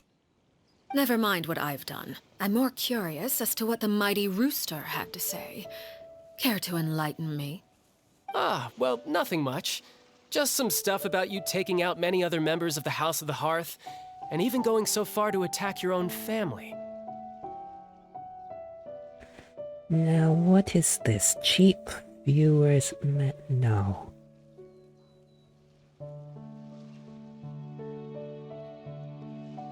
Like, no. I see. Oh, based on your reaction, I'm guessing it's all a bunch of lies. Hardly. I don't appreciate his particular turns of phrase, but I suppose he didn't say anything untrue. Although, it would be more accurate to say that there is a certain level of prejudice involved, but I don't intend to clear that up just yet. Prejudice has a funny way of concealing the real truth behind certain things, an attribute that I find to be quite advantageous. Call yourself a Fontanian, for example, and people will assume all sorts of things, when the real truth is that this is simply the land where I was raised. Huh? You're not actually from Fontaine? But then why did you try to help out with the prophecy and everything? I was trying to protect the children born in Fontaine. Claiming that I myself was a Fontanian simply made it easier to operate. People would hardly suspect a fellow Fontanian of having any ulterior motives. Who wouldn't want to save their homeland after all? The primordial sea wouldn't have any effect on me, but it would have caused great harm to the House of the Hearth. Well, you wanted extra information, didn't you? There you go. I hope that satisfied your curiosity.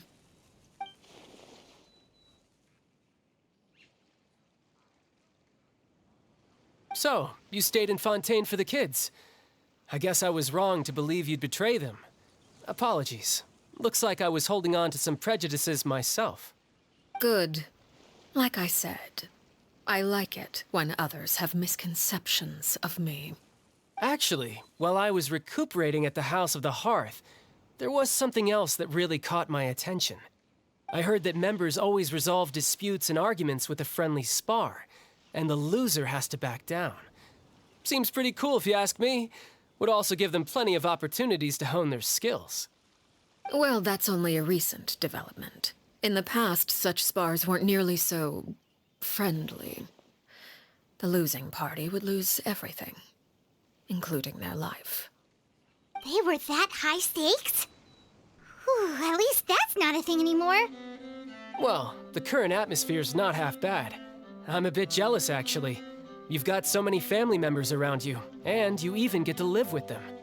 Having a lot of family around means dealing with a considerable amount of bickering and scheming. Once Tonya and Tusser enter their rebellious phase, I'm sure you'll understand. Just imagine. Tusser becomes obsessed with plucking out strands from the rooster's mustache, or Tonya decides to dye her hair 42 different colors. Okay. I get the picture.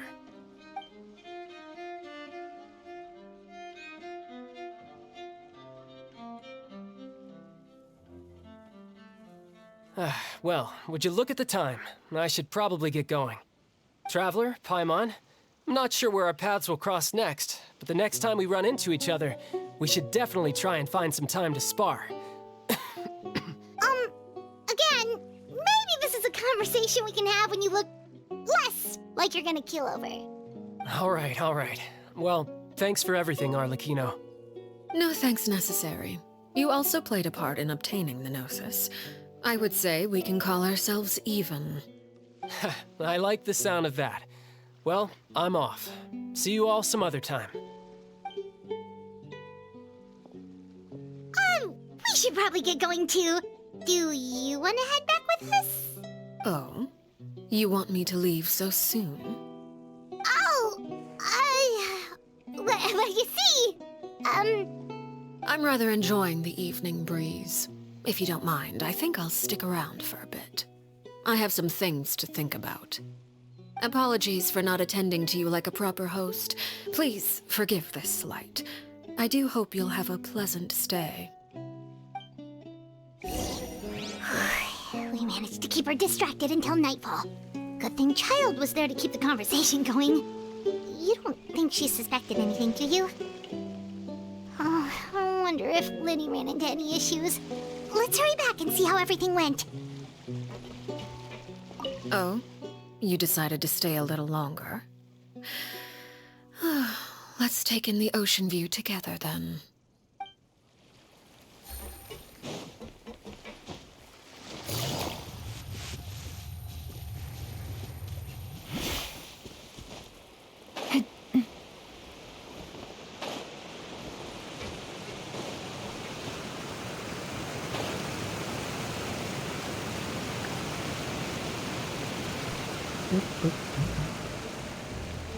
No, we're actually close to an hour in already. Man, that was quick. Suppose this is quite a big story with the new world boss and all.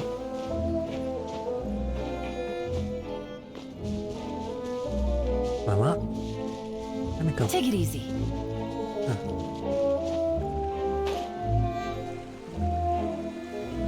Lenny, how did everything go? Well, long story short, we ran into a small issue.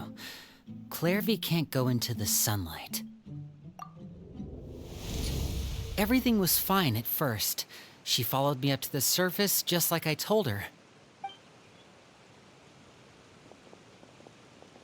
But as I led her out of the shadows and into the sunlight, she vanished.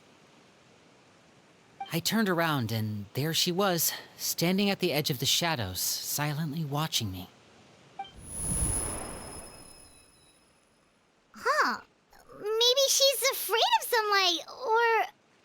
No, it wouldn't be her wish if that were the case. Well, we could always try pushing her into it. Oh, true. I've pretty much tried it all already. Nothing worked. Eventually, the sun went down, so all I could do was bring her back here. How did it go with you, Lynette? Good. I've got the list. It's right here. Really? Well, what are we waiting for? Let's take a look!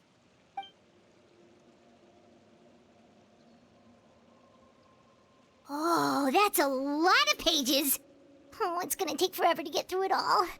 We can each take a section. Here. La Pouillade, L'Endroit, Chambel, Horaire.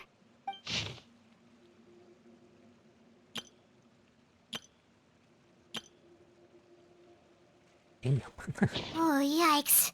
That Horaire guy has a huge scar on his face.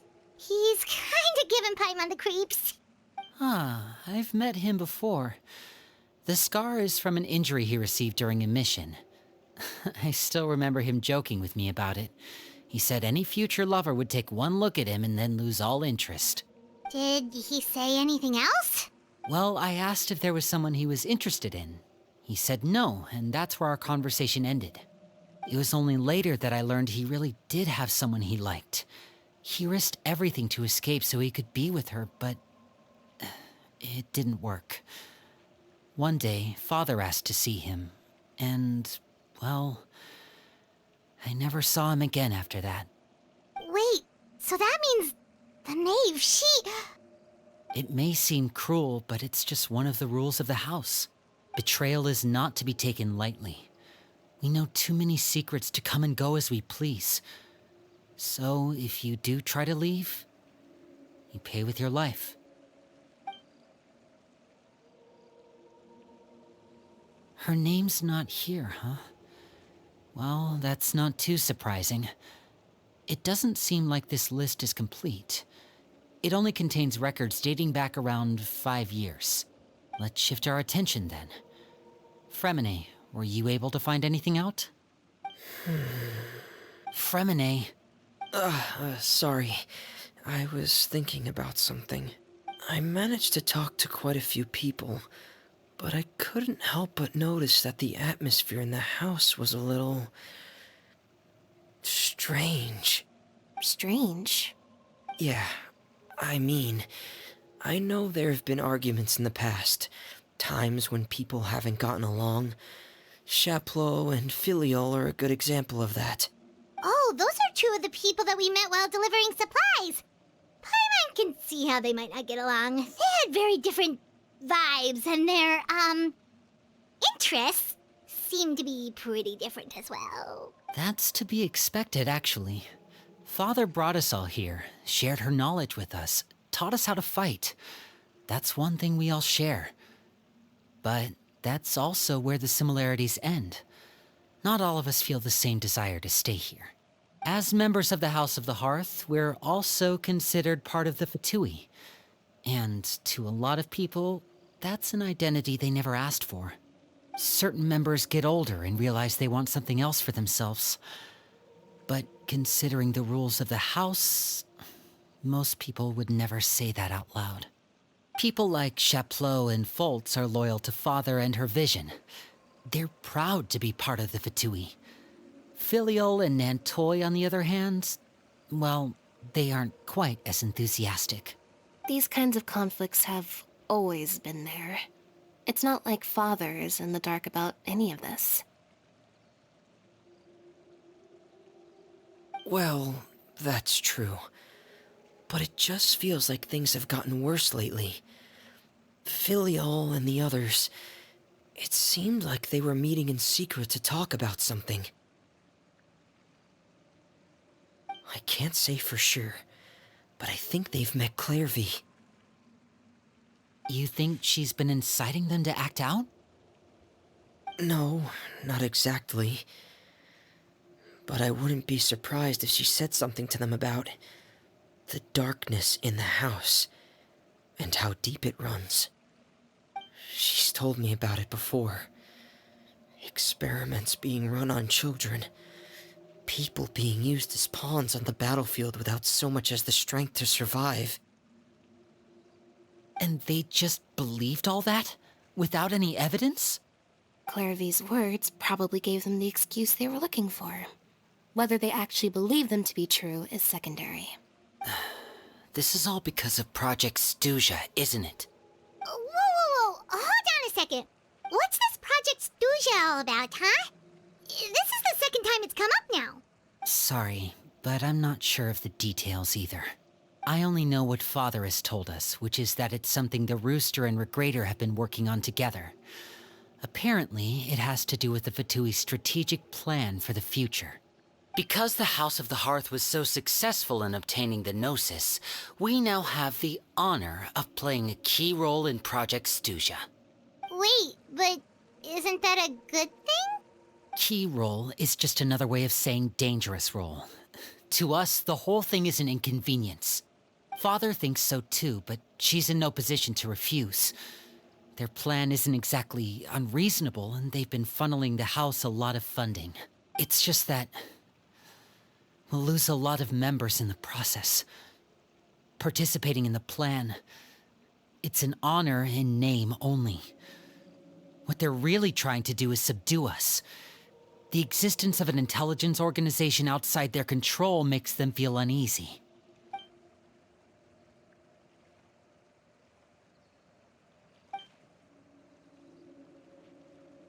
Okay, super complicated top secret Fatui business aside, what does all of this have to do with the conflicts you were talking about earlier? Paimon doesn't get the connection.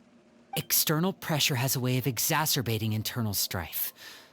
You can't overlook the power of fear either. People are afraid of dying.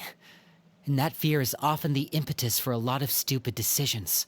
I thought resolving the Clairvy situation would make everything go back to normal. But it looks like things are more complicated than I thought. If we leave Filiol and the others to their own devices, sooner or later, Father will be forced to take action. We can only focus on one situation at a time, brother. You're right. Even if we confront Filiol and the others, it won't do any good.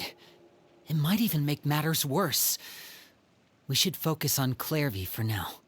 Well, it's getting late. We should head back and get some rest. We'll try again first thing tomorrow. Lynette, you stick with me this time. Fremine, keep a close eye on Filiol and the others. Make sure they don't do anything they'll regret. Good work today, everyone. Have a good night, and I'll see you tomorrow.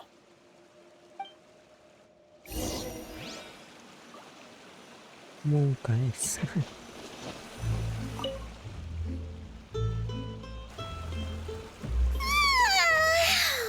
I'm always looking forward to an early night, but she can't sleep at all. Hey, you don't think the knave will be too angry with Linny and everyone if she finds out about all this, do you? She's even scary when she smiles. If she were to actually get angry... Ooh, you have to protect Paimon if that happens, okay, Traveler? Trust is ever, Traveler. Look! Look over there! Quick, let's catch up with her before anyone sees! Ask her, please.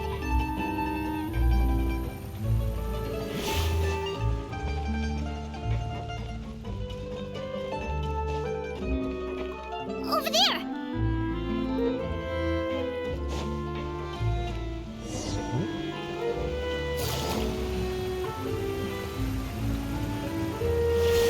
Oh, where is she going? Oh, if someone sees her, we're toast!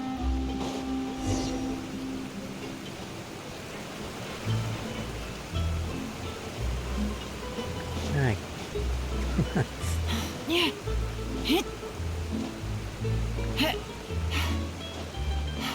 Oh, look! She stopped!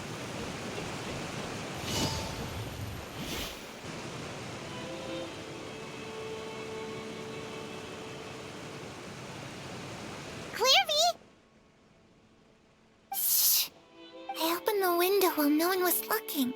Look how pretty the outside is. If only I could have more than this. You probably think I'm being silly, huh? All this hopeless resisting? It's better to dream of what I could have than try to make it a reality, right? Please, help us get on the same page here, Clary. We need you to tell us what you know.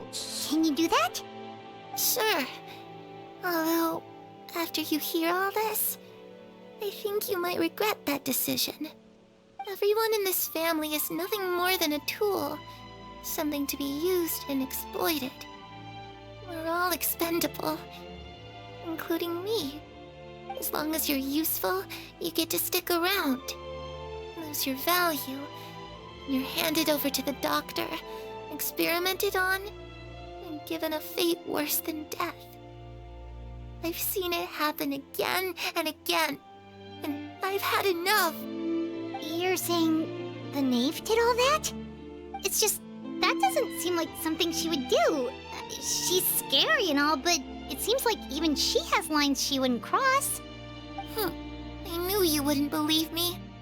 Everyone thinks she's a good person. They all think of her like a real mother. Mother? But she doesn't deserve that title. She's disgraced it and tarnished it. And if I had things my way, I'd never see her again. If only Perry were here, she'd understand. Perry? There's that name again. Also, Paimon's getting a strange feeling. It almost feels like she's not really here with us. Paimon can't tell if she's actually talking to us or if she's mistaken us for someone else. Well, in any case, it seems like she really needs someone to talk to. We should keep her company for a little longer. She looks so young. But it seems like she's been through a lot. It's getting windy. I should close the window. Ooh, look at the moon. Isn't it pretty? Hey, wanna hear a secret? I heard that if you look up at the night sky in Snezhnaya, you can see the aurora. It's supposed to be super pretty. Even prettier than the moon tonight. Perry and I promised each other that once we're older, we're gonna go see it together. But I can't find her. I'm worried she's also been... No, that wouldn't happen to her. She's special. Mother likes her a lot. I should really go talk to Mother, but we just fought. She doesn't want to see me, and I'm too scared to face her. What should I do?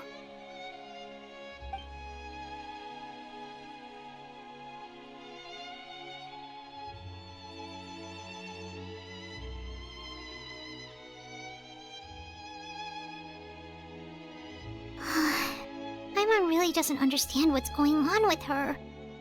Well, let's head back. We've got an early morning tomorrow.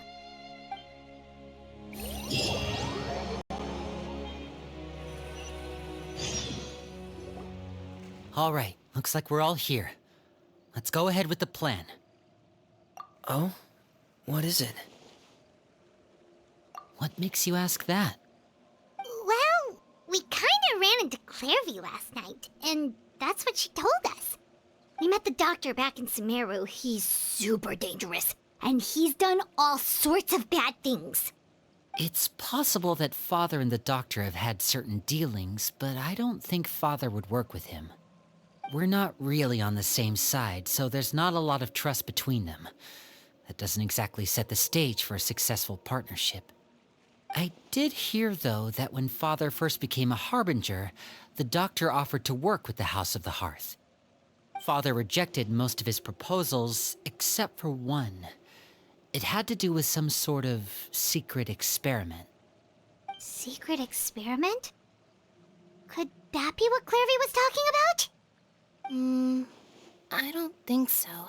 I don't know any details about the experiment itself, but I do know it's an entirely independent operation. The Doctor only proposed a direction for the research. That was the extent of his involvement. I still don't think that counts as working together. The details of the experiment are confidential, but complete records are kept on all participants. That doesn't seem to be the case with the situation Clairvy referred to. I know you don't agree with some of the Fatui's methods, and I'm not asking you to. But I am asking you to trust us on this. The House of the Hearth has its own principles. There are certain lines we're not willing to cross. Alright, that's good to hear at least. Clairvy seems to think the Knave and the Doctor worked together to do something horrible. If that turned out to be true, Paimon doesn't know how he would even face you guys. It's just that it doesn't seem like Clairvy is lying either. The easiest thing to do would be just ask the Knave directly, but Paimon doesn't think she'd tell us. Father didn't come back last night. She's probably still near the shore. We'll be counting on you to distract her. Lynette, you're with me. Fremine, you know what to do. Be on your guard, everyone. All right, let's get to it.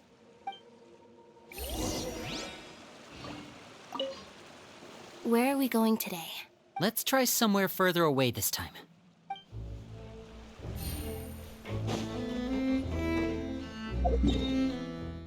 I'm not running every single time.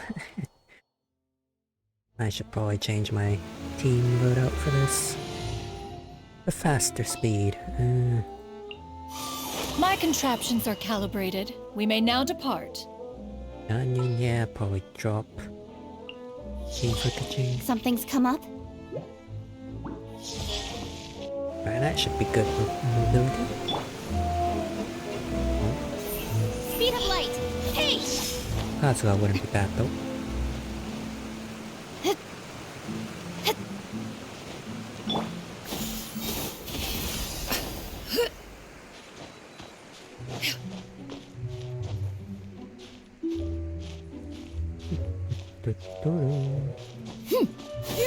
Skyward! Scatter!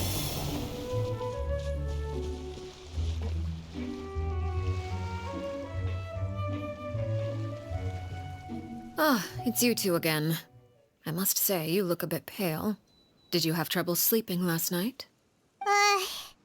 A little. Perhaps if you had less on your mind, you'd be able to absolve yourself of such troubles. So what are you planning to do now? Catch up on some sleep? Or should I give you some time to rack your brain for a topic to discuss before I ask any questions? Although I must profess to being curious. Without child here, how do you plan on distracting me? Us? Distract you? A good one. But no, we were just here for a chat. Looks like you could have used some extra time to think. No matter. If you don't have any other plans, why don't you accompany me somewhere? Don't worry. I'll be sure to steer clear of any scheming children. The ocean breeze is sure nice today. Children always think they can hide things from the grown-ups. But nothing gets past me. Least of all a little scheming. I think I'll let them have at it for a little longer. I can be very patient. Well, I'll leave you to think things over. If you're so inclined, meet me outside the Palais Mermonia. Good things come to children who do as they're told. So I do hope you decide to tag along. If only for your friends' sakes. What should we do? She clearly knows about everything we've been doing, and Paimon doesn't think it'd be a stretch to say she was threatening us just now.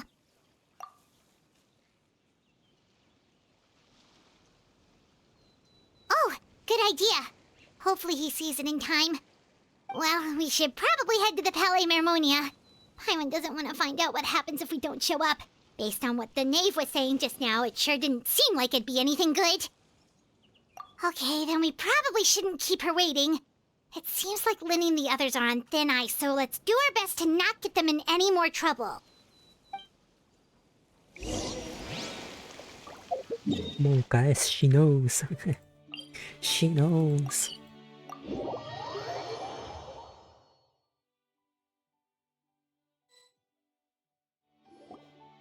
Seeing as we still have some time before my meeting, we might as well enjoy some pleasant conversation while we wait. I'm glad to see you get along with my children. Being surrounded by good companions is necessary for a child's development. You're not planning on doing anything to them, are you?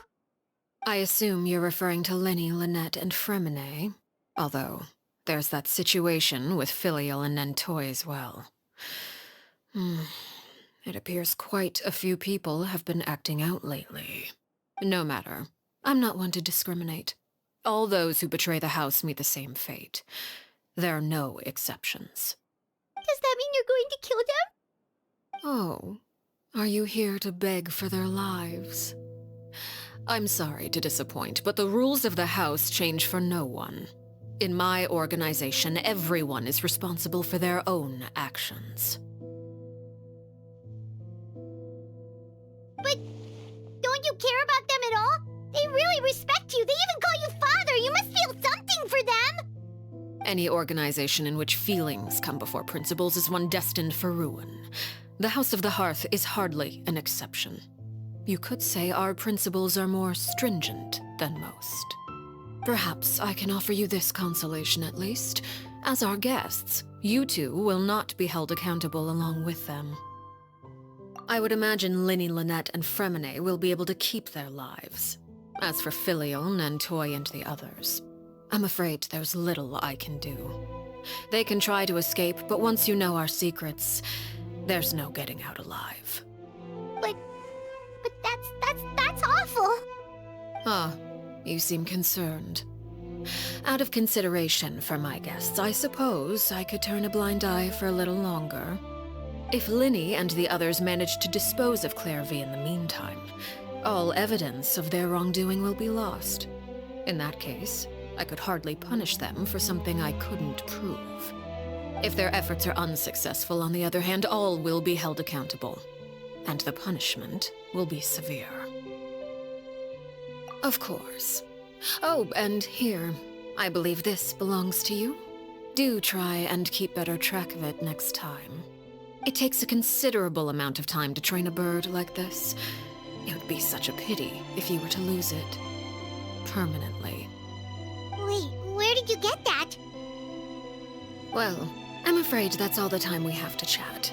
Now, for the matter at hand.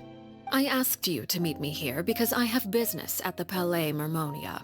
It has nothing to do with you, but I think it would be prudent for you to stick by my side for the time being. There will always be time later to run off and tell Linny what you've learned. Well, time to go. Looks like we wrapped things up just in time. Monka Giga, she knows.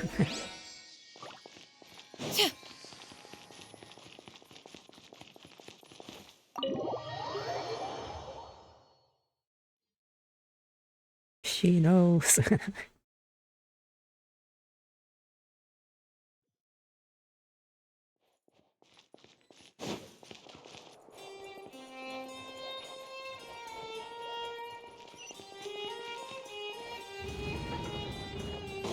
Hey, it's him, my man.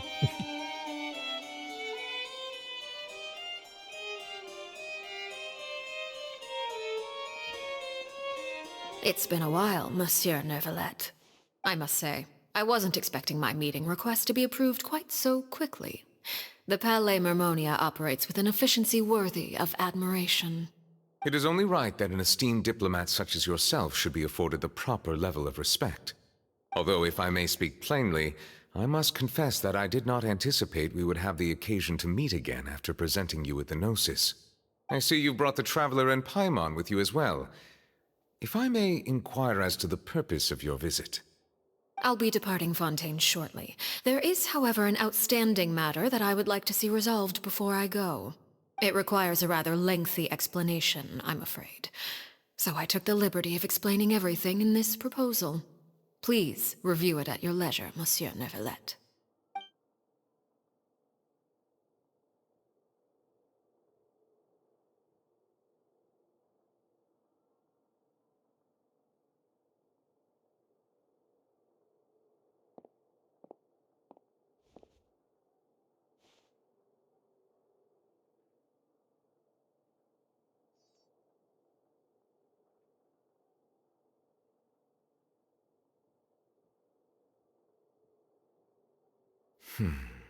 I understand your request. However, at the risk of causing offense, I must admit that I fail to see why you would wish for such a thing. I heard you have a certain fondness for water tasting, Monsieur Neuvillette, so allow me to use water as an analogy. A family is like a large body of water with countless rivers flowing in and out. As someone who watches over this system, I would hope that each river that flows from the source will eventually reach the ocean. Of course, objectively speaking, I know this is impossible. Most of the rivers will dry up along the way, disappearing into the ground and leaving nothing but a barren riverbed behind. Not all rivers are destined to reach the ocean, but I would not see their existence rendered meaningless. I believe the water that flows within them is simply meant for a different destination, like a field in need of irrigation. Or perhaps the glass of a certain water-tasting enthusiast. Did you get any of that, Traveler? Your words paint an optimistic picture indeed. Allow me to remind you, however, few among us are willing to sip from a glass filled with tainted water. It may have been tainted at one point in time, but not to worry. I'll make sure it's drained of all impurities and returned to its cleanest form. I seem to recall there being a transactional aspect to your proposal. Perhaps you could expound on that? If you accept my proposal, Monsieur Neuvillette, I will gradually withdraw my forces from Fontaine. And, unless absolutely necessary, I will no longer carry out any special missions within Fontaine. I presume I can take your words to mean that, in the future, cases similar to the Tartuffe assassination will cease to cross my desk? Tartuffe? Ah, that thief who embezzled funds from all those charities, you mean? My deepest condolences to his family, but without any evidence, I cannot imagine how the House of the Hearth might have been involved in his passing. Of course, if you accept my proposal, Monsieur Neuvillette, I'm sure certain measures could be taken to reduce the frequency of such troubles. You choose your words carefully indeed. In that case, I am inclined to accept your proposal. My thanks for your generosity, Monsieur Neuvillette. Well, with that settled, we should be going now. I took the liberty of bringing along 2 bottles of spring water from Snezhnaya for you to enjoy. I do hope I get the chance to hear your impressions. Perhaps at our next meeting, yes? Indeed. I trust you would not overlook your commitment in the meantime. All right, Traveler Paimon. Time to go. Just why exactly are we here? I believe I've told you before that my emotions easily resonate with those of others. Yet in the few meetings I've had with that Harbinger, I haven't been able to sense any aspect of her emotional state.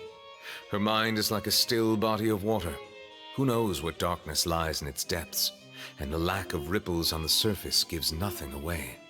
It's unclear whether this is her natural state of being, or whether it's an incredible strength of will that gives her the ability to master her emotions. Either scenario, however, suggests she is a very dangerous individual. I do not expect an explanation as to why you two were by her side. Whatever your reasoning, I would only advise you to take caution.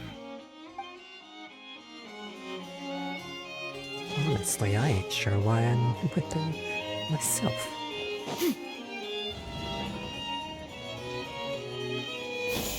Skyward!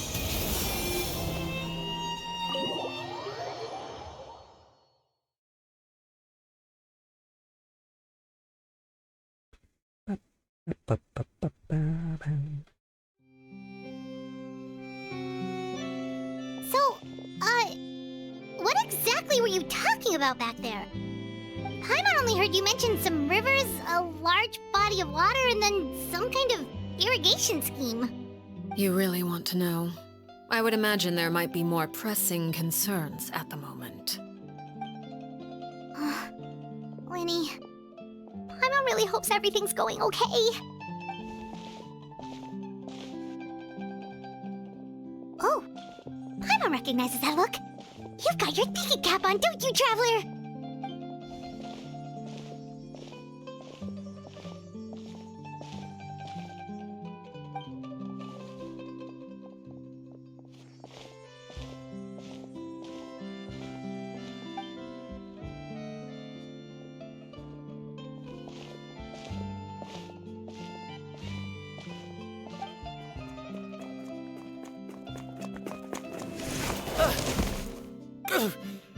Oh, shoot. Are you alright? Oh, jeez. I'm so sorry. I was so focused on selling these papers, I wasn't looking where I was going. Well, let me make it up to you at least. Here, take this paper. On the house.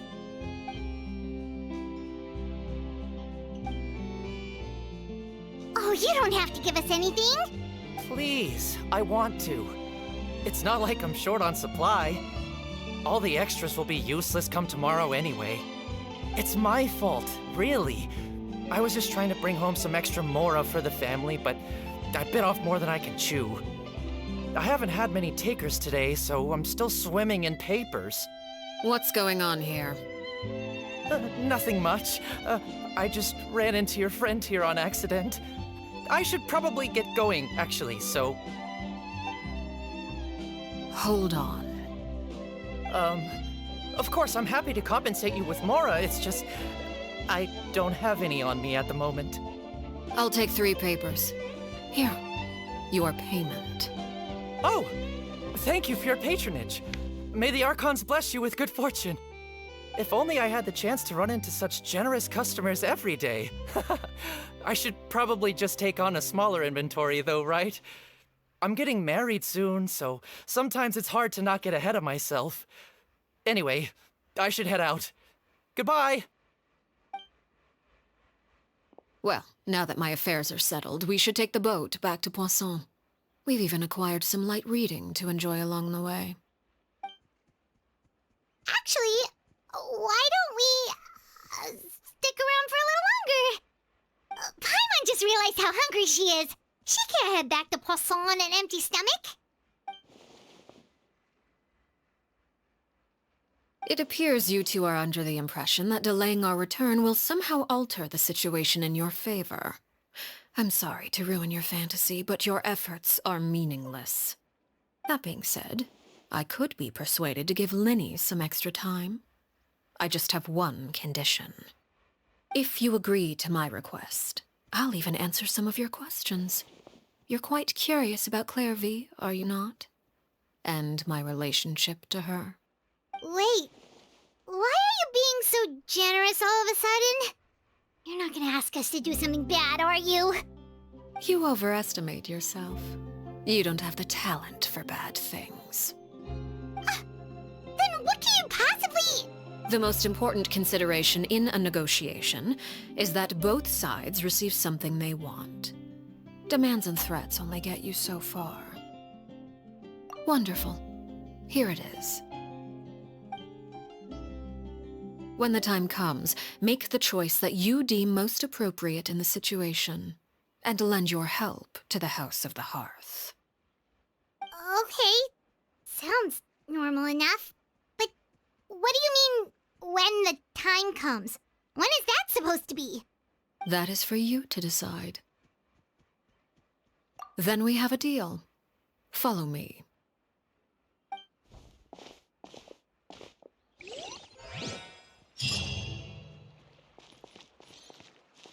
What the... Oh.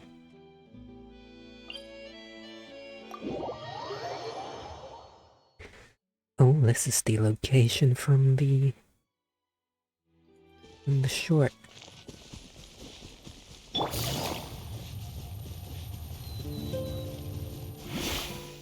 Yeah! Skyward! Scatter!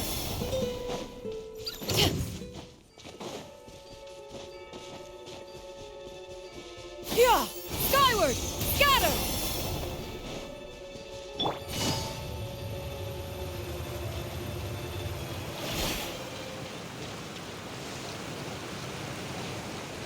Hello. Oh wow, this is different. They really did change this place. It wasn't like this before.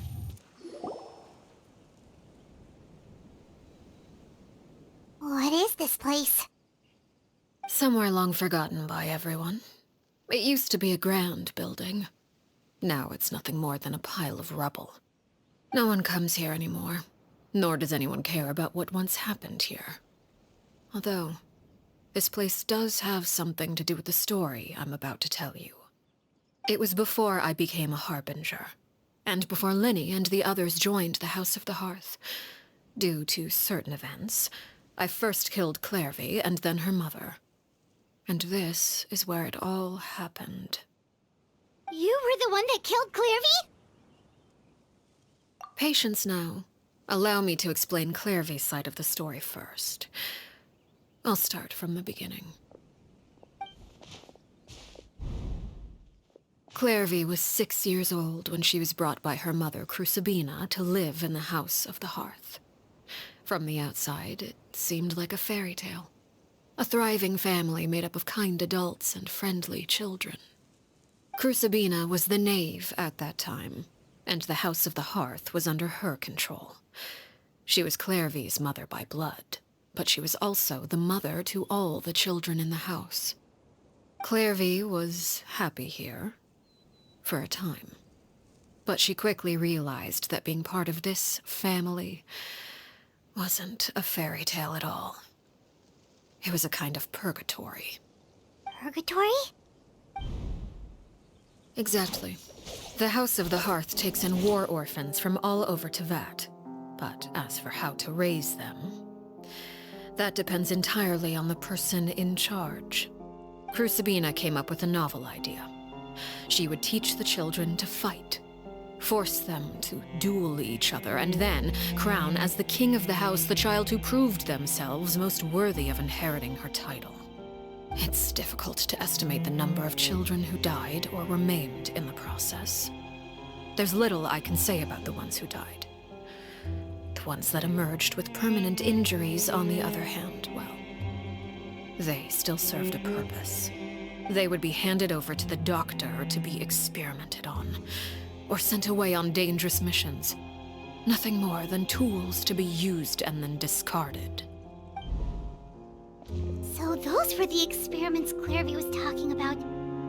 But what actually happened to her?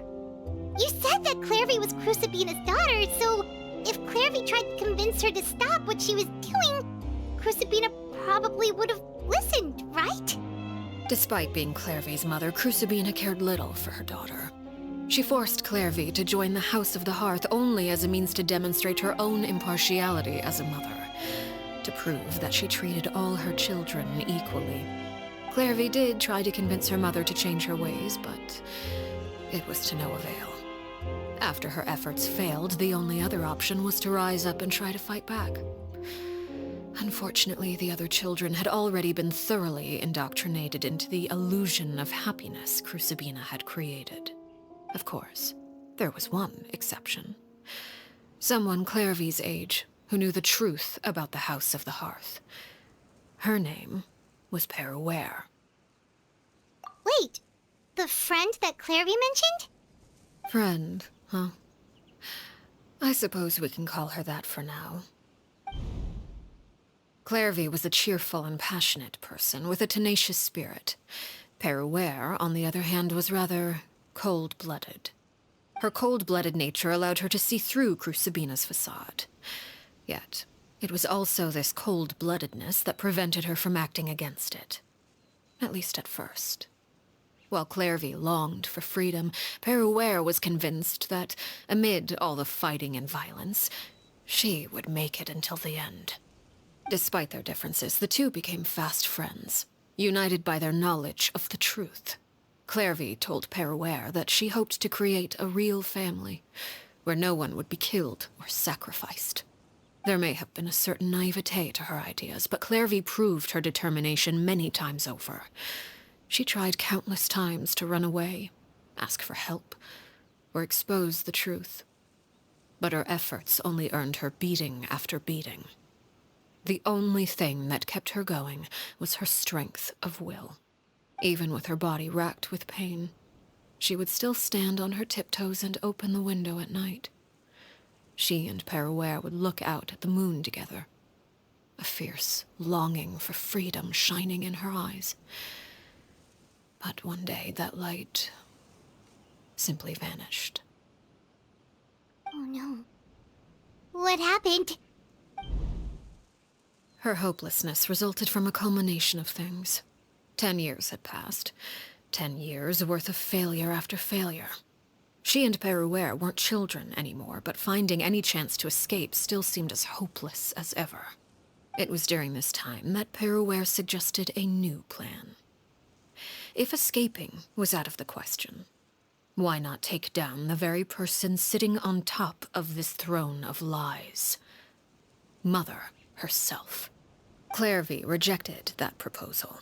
She claimed that, as a famous harbinger, Crucibina possessed an unimaginable amount of power. Trying to kill her would have an incredibly low chance of success. Clairvy never gave another reason, but Peruere could see it written all over her face. Clairvy still thought of Crucibina as her mother. Killing her own flesh and blood was a line she couldn't bring herself to cross. If she couldn't escape and fight back, then only one option remained. Precisely. Death was the only way that she felt she could be free. It happened during a duel. When she arrived at the dueling ring that day, her partner turned out to be none other than Peruere, the very person that had stood by her side all those years. It was a fierce battle.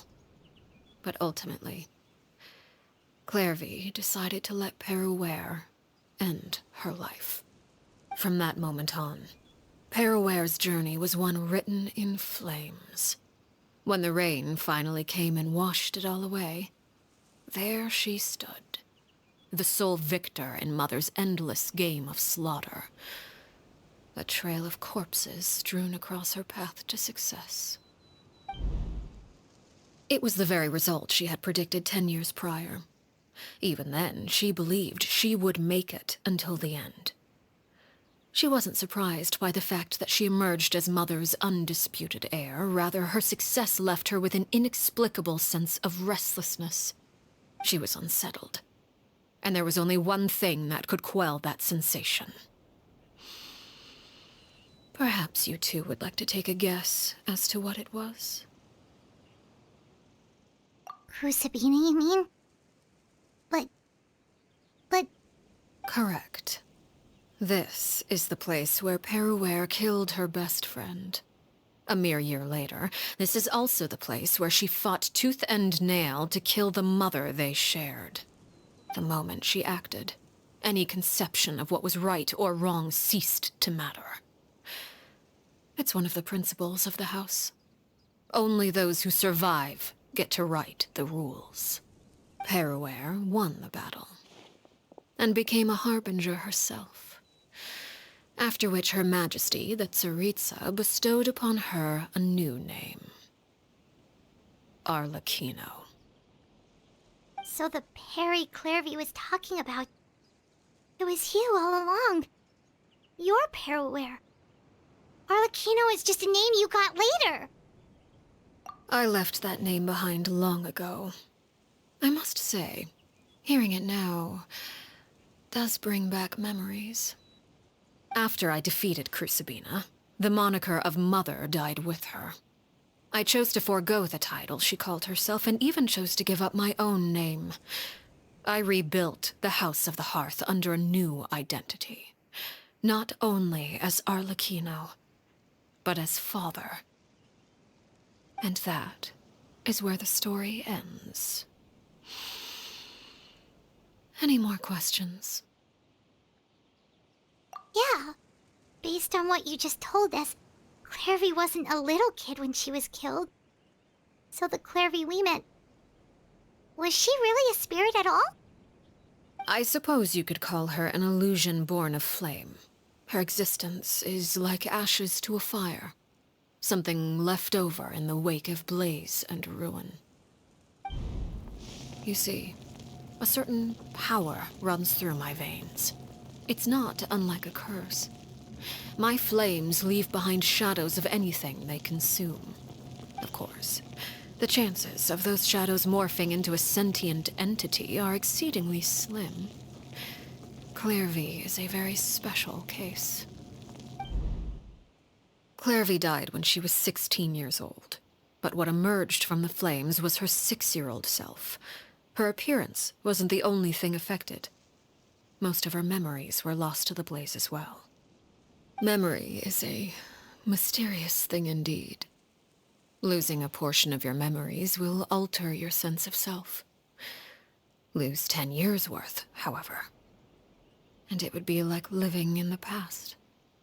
Like returning to a version of yourself that never grew up. No wonder Paimon got such a weird feeling when we were talking to her.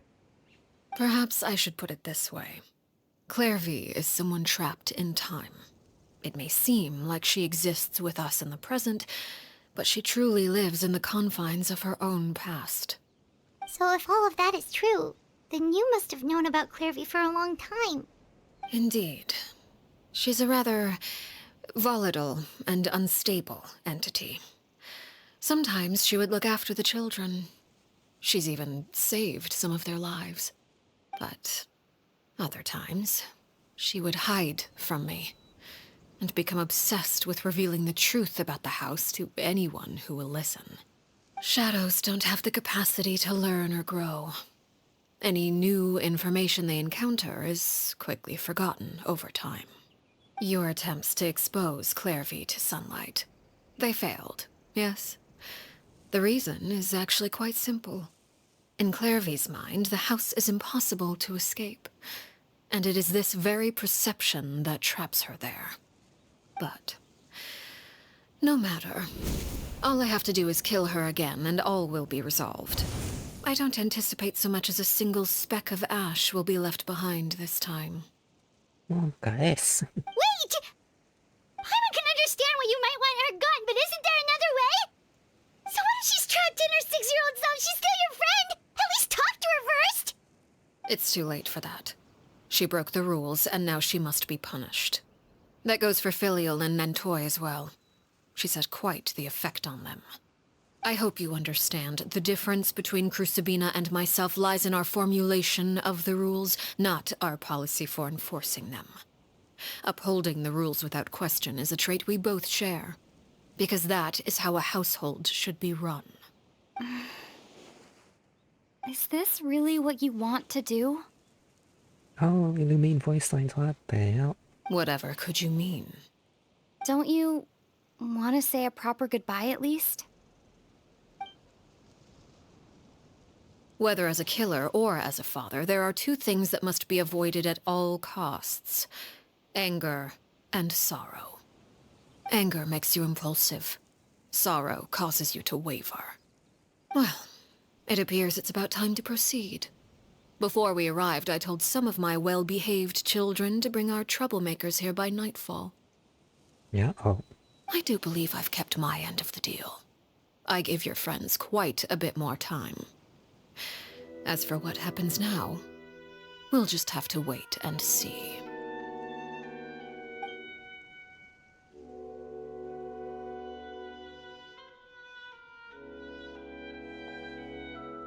Here they are, Father. Oh, you gonna execute him? Seeing something like that would actually be a first for me. Lenny! I'm sorry. I heard about how you helped buy us more time, but I still failed. I couldn't find a way to fulfill her wish. Huh? Are you... Perry? Indeed, it's been a while, Clairvy. Perry! Shh, stay right there. I'm sorry to postpone our reunion, but first I believe certain scores need settling. Yeah, oh, I don't have a good team for this.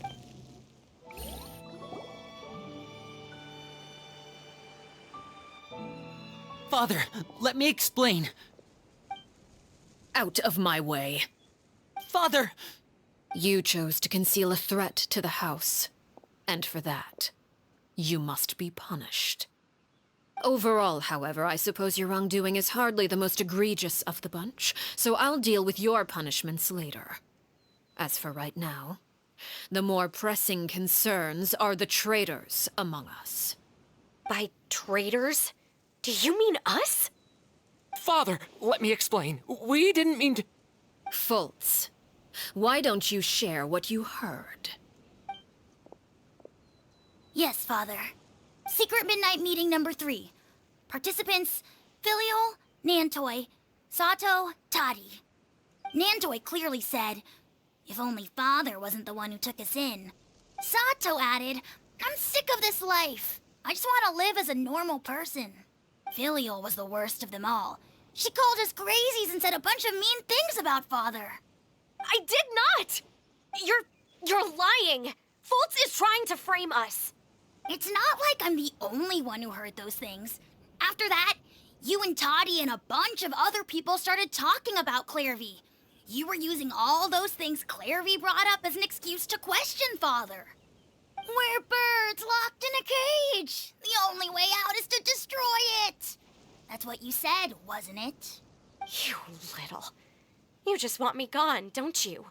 What did I ever do to you, huh? And you, Sheplo, have you forgotten who stood by your sickbed, watched over you, and changed your dressings? Come on, let's hear it then. What's your reason for all this?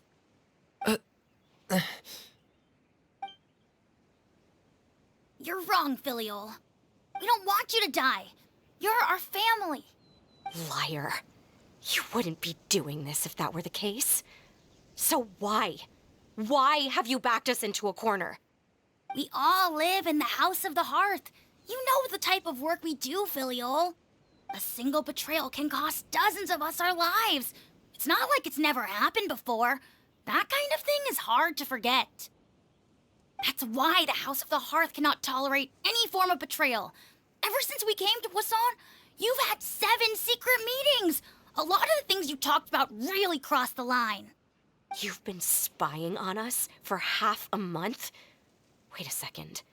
Now that I think about it, the move to Poisson was just a way to make it easier to spy on us, wasn't it? Because we were all in one place. You've had this planned all along. Filial, Nantoy, I'm sorry. I owe you both my life. I owe Clairvy too. If it weren't for all your help after I got poisoned, I wouldn't be standing here today. If this were any other situation, I would do anything to repay that kindness, even if it cost me my life. But rules are rules. I'm sorry. My hands are tied. Why? Why? That's enough, Filial. We made a mistake, and we should own up to it. We broke the rules, plain and simple. And now we have to face the consequences. I'm sorry, Chapleau. Fultz. I'm sorry, Father.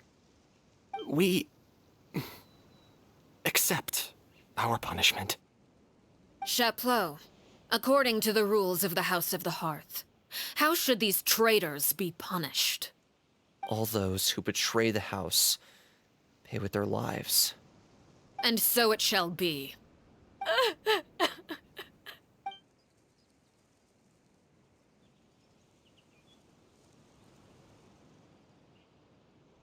Father, please wait!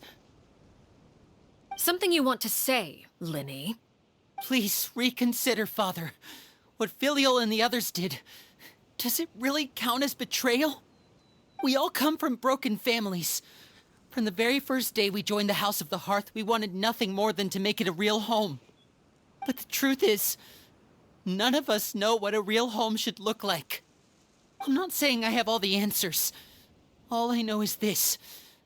Killing Filial and the others may uphold the rules, but doing so will only bring us further away from being a real family than we've ever been. So please, Father, please reconsider. I agree with Linny. Father, please. Linny, you... I also agree with Linny. An order once given cannot be rescinded. However, given the extent of your determination, I suppose we shall have to go about this a different way. Draw your weapons and face me. Our weapons? Father, are you referring to a duel? Precisely. The rules of the house will not be altered. Traitors must be punished. However, resolving disputes with a duel is also one of our rules, one that also applies to me. Demonstrate a sufficient showing of strength, and I shall offer a concession. Wait. Beat Father in a duel? Impossible. Father is way too strong, even for Linny.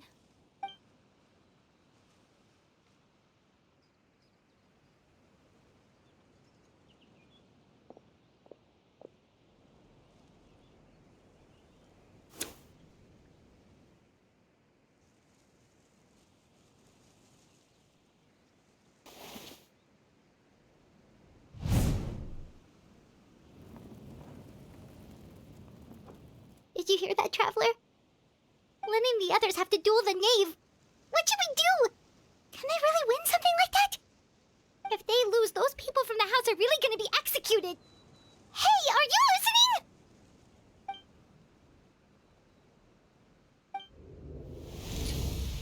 Don't you want to say a proper goodbye at least? Anger makes you impulsive. Sorrow causes you to waver.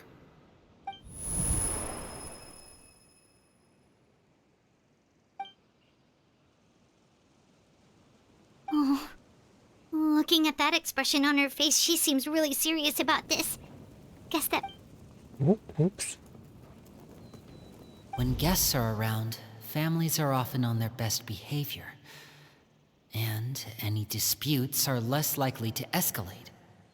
When the time comes, make the choice that you deem most appropriate in the situation, and lend your help to the House of the Hearth. What's wrong, Traveler? Hey, where are you going? Traveler? You're asking to join the duel against the knave? I'll allow it. We do have a ready-made dueling ring at our disposal, after all. All I would advise is this. Keep a firm grasp on your weapon, and give it your all. Any less, and you may just lose your life. Yeah, shit. This is story mode, so hopefully she's not as strong. My team's really not that good. Oh no.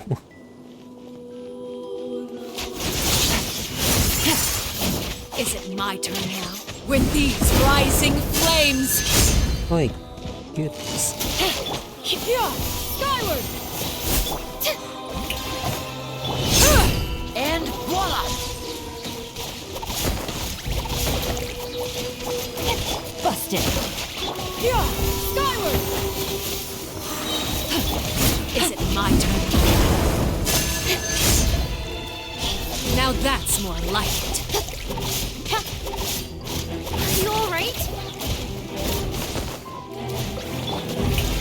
Let my name echo in song! Make way for the fall of darkness. Destruction shall rise. Get dicey. Quietly. Have a taste of turbidity. I really have to draw my blade. Then...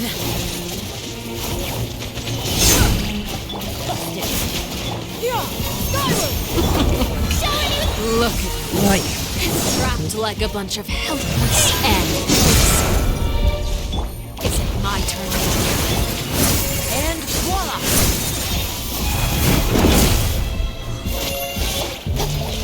Incoming! Let the world fly! Seize the skies!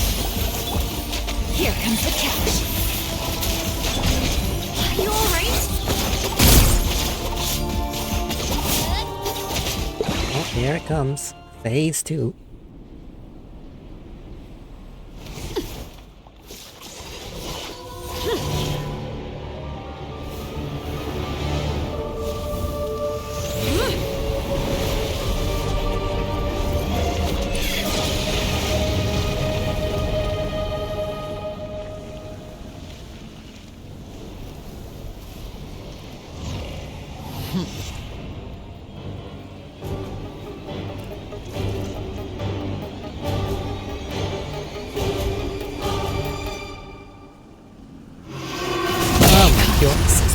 Holy shit, that was My blade is all that remains. Oh my.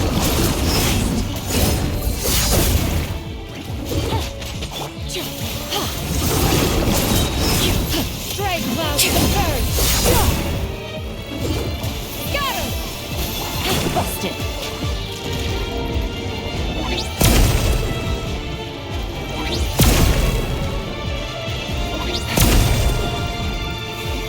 Strike a pose! Now's our chance! Over here! With sword from shadow. Your punishment made manifest. Oh god. Oh god. Time to shine! Skyward! Watch out for Father's movements! Look out!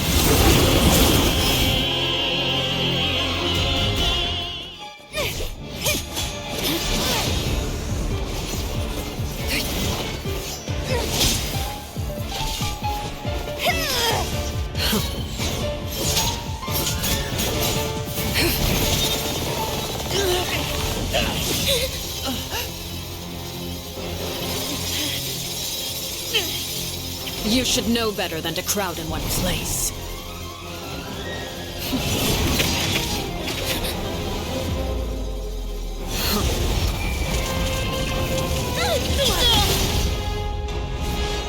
Oh, I know. No! I'm sorry, Father!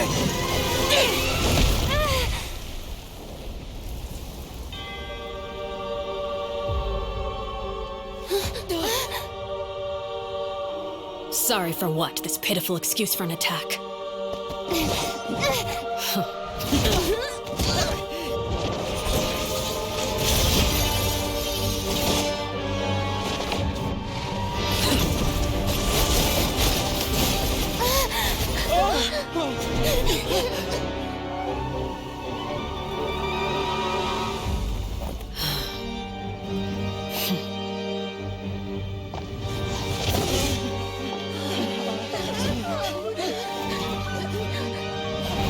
Father, no!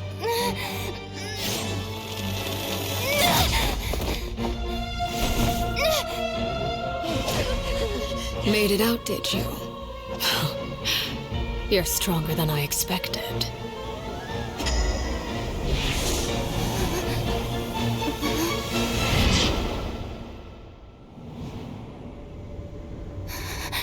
A crimson moon. I can't move.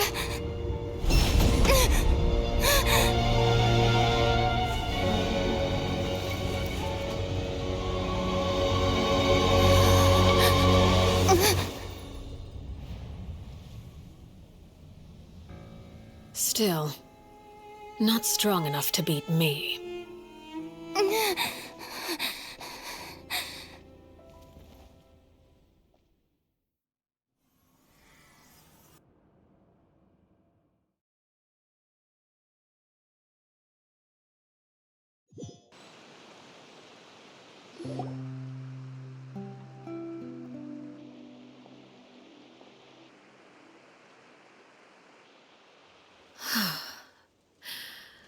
I believe we can end things here.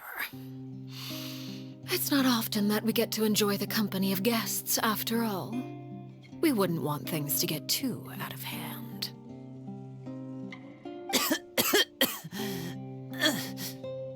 Brother, are you all right? Lenny! Given that I am the victor of this duel, as agreed, the punishment stands. No! I never thought things would end like this. However, everyone involved in the duel demonstrated a remarkable level of strength and determination. In light of this, I'm prepared to change the method of execution.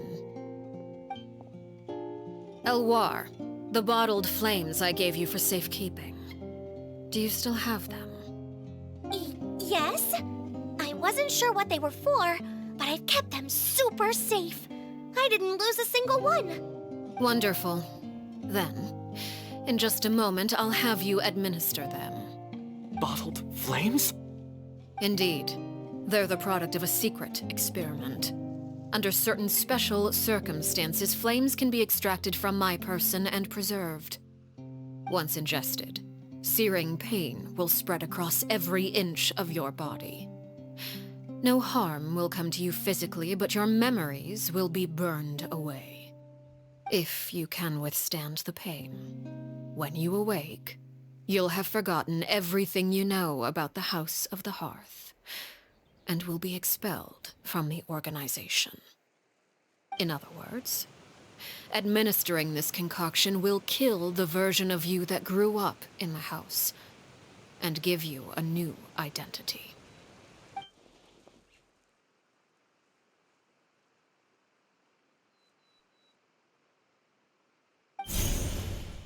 Memory is a mysterious thing indeed. Losing a portion of your memories will alter your sense of self.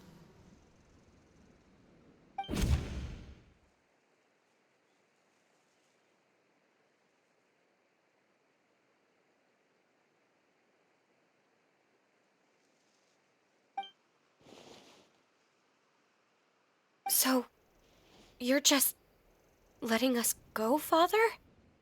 You misunderstand.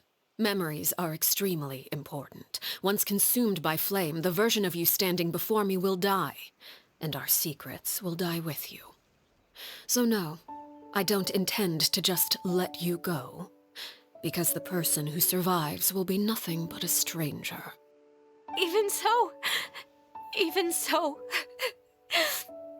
I won't have to live in fear anymore. I'm sorry, Father. I'm sorry I let you down. But I really... Don't cry, Filial.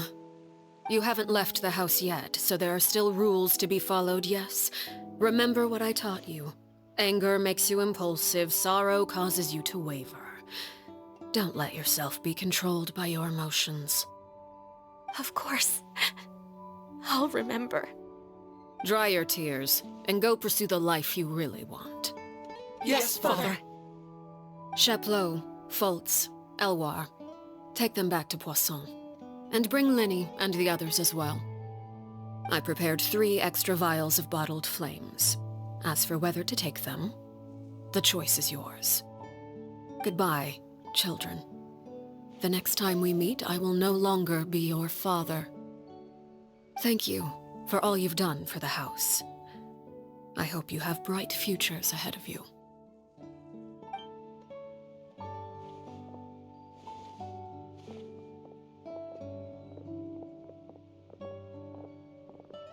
Father. Let's go.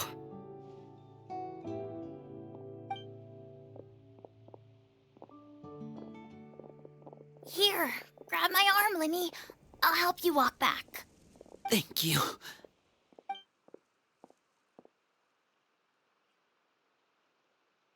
Clairvy.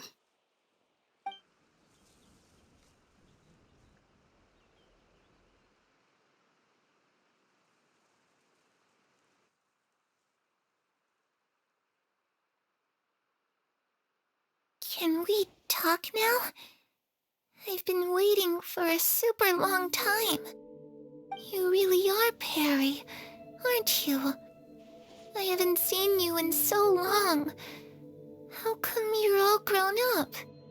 Wait, did I somehow travel to the future on accident? Or am I dreaming? What a long dream. Neither. You died, Clairvy. That's what happened. You could have at least sugarcoated it a little. Look, she's done speechless. Oh. Okay then. Huh? That's it? You accepted it just like that? Yep. If that's what Perry says happened, then I believe her. Perry wouldn't lie to me. Plus, I don't really need to know why I'm like this. I'm more curious about what happens in the future. If you're a harbinger now, Perry, that means Mother is gone, isn't she? Can you tell me about it? I want to know what happened to her. And to me. You never stopped trying to defy fate. At first, no one believed you. You could only vent your frustrations to the moon. In fact, you often sought comfort in the night sky. You wanted to see the aurora, so one night we promised each other we would go to Snezhnaya to see it together. Later on, you tried to run away, but you were brought back each time. Mother spared your life, but it wasn't out of kindness. Instead, she decided to make an example of you by slowly torturing you over time. That way, the other children would know what happens to traitors. Still, you never gave up. Mother hoped that through ruthless duel after ruthless duel, she would be able to crown an ultimate victor among the children she raised. But you called on everyone to unite, to fight to a draw in order to reduce casualties. Your efforts may have only delayed the inevitable, but still. You gave them hope. You tried everything you could think of, but every attempt ended in failure. Still, you never turned your sword on Crucibina, and you never turned it on me. On that gloomy day, you told me, For the last 16 years of my life, I've done everything I can to fight for freedom. But now, I realize that the only freedom I truly possess is the freedom to choose to die. I never imagined I would say something like that. I must have been feeling really worn down. But somehow, I still think I understand. According to Mother's plan, only one of us was going to make it until the end. And I always hoped that person would be you. If I could do it all over again, I still don't think I would make a different choice. Even when I first met you, I knew you'd be able to do what I couldn't. Is that so? Even now, I'm not sure I truly understand what kind of freedom you were trying to pursue. But as the head of the House of the Hearth, and as the children's father, I've tried to give them the most basic of freedoms. The freedom to choose their own fate. It's something I discussed with the Iudex of Fontaine. The children who want to leave the house will have their memories wiped clean of all secrets pertaining to the organization. In return, they will be allowed to live a normal life in Fontaine without being prosecuted for their past. Of course, I won't simply hand freedom to them on a silver platter. They have to fight for it and prove themselves worthy of it. Only freedom that is earned has true value. That's more than enough. That's exactly the kind of life I was fighting for. You know, Perry, I think you're a pretty amazing king, and a really great father, too. I'm really happy that you're the one who took over the house. I guess I do have one regret, though. I still haven't seen the outside world. Well, it just so happens that our dear guests over here have been to many nations and traveled to countless places. Perhaps they would be willing to tell you what the outside world is like. Really? Of course! We've traveled all over the place. We've got so many stories, we could probably talk your ears off for 3 days straight. You know, I used to dream of being a bard. Playing the lute while singing into the winds of freedom. Even if there was no one there to listen, I would have continued to sing no matter what. Ah, that's where Mora comes from. I never knew that before. If I had some Mora, I would buy 3 new dresses. One for me, one for Perry, and one for Mother. It's just too bad Perry doesn't like wearing dresses. And Mother, she probably wouldn't accept something like that either. I guess I'd just have to keep them all for me then. I could wear a different one every day.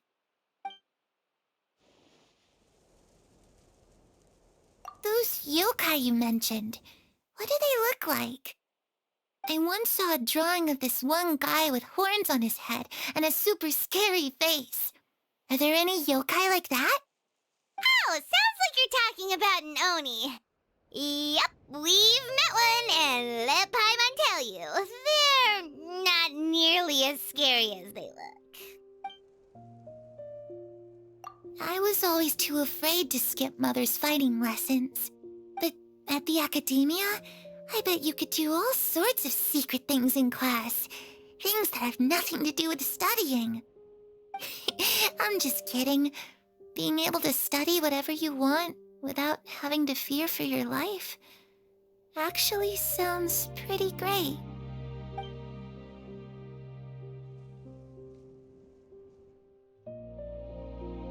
The situation was super dangerous. Lenny and Lynette were accused of committing a crime, and they were going to have to stand trial at the Opera Epicles. Oh no!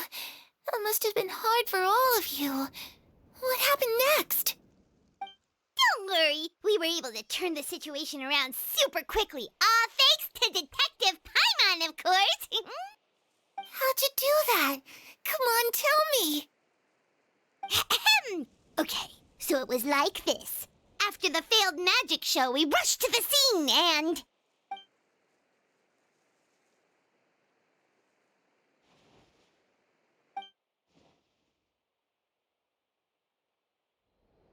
Shadows don't have the capacity to learn or grow.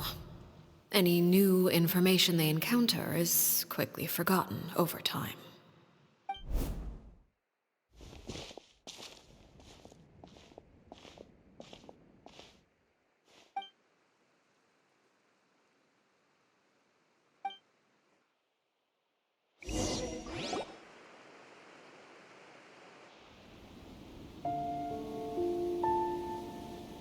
Clairvy, you've worked tirelessly from the shadows to overthrow the House of the Hearth. Now, by my authority as the Knave, I shall announce how this matter ends. You are hereby expelled from the House of the Hearth. You are no longer tied to this place, nor are you bound by its rules. You're saying that I can finally leave? I get to experience the outside world as well? Oh, I almost forgot. There's no getting older for me. Still, seeing who you grew up to be makes me really happy, Parallel. Take care of yourself. Goodbye. May we meet again someday.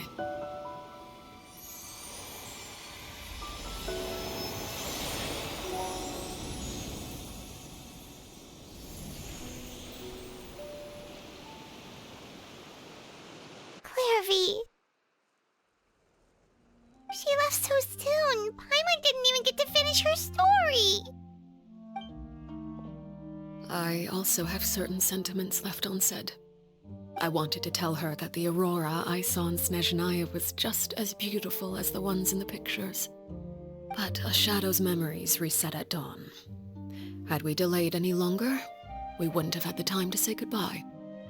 Whatever regrets may linger, let them be lost to the coming of a new day. Father? It's Linny! Hey, Linny!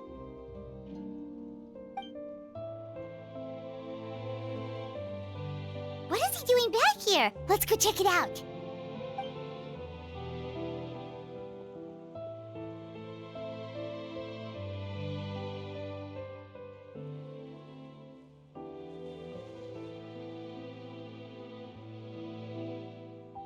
Father, the bottled flames have been administered. Filio and the others have left the house. And you? What have you decided? Thank you for giving us that choice, Father. But we never wanted to leave the house. It's the only home we've ever known. Lynette and Fremine feel the same way. They're recuperating back at the Hotel Bouffe d'été. But I decided to come back and tell you where we stood. I'm sure you're well aware of the expectations I have for you. I want you to follow in my footsteps and become the next king of the house. Yet you seem to have different ideas. I must admit, I'm rather surprised by your decision to stay. There's nothing wrong with choosing to live a quiet life. Leading this organization is a heavy responsibility, one not so easily carried by someone forced onto the throne. I just never understood what you saw in me. What made you believe I was deserving of that throne? You're brave, talented, and, most importantly, you cherish your family. You would do anything to protect them, even if it costs you your life.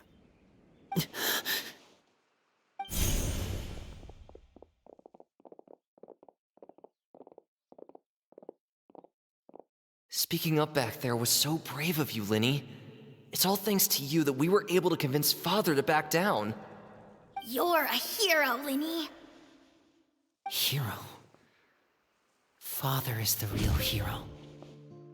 Had Father gone all out during the duel, there's no way I would have walked away with my life. She must have had it all planned from the beginning, from the very moment she suggested a duel. I'm not deserving of that title. I'm not strong enough or smart enough. You're wrong. In my opinion, all you need to be deserving of the throne is conviction and the necessary strength to act on it. We may have different ideas of what it means to be a family, but you can hardly be said to lack conviction. What you truly lack is strength. For someone of your talent, though, that's something that will come with time. Even without that strength, you still chose to face me in a duel, even though the odds were stacked against you. That capacity to honor your convictions is what I truly see in you. Father. No one knows what the future holds, what tragedy or triumph may be in store. Being at the head of this organization requires the strength of will to face whatever comes. Caution will only hold you back. If reaching a certain standard were required to go after what you want, I would never have succeeded in killing my predecessor. Back then, there was still a considerable gap between our abilities. Strength may decide the ultimate victor, but those who let a lack of strength dictate their decisions or undermine their convictions will never be worthy of the throne. I understand, Father. Thank you. Children must grow up to surpass their parents. Only then can a family continue to flourish. The road ahead is not an easy one, so I'll ask you one last time. Are you certain you want to stay? You've done so much for me, Father, and that kindness must be repaid. Plus, with Project Stuja at hand, there are many dangers ahead, and I, for one, don't intend to back down. Protecting my family at all costs. That's my conviction. Then you're welcome to stay. As for Project Stuja, you need not be too concerned. If those cowardly businessmen and heartless dignitaries try to take us down, I'm prepared to teach them a lesson. Having members who longed for the light was our organization's last weakness. With those members no longer among our ranks, the House of the Hearth is like a spider hiding in the shadows. We need only wait for our prey to come to us. At present, our imperative is to use their plan to our advantage. In doing so, a crimson moon shall rise amid the frigid blizzards of winter. No demonstration of loyalty shall go unrewarded, and no sacrifice shall be in vain. As for the two of you, whether we meet again as friend or foe, I'll remember the camaraderie we shared in this moment. No matter how arduous the journey ahead, I hope we both reach our desired destination.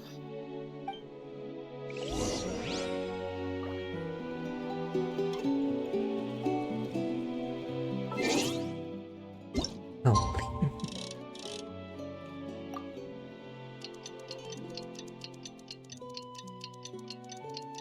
banger quest. Remember when I said I hoped it wasn't gonna be 3 hours? Well, it's been 2 hours.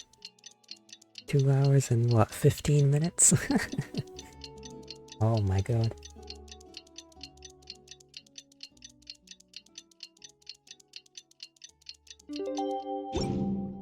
Actually reaching the 6-hour mark today. Didn't Linny say that Lynette and Fremine were recovering at the Hotel Bouffe d'été? Oh, Paimon wonders how they're doing. Maybe we should go check on them.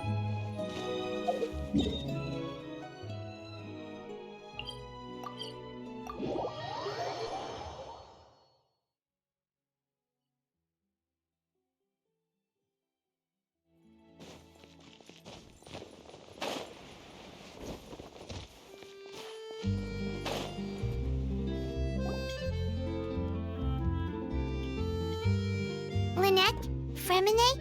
How are you feeling? Much better. Whew, what a relief! What about you? Are you feeling alright?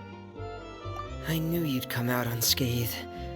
Us, on the other hand, well, we've been bedridden for 2 days. I couldn't even turn over. Oh, and I wanted to ask, is Claire V... gone? Linny and the other members have left Poisson and returned to the House of the Hearth. According to him, there haven't been any more sightings of a spirit roaming the house. I see. I'm glad. Father came to check up on us 2 days ago and told us about what happened with Crusabina and Clairvy. Actually, I've met Crusabina before. Wait, what? You've met the former knave? Crusabina died a year after Clairvy. It was during the year between their deaths that I joined the House of the Hearth. Crusabina had an extremely cruel and radical way of doing things. While she was alive, the atmosphere in the house was suffocating. When I joined, though, the experiment she valued so much had already come to an end, and all the people involved, dead and injured alike, were gone. Crusabina never talked about the past with us newcomers. A couple of months after I joined, Father killed Crusabina and burned all her files. With that, the names of all the people subjected to her experiments, Clairvy included, were lost to the flames, along with the painful memories they represented. Father took in Lenny and me a couple months after that, but she never mentioned anything about Crusabina or Clairvy. It really seems like something she was planning to keep to herself. The last time you talked to her, did she mention why she kept it a secret for so long? She said she didn't want us to be affected by the darkness of the past. She was worried we'd develop a false sense of gratitude towards her if we knew about it. The foundation of a family should be free of any corrupting influence. Whatever happened in the past, it has nothing to do with who we are now. And that's what Father told us in the end. But I still thanked her for everything. It was only after hearing about what Crusabina did that I finally realized how insignificant our lives could have been. The members of the house meant nothing to her. To say that she valued them in any way, even just as a tool, would probably be giving her too much credit. If Father hadn't taken over the House of the Hearth, I probably would have already... Father rarely brings up the fact that she saved us. She doesn't believe that being indebted to her should be what ties us together. But even if we didn't owe her anything, we would still choose to stay. Because this is our home. We may have arguments or times when we feel wronged.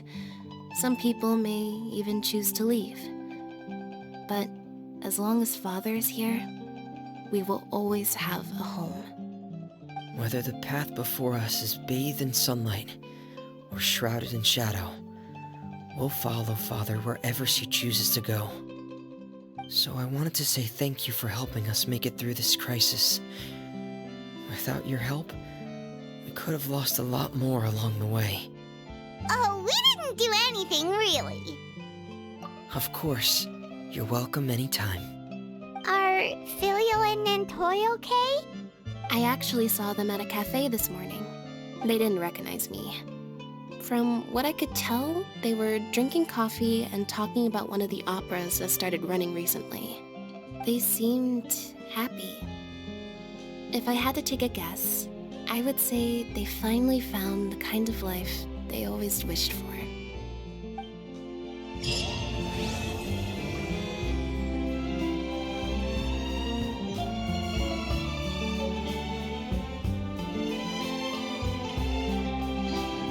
Well, that was awesome and depressing at the same time. Is the thing up? Oh, it is. I'm gonna have to do quite a lot of these, aren't I? But anyway. Peace prevails throughout the land, and all things... Okay, let's shut and quiet for a moment. Yeah, I hope you all enjoyed today. An actual 6-hour stream. Oh my god, who is this guy? Yeah. Well, I'm gonna go now. Hope you enjoyed me messing around in 3 story quests. Bit of grinding, but not that much of it. Wonder if I can get somewhere a bit closer, quieter.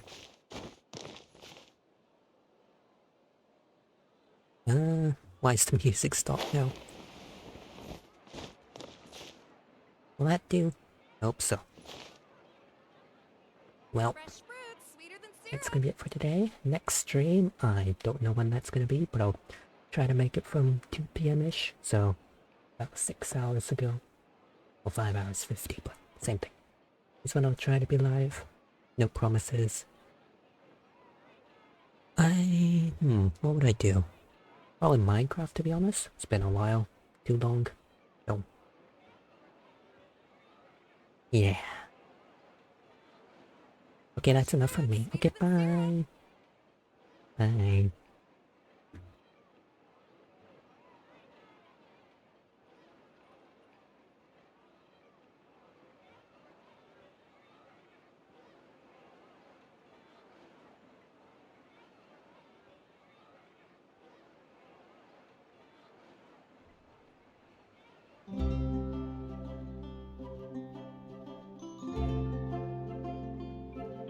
Fresh fruit, sweeter than syrup.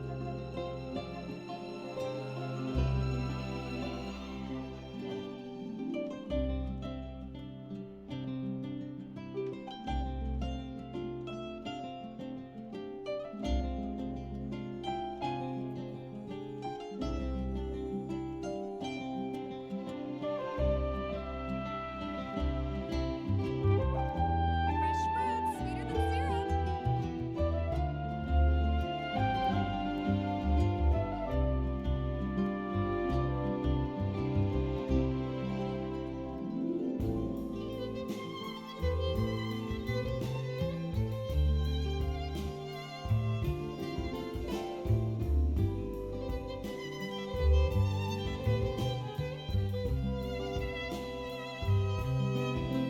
Fresh fruit, sweeter than syrup.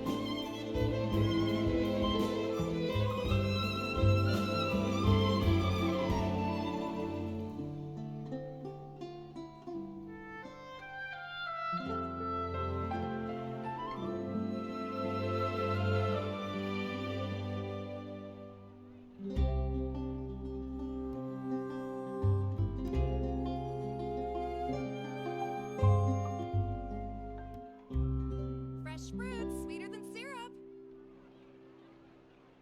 Bye. See you next time. Bye. We'll VOD on YouTube later as well. Forgot about that. Bye.